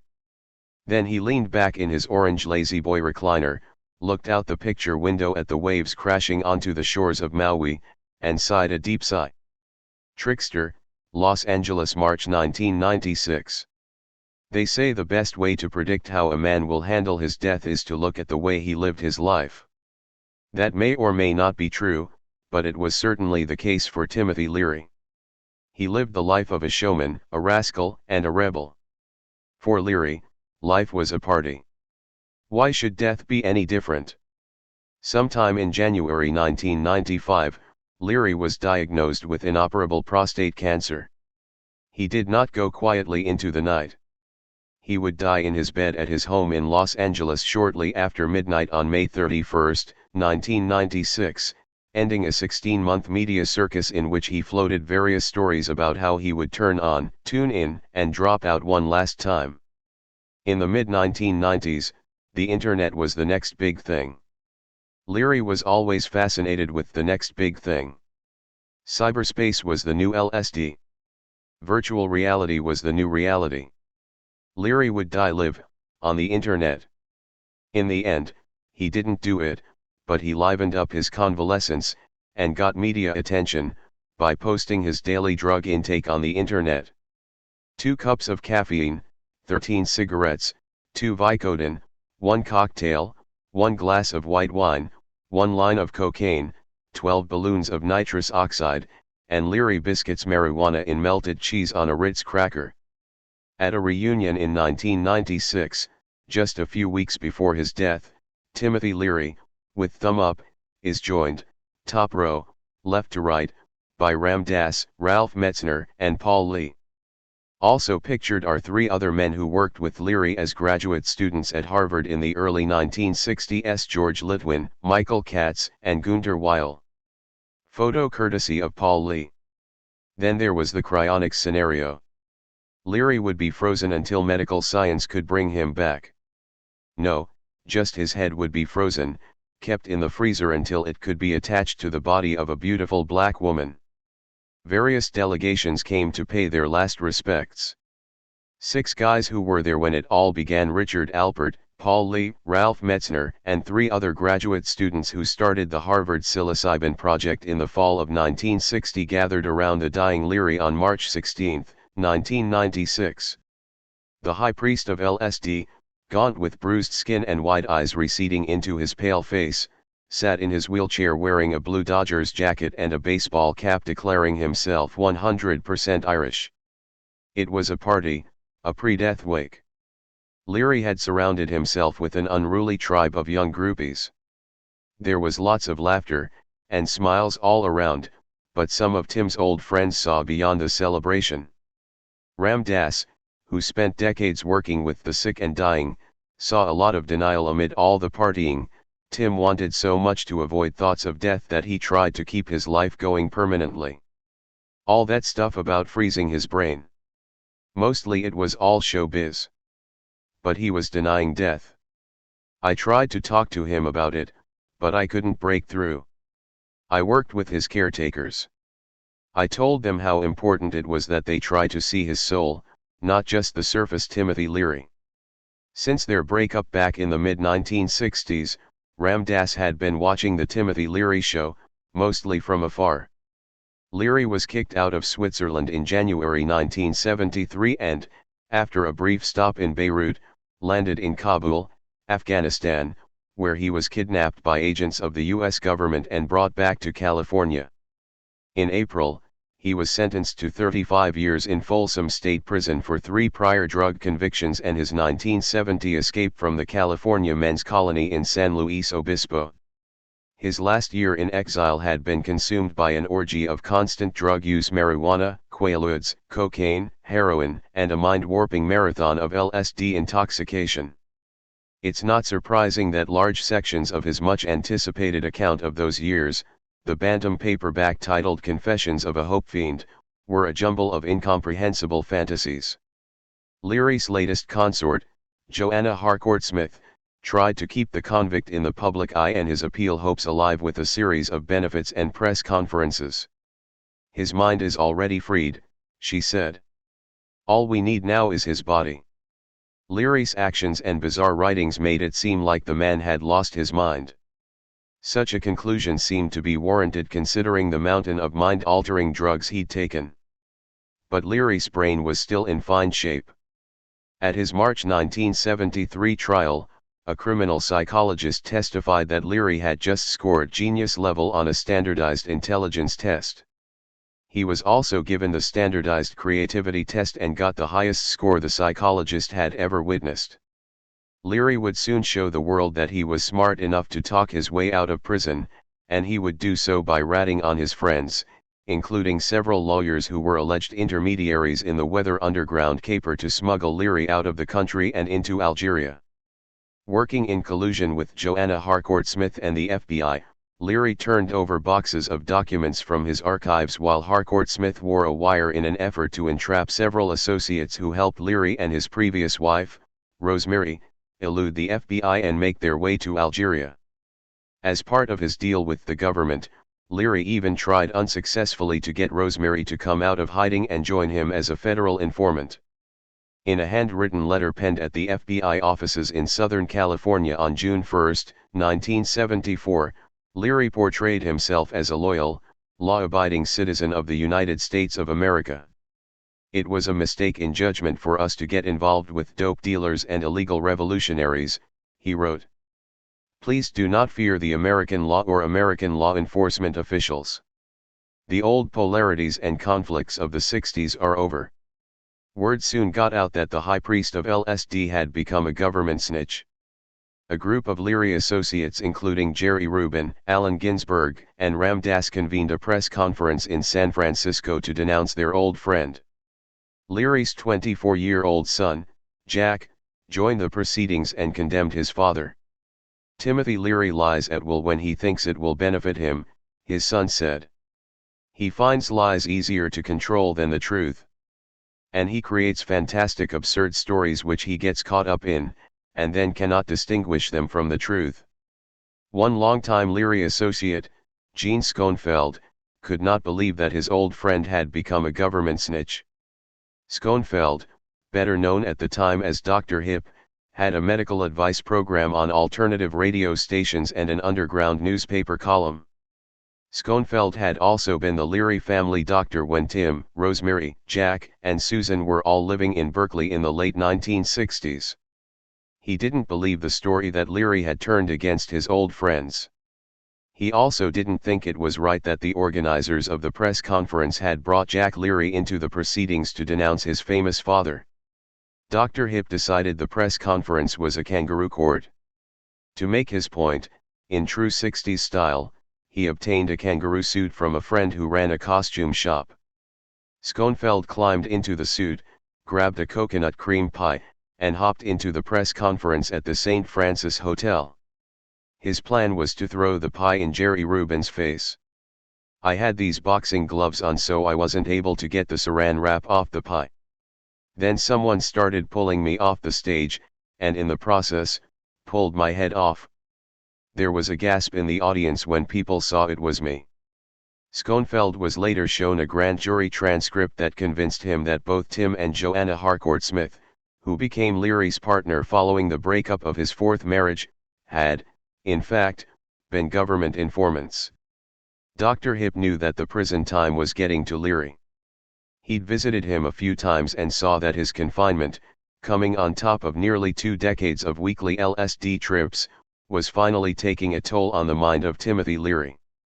Tim was convinced he'd be locked up for the rest of his life, and he would do anything to get out.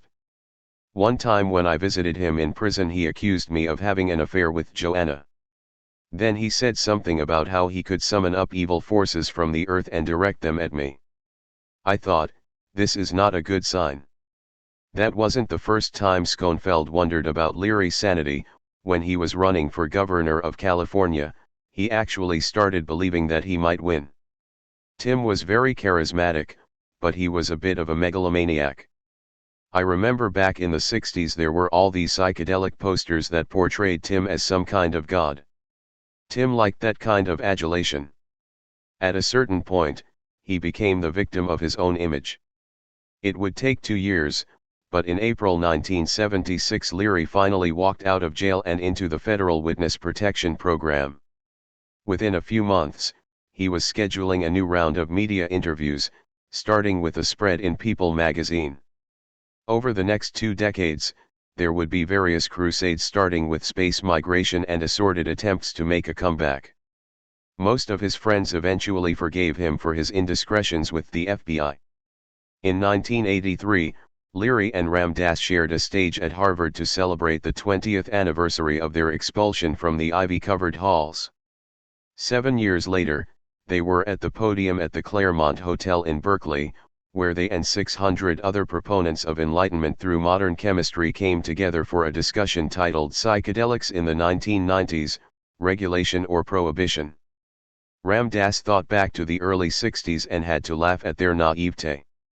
Tim and I actually had a chart on the wall about how soon everyone would be enlightened, he said. We found out that real change is harder. We downplayed the fact that the psychedelic experience isn't for everyone. 7 years later, Leary was lying on his deathbed, surrounded by a new generation of devotees. One of them, Robert Forte, was just a young kid in the 1960s. Forte hadn't really thought much about the life and times of Timothy Leary until the late 1970s, when he was a student at the University of California at Santa Cruz. His introduction to Leary came through Frank Barron, the man who first opened Leary's eyes to the wonders of magic mushrooms. Barron, who'd studied with Leary at Berkeley in the 1950s, had moved to Santa Cruz in 1969, where he taught a popular course at the University of California campus there on the psychology of creativity. Forte became interested in the expanding field of consciousness research. He met Leary in the 1980s, but he didn't really get to know the man until the 1990s. His fascination with the 60s icon deepened in 1993, when Forte attended an LSD conference in Switzerland. The assembly had been convened by Sandoz Pharmaceuticals Company and the Swiss Academy of Medicine to mark the 50th anniversary of the drug's discovery by Sandoz chemist Albert Hofmann. It was mainly a gathering of psychiatric researchers, and most of them mentioned Leary's name with a dismissive and scornful tone. They blamed Leary's messianic crusade for the subsequent crackdown on serious research into the properties and potentialities of LSD. People love to blame Timothy Leary for all the casualties of the 60s drug culture, for all those people who suffered serious mental problems after taking LSD or who later became addicted to other drugs. Gather together a large group of people from that era and you're likely to find someone who will blame Timothy Leary for the suicide of a friend or loved one. Some of this criticism is unfair. Leary and Albert, at least in their early years at Harvard and Millbrook, always stressed that LSD should be taken in a safe setting by someone ready to deal with whatever psychological and emotional issues were likely to arise. They were the cautious advocates of psychedelic drug exploration, especially when compared with the scene out on the West Coast, where Ken Kesey and his merry pranksters were indiscriminately dosing the crowds at rock concerts and acid tests. At the same time, it was Leary's own proselytizing that made him the lightning rod for critics of 60s excess. Leary loved to take the credit but not the blame for the drug revolution of the 1960s and 70s. 7 million people I turned on, he said near the end of his life, and only 100,000 have come by to thank me. Forte lived at the house on Sunbrook Drive during the last few weeks of Leary's life. He accompanied Leary's son, Jack, on a flight from San Francisco to Los Angeles. They had been estranged since the 1970s. Leary's other child, his daughter, Susan, suffered from severe psychological problems during much of her life, and committed suicide in 1990. Jack Leary hadn't seen his father since they crossed paths at a private memorial service that had been held for his sister. On the flight down to LA, Forte was amazed at how much Jack looked like early photos of Leary when he was teaching at Harvard. Forte was trying to prepare Jack for the deathbed meeting with his estranged father. What was remarkable to me was his lack of affect, how he was so cool, just an ordinary guy getting on a plane, Forte recalled. I said, wow, when I don't see my dad for a year or so I'm all nervous, and here you haven't seen your father for 15 years. You seem remarkably calm. He wasn't really a father to me, Jack replied. Paul Lee, the Harvard Divinity School graduate who worked with Leary in the early years, paid for Jack Leary's plane ticket and was there when father met son.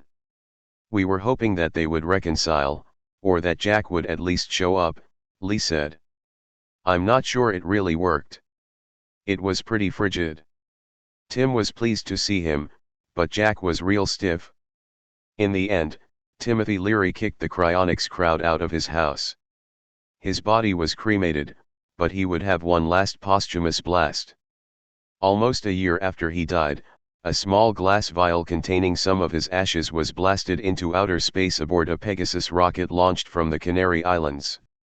25 people had prepaid a private company to send their remains into orbit. Joining Leary on the flight was a little bit of Gene Roddenberry, the man who created Star Trek. Forte spent the last few weeks of Leary's life trying to figure out what this man was all about. Was Tim a wise man, or was he a psychopathic egotistical maniac, or both? Forte asked himself. I'd hang out with him until 3 in the morning. Sometimes he would appear like an unordinary being. There was a tangible aura. He would glow.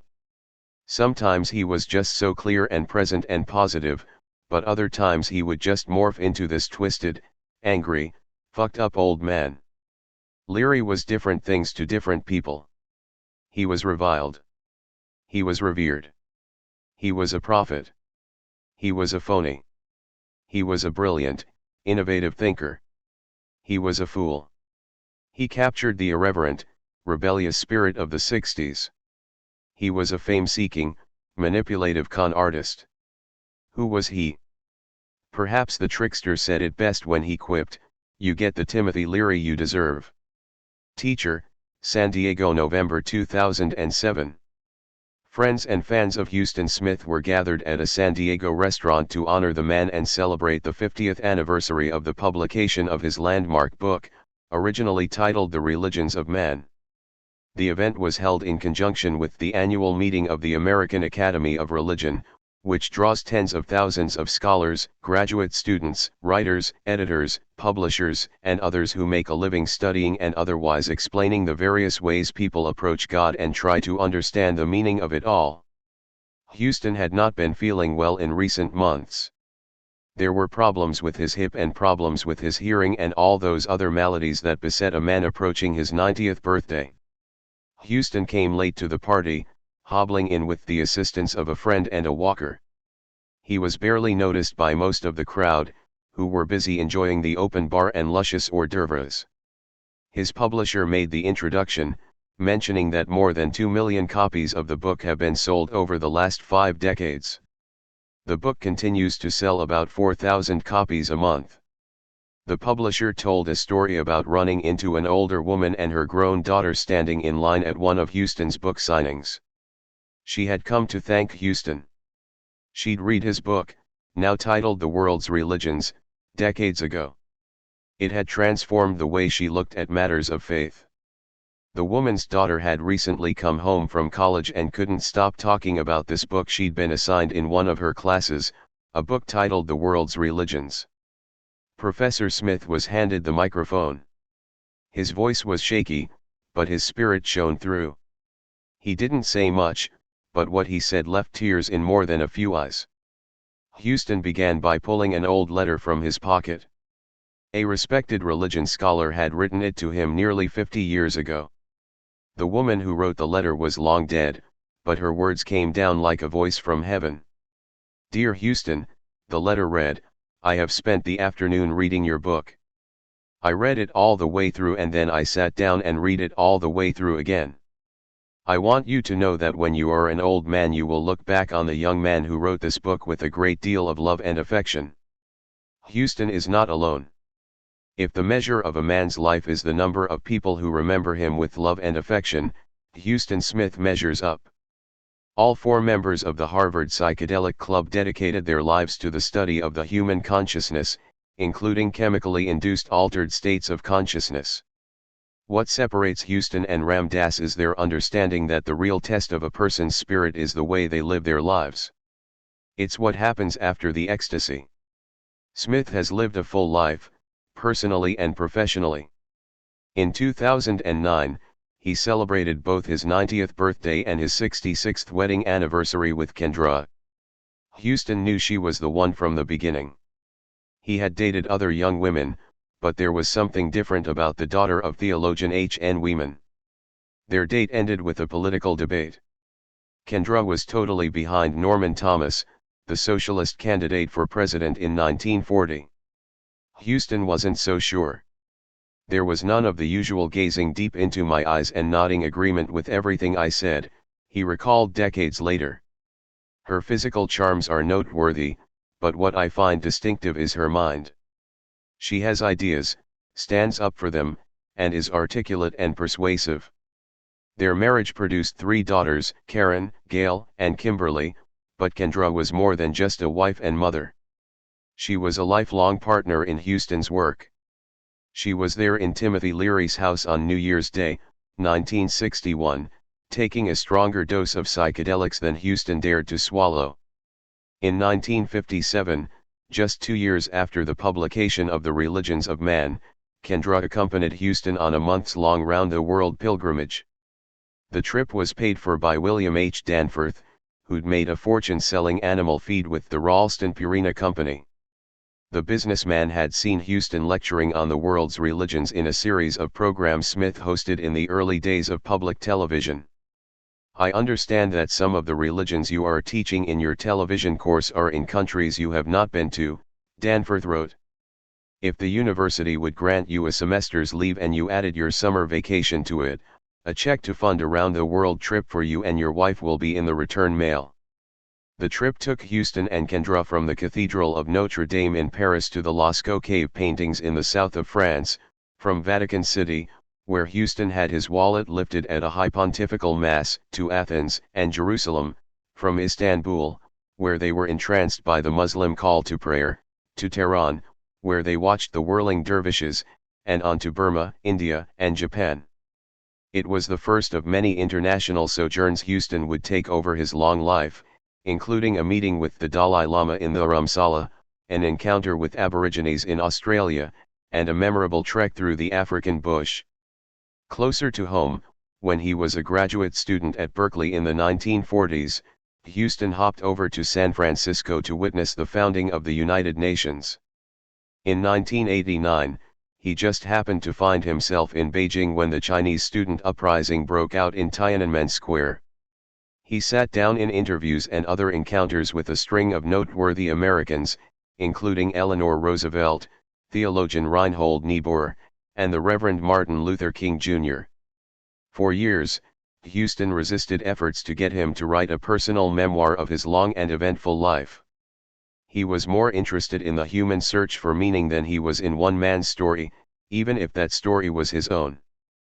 But in the spring of 2009, in his 90th year, Huston finally relented, and his publisher released an autobiography, Tales of Wonder, Adventures Chasing the Divine.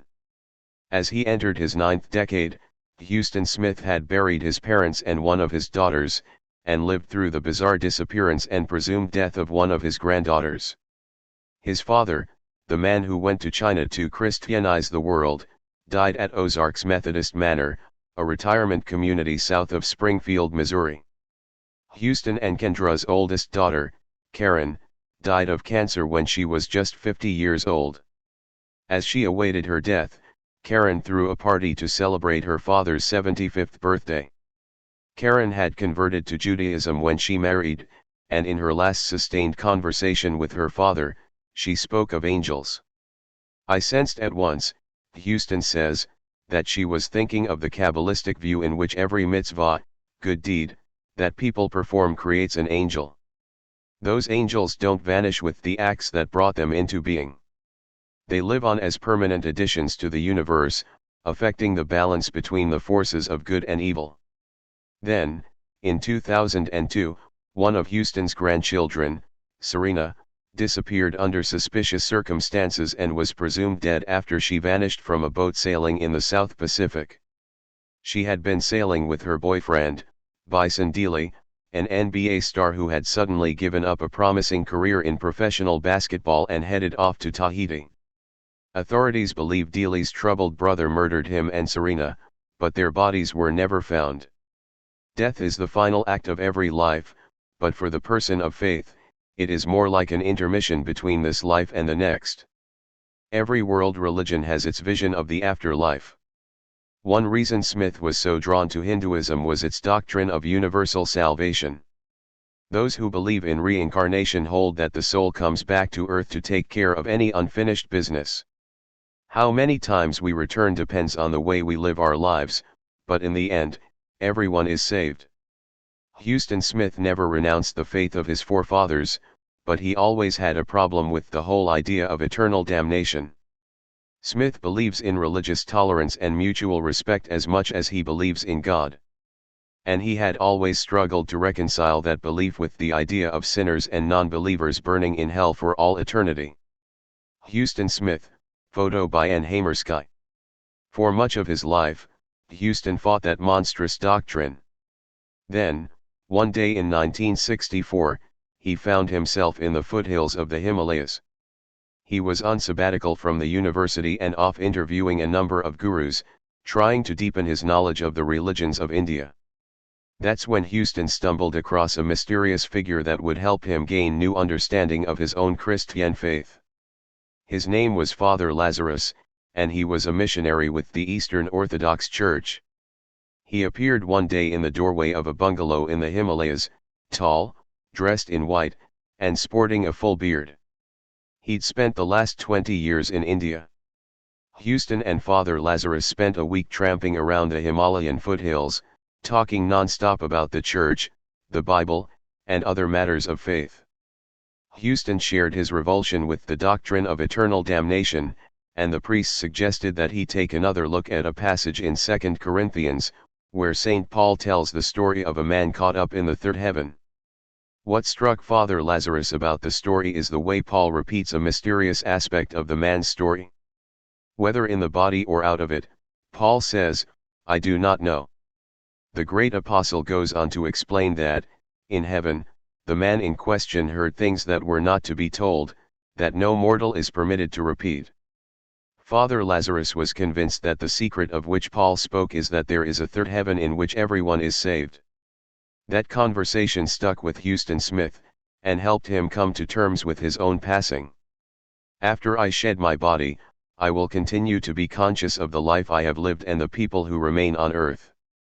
Sooner or later, however, there will come a time when no one alive will have heard of Huston Smith, let alone have known him, whereupon there ceases to be any point in my hanging around." During his life, Huston came to believe that people turn to religion the way sunflowers bend in the direction of the light. We reach for God in the way that the wings of birds point to the reality of air. Someday, Huston believes, he will turn his back on planet Earth and set his gaze upon the beatific vision. Mystic by temperament, if not attainment, Huston will enjoy that sunset. Toward the end, he expects to oscillate back and forth between enjoying the sunset and enjoying Huston Smith enjoying the sunset. In the end, Huston expects to find the uncompromised sunset more absorbing. The string will have been cut, he says. The bird will be free. Conclusion: healer, teacher, trickster, seeker. 14 years before Timothy Leary and Richard Alpert were kicked out of Harvard, another pair of Boston drug researchers conducted their own experiments on a group of undergraduate students. History has all but forgotten Dr. Max Rinkel and Dr. Robert Hyde. But their story is worth telling, if only because it provides a larger context to understand the events of this book. Rinkel and Hyde were using a new drug called LSD-25, which was many times stronger than the magic mushroom pills later employed by the Harvard psilocybin project. But the most important difference between these two research projects was the motivation behind the experiments. Both projects were playing with the minds of young Harvard students, but they came at their work with very different expectations. Leary and Alpert hoped to show that their subjects could experience joyous moments of mystical insight. Rinkel and Hyde were trying to discover how LSD could drive their subjects crazy, how it could provoke a transitory psychotic disturbance. Is this simply two ways of describing the same thing? Perhaps. But the intent of the researcher is important. And that is especially true for psychedelic researchers, whose expectations and intent almost certainly influence the outcome of their experiments. Historians of the psychedelic era tell us that the first LSD trip in North America was most likely the initial trip taken by Dr. Robert Hyde. It happened sometime in early 1949, just 6 years after the Swiss chemist Albert Hofmann discovered the powerful effects triggered by LSD. Rinkel and Hyde conducted their experiments on about 100 students at the Boston Psychopathic Institute, a mental health clinic affiliated with Harvard University. They reported their findings at the May 1950 meeting of the American Psychiatric Association. Yes, they concluded, LSD could easily be used to provoke temporary psychosis. One would think that would have been the end of their research. After all, who would want to intentionally drive research subjects crazy? What's the social benefit behind such a twisted research agenda? It would be decades before we would learn the answer to those questions. The explanation would come only when it was revealed that Rinkel and Hyde's research was secretly funded by the Central Intelligence Agency. Their experiments were part of a vast government program in the 1950s to see if LSD could be used for military purposes as a chemical warfare agent. Perhaps it could be sprayed on enemy troops, a powerful weapon of mass distraction. Maybe it could be employed as a truth serum for interrogating prisoners of war. Then there was the idea that enemy soldiers could be drugged, hypnotized, and programmed to go back behind enemy lines and sabotage their comrades in arms. Philip Slater, one of the Harvard graduate students who administered LSD under the supervision of Dr. Hyde, had no idea that two CIA front groups were funding their research. Slater was 25 years old when he signed on to assist Robert Hyde, but he didn't find out about the CIA connections until sometime in the 1980s, when Slater was in his 60s. Slater worked on the project from 1952 to 1954. He estimates that about half of the subjects were undergraduates. He doesn't recall exactly what the students were told they would be given, but he believes they knew it would somehow affect their mental processes. At the time, the word psychedelic had not been coined, and the Cambridge researchers classified LSD as a psychotomimetic drug, meaning that it mimicked psychosis. Their job was to find out exactly what kind of psychosis the drug induced.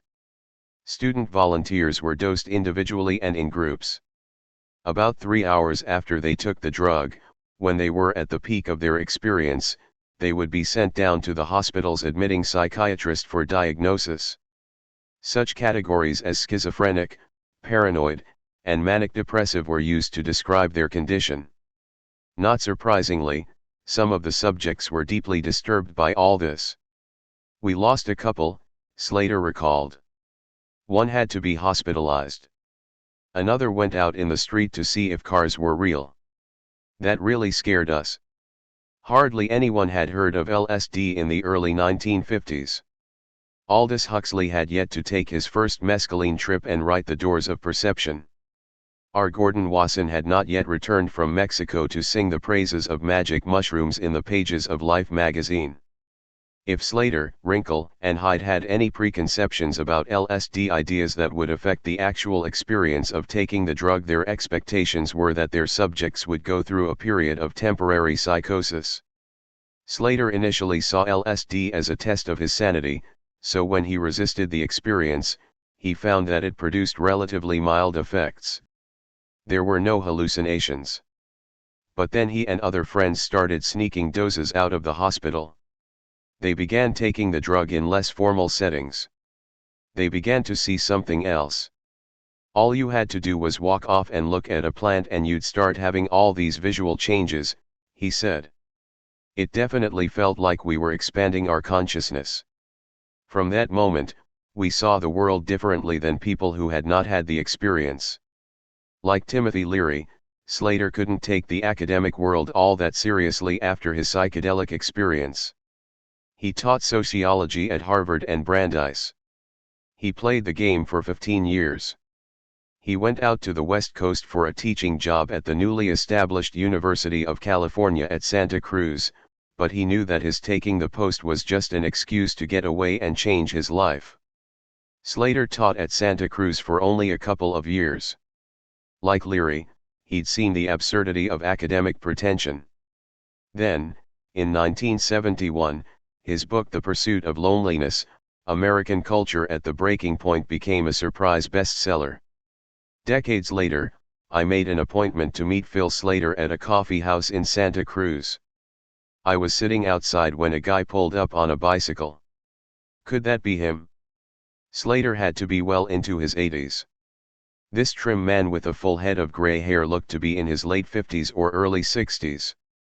It was Slater. At the time, I was still interviewing people for this book, and just starting to figure out what it all might mean. Something told me this psychedelic pioneer, this rebel sociologist, could point me in the right direction. What Leary did more than anything else was activate conservative anxiety in America, Slater said. The way he phrased the rejection of the status quo fit the hippies and the political left, and he did it in a way that scared people hugely. While all the hippies and feminists and the radicals and the civil rights people argued about which was the most important way to go, The only people who really understood that it was all one thing was the right wing. That's most certainly true. Timothy Leary helped provoke the war on drugs and Richard Nixon's larger campaign against the 60s counterculture and the New Left. He was also a factor in the rise of Ronald Reagan and the conservative backlash of the 1980s. After all, Timothy Leary was the acid trickster, the joker who danced around Reagan's earlier campaign to become governor of California. But Leary did something else. There was more to all this than simply the backlash against it. Leary was the mouth, Slater said. He gave voice to something people were feeling privately. Oh, this is not just me. This is not just my experience. This is reality. This is essential reality. There's the key, the Rosetta Stone that brings together the work of the Harvard Psychedelic Club. Timothy Leary, Richard Alpert, Andrew Weil, and Huston Smith did nothing less than inspire a generation of Americans to redefine the nature of reality. People who have taken LSD or other psychedelic drugs see the world differently than those who have not. But the story does not stop there. The psychedelic experience is a powerful experience, but it does not end with the experience. What happens next? How do we live our lives? What happens after the ecstasy? We see the world in a different way, but what do we do with that realization? None of the men of the Harvard Psychedelic Club officially fall into that demographic leviathan known as the baby boomers, but the generation born in the aftermath of World War II was their primary audience. Many of these kids were Spock babies, so called because they were raised by parents taking the advice of Dr. Benjamin Spock, the influential American pediatrician. His main message was that children need to think that anything is possible. Those of us boomers who grew into counterculturists or revolutionaries tried to live out that prescription, and many of us turned for a time to psychedelic drugs to broaden our vision of what was possible. We did not always live out our visions, but at least we sought them out. Perhaps the historical importance of Leary, Alpert, Weil, and Smith is not so much any particular vision, but the very process of envisioning. For a moment in time, we had the experience of expanding our minds, and one of the side effects of that condition is envisioning an alternative way to live. Leary was the trickster, his rebel spirit provided the signal to those of us who chose to listen. It was time to move beyond the limited vision of the 1950s, time to search for something new, even if we weren't sure what it was. Alpert was the seeker. He took the search to the Far East and brought it back for those of us who couldn't go there in body but longed to be there in spirit. Smith was the teacher, continuing the journey to all the religions of the world, showing us that in the most basic way, the spirit remains the same. He moved us beyond the drug experience into a deeper understanding of the mystical experience as something that should bring us together, not drive us apart. In the end, Weil became the healer. He worked to bring the psychedelic vision down to earth, to more fully understand the connection between the body and the mind and, through that understanding, change the way we look at sickness and disease, health, and well-being. That's all true, but there's another side to the story of the psychedelic 60s. We shouldn't get too swept away in all the oneness and the wonder and the healing. Let's not forget the many lives that were lost along the way. Many of us took the potion but never found the cure. We see those damaged children of the 60s in the life of Hunter Thompson, the gonzo journalist who consumed at least as much LSD as Timothy Leary. Hunter never seemed to get beyond the bemused cynicism that limited so many of us. What Leary took down with him, Hunter wrote, was the central illusion of a whole lifestyle that he helped to create a generation of permanent cripples and failed seekers who never understood the essential old mystic fallacy of the acid culture, the desperate assumption that somebody or at least some force was tending the light at the end of the tunnel. There's some hard truth in Hunter's words, but they come from a tortured soul who blew his mind out with drugs before blowing his brains out with a handgun. Hunter was right, up to a point. Many people were crippled by the acid culture, but many more were not. It's easy to parody the spiritual seekers who flocked to India in the 1960s and 1970s, but many of them returned with the central truth that helped them live better lives. Many of us danced with the angels of the drug culture, only to be brought down by the demon of addiction. There was a serious problem of drug abuse in this country in the 1960s and the 1970s. There was also a serious problem of drug abuse in this country in the 1950s and the 1980s, especially if one includes alcoholic beverages in the category of recreational drugs. The only thing that changes is which drugs are licit and which drugs are illicit, which ones doctors prescribe, which ones are sold at your local supermarket, and which ones are peddled on the street. If we can believe the various surveys of drug use in America, the percentage of young people taking LSD increased until the mid-1970s. Those numbers declined in the 1980s, but were back to 1975 levels by the mid-1990s. Then LSD use sharply declined in the first decade of the 21st century.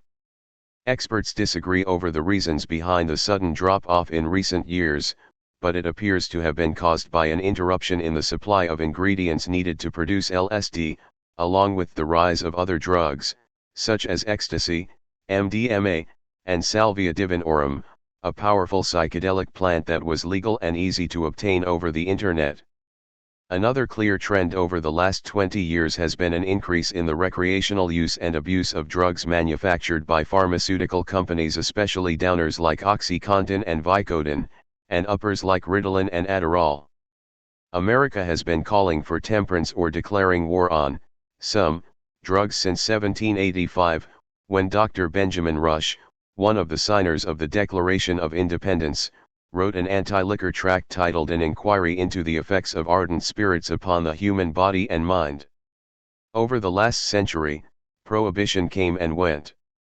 Cocaine was touted as a wonder drug, an invigorating tonic, a relatively harmless party drug, and a poison responsible for the breakdown of the African American communities across the nation. Timothy Leary did not inspire the war on drugs all by himself. Yet he was largely to blame for the crackdown on responsible psychedelic drug research in the United States. Leary rarely pops up in the headlines anymore, but he did in the spring of 2007, when Time magazine asked the question, "Was Timothy Leary right?"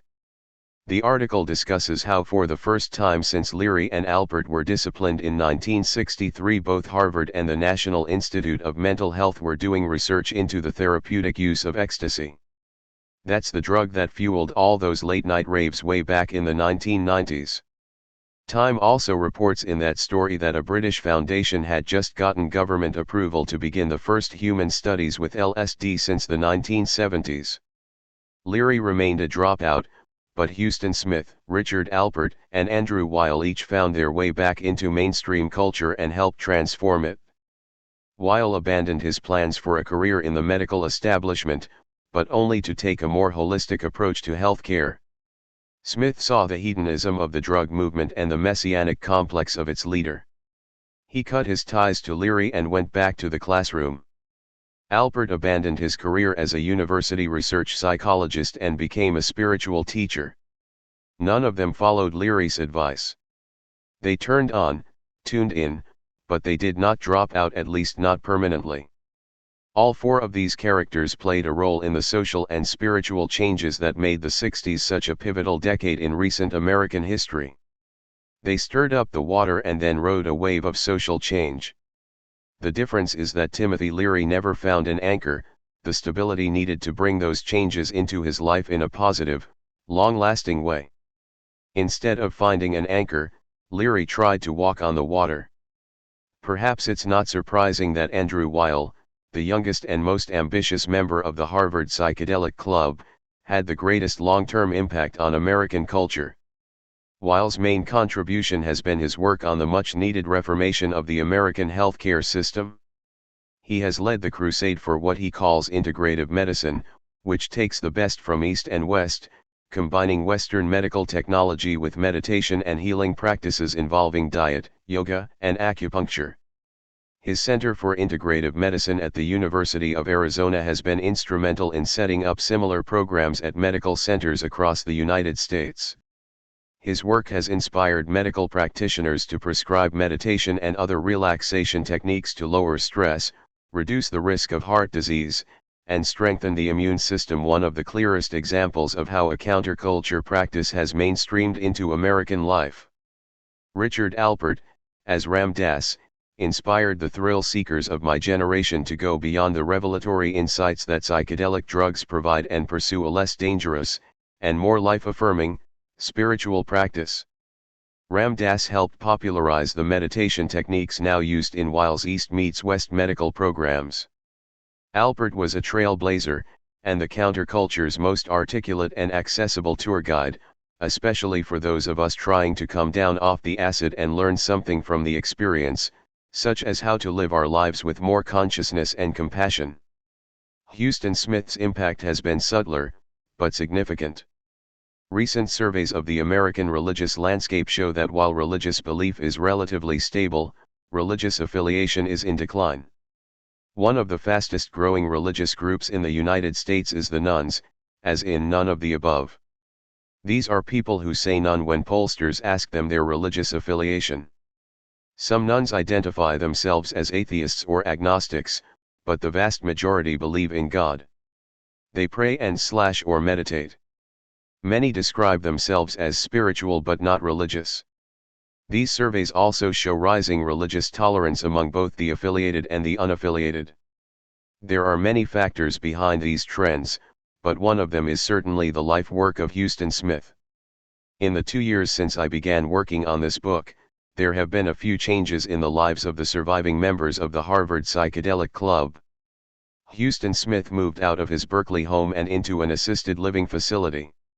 He may be in his 90s, but Huston still finds the energy to give an occasional public talk. Ram Dass fell out of his wheelchair and broke his hip, reducing his already limited mobility. It's been almost 2 years since he told me that he came to Maui to die, yet he continues to teach on the internet and welcome seekers coming to Hawaii on spiritual retreat. Leary has been dead more than a decade, but Weil remains a vital force. On a rainy night in 2009, he stood before a sold-out audience of 3,000 attentive listeners at the Paramount Theater in Oakland, California, delivering, without notes, an inspiring, informative hour-long lecture, followed by a 30-minute question-and-answer session. 2 weeks later, Weil was in Washington, D.C., to testify before a Senate committee drafting legislation to overhaul the way Americans fund and receive medical care. Timothy Leary, Huston Smith, Richard Alpert, and Andrew Weil came together in an extraordinary time of social upheaval and unbridled hope. Those 1,000 days between the election and assassination of President John F. Kennedy, a man who seemed to embody the youth and vigor of the next generation. Kennedy was elected in the fall of 1960, the same season during which Andrew Weil and the rest of the class of 1964 came to Harvard to begin their undergraduate studies. It was a time of openness and optimism, and it all seemed to come crashing down on a single day, November 22, 1963. 2 things of note happened that day. President Kennedy was assassinated in Dallas, and Aldous Huxley died at his home in Los Angeles. Several hours before Kennedy was shot, Huxley's wife, Laura, sat at his side and administered a dose of LSD to usher the famous writer out of this world and into the next. And it was Timothy Leary who visited Huxley 2 days before his death, delivering the drugs for that final trip. The murder of President Kennedy, followed in tragic succession by the assassinations of Robert Kennedy and Martin Luther King Jr., could have killed the 60s, but that era's enlivening spirit somehow survived. Deconstructing a decade is a formidable task. All kinds of forces were at work in the unfolding of the 1960s: the post-World War II economic boom, the civil rights movement, the sexual revolution, the war in Vietnam, feminism, ecological awareness, and the human potential movement. It was also a time when Americans began to see the limits of U.S. military and economic power and started looking for new ways to be part of an increasingly interconnected world. Assessing the impact of the psychedelic movement on all this is tricky at best. We have to look deeply into the DNA of these movements to see the psychedelic vision at work. In some ways, the impact is obvious. The holistic feeling these drugs unleashed helped millions of us find new ways of looking at our mind, body, and spirit, And, through that new vision, it sparked a movement that would change the way we think about our mental health, our physical well-being, and our spiritual search for a power beyond our skin-encapsulated egotistical selves. The 60s were such a divisive decade that, when we look back on it, we tend to forget that the counterculture was not just against everything. The anti-war movement was for peace. The civil rights and feminist movements were for equality. The environmental movement was not just against pollution, it was for a new way of seeing the interdependence of all living things. Psychedelics inspired many of us to take a more positive, expansive view of our potential as human beings. Psychologists transcended Freud.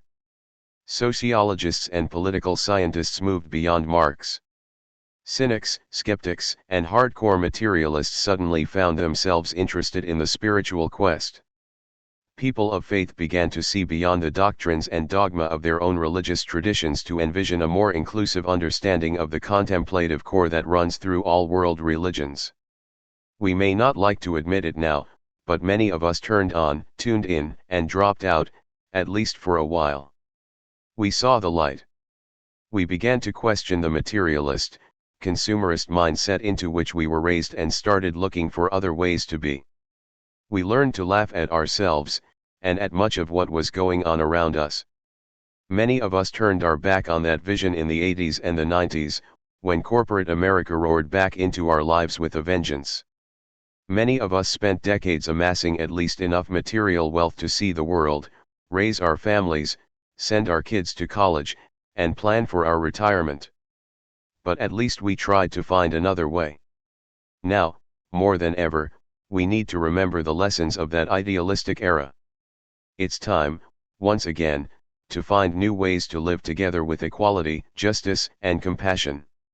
Richard Alpert, Timothy Leary, Huston Smith, and Andrew Weil each laid a cornerstone for what would be built and what can still be built from the progressive vision of the psychedelic 60s. The story does not end with them, for the forces they helped unleash were immeasurably larger than those four men, and the changes they wrought are still with us today. They changed the way we view the world, heal ourselves, and practice religion.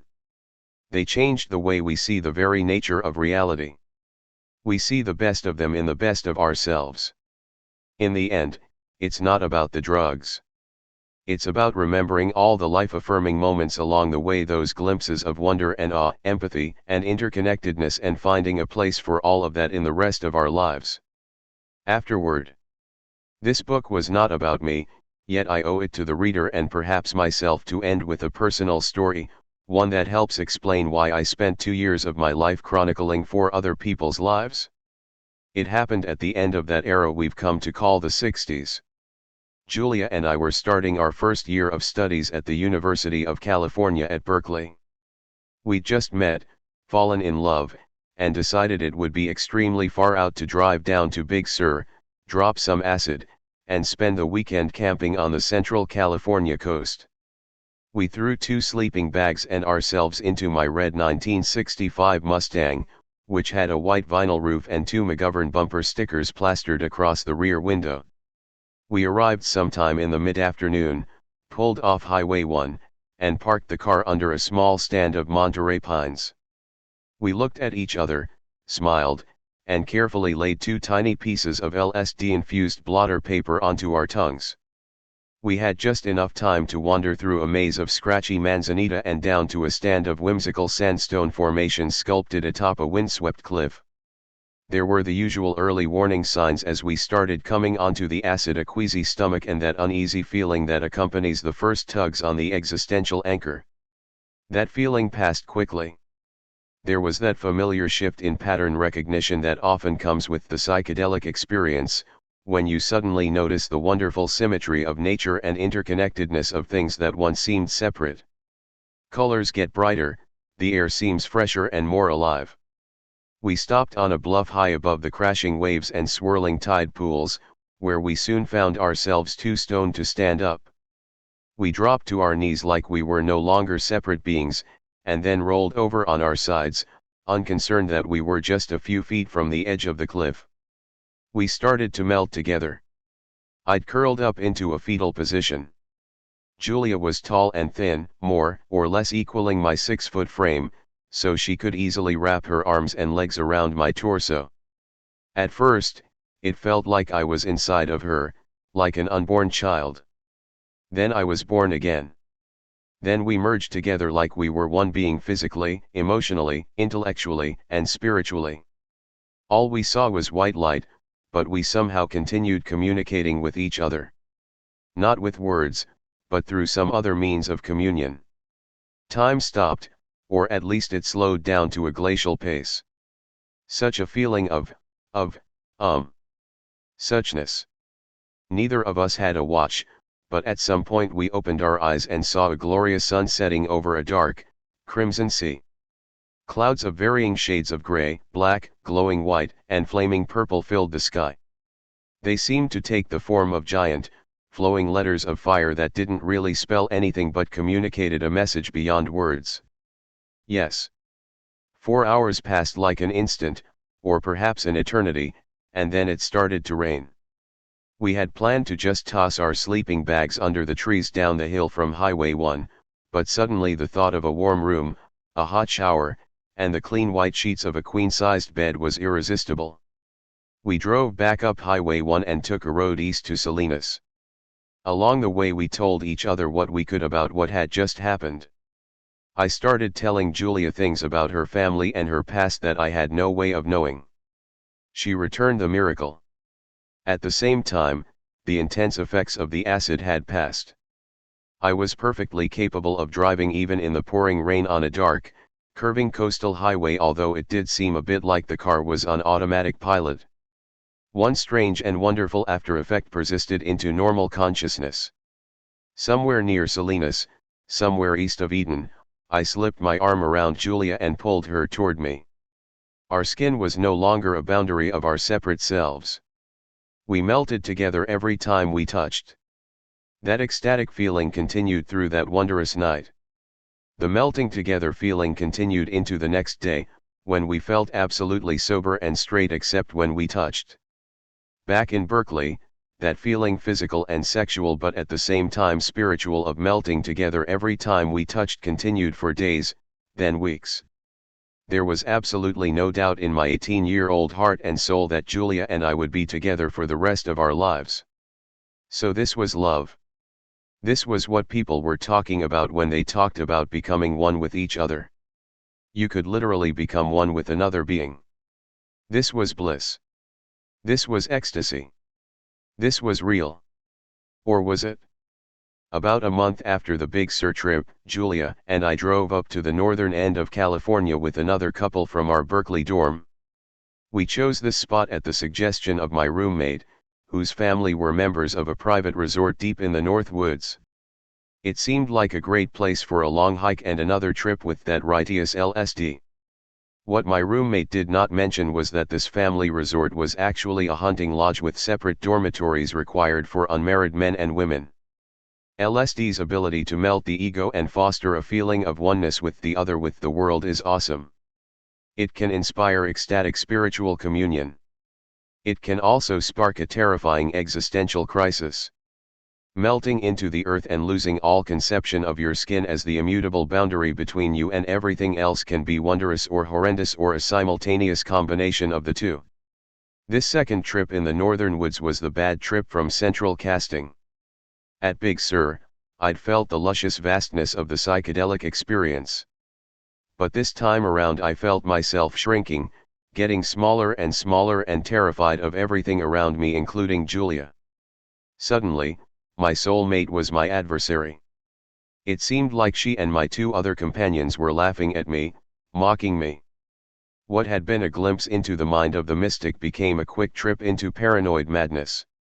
Of course, it didn't help that we were surrounded by hunting families who were not pleased to see four whacked-out hippies invade their sanctuary, or that we kept hearing gunshots all around us. Somehow, I managed to make it through the day and back into the dormitory for our second and final night.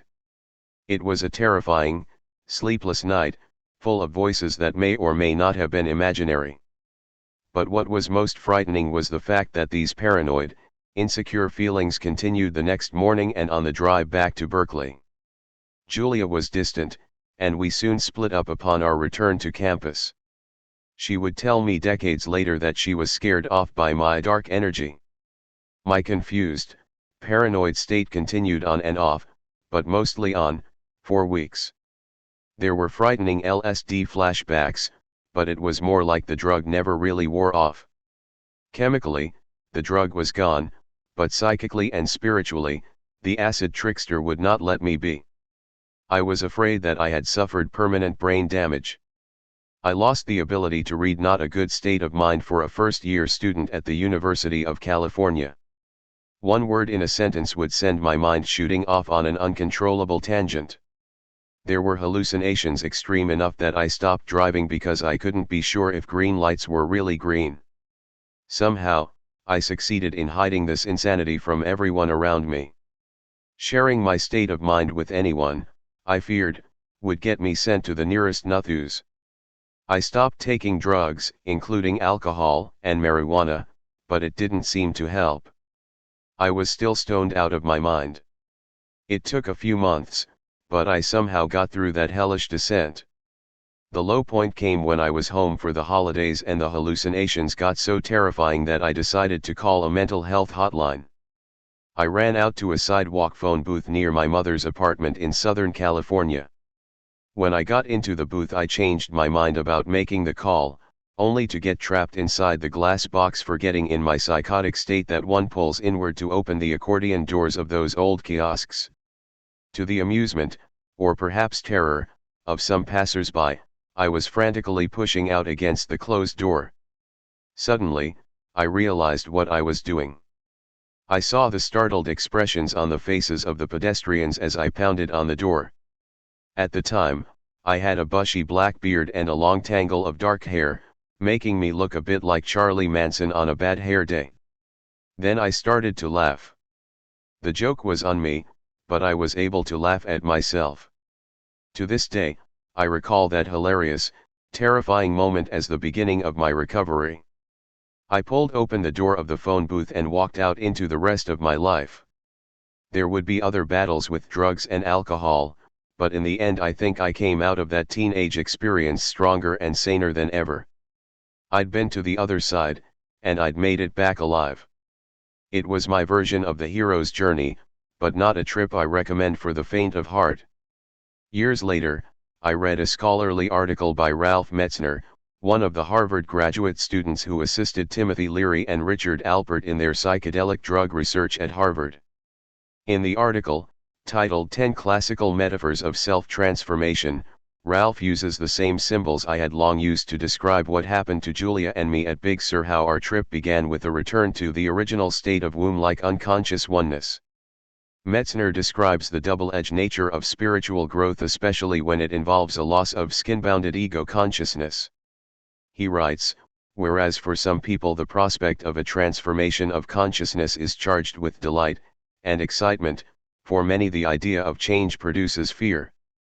My two acid trips unfolded in the early 1970s, nearly a decade after Timothy Leary and Richard Alpert first stressed the importance of the set and setting for any psychedelic drug experience. Make sure you are in a safe, secure, and comfortable place, surrounded by a pleasant environment and people you can trust. In other words, it's not a good idea for hippies to drop acid at hunting lodges. At the time, I hadn't heard Leary and Alpert's warning, and even if I had, I probably would have ignored their advice. It took me many years to realize that the ecstasy and the agony of my freshman year were not just a great acid trip followed by a bad acid trip. They were the beginning of a long and slow process of spiritual conversion, a painful but ultimately rewarding journey that continues today. Those two psychedelic experiences so long ago left me fascinated with and fearful of the mystical state. They left me curious and skeptical about the spiritual claims of my generation. That curiosity and skepticism led to a long career as a religion writer for the secular press, a perfect perch from which I could objectively follow the spiritual journey of my generation of seekers. Millions of us took LSD and other mind-altering drugs back in the 1960s and 1970s, and many of us are still trying to figure out what it all means. Sometimes I look at the whole spiritual search of my generation, the human potential movement, the pilgrimages to India, the Buddhist meditation centers, the gurus, the New Age craziness, the spiritual, but not religious shift in our attitude toward faith, and I'm convinced that it never would have happened if a Swiss chemist hadn't accidentally dosed himself in a lab mishap at the end of World War II. Like I said, this book is not about me. It's about 4 men who can help us figure out what it all means. Was it madness? Was it mysticism? What did it all mean? And what does it have to do with the way we live the rest of our lives? Like many of us, Leary, Alpert, Weil, and Smith were transformed by their psychedelic revelations. Each in his own way discovered how to best bring those powerful experiences into his life. Like us, they stumbled along the way, but in the end, after the ecstasy, they found new meaning and new direction. So, in the end, perhaps this book is about me. It might also be about you. It's the story of 4 men whose lives provide a kind of master narrative, a template through which some of us may hear our own stories and, in the process, learn a little something about ourselves.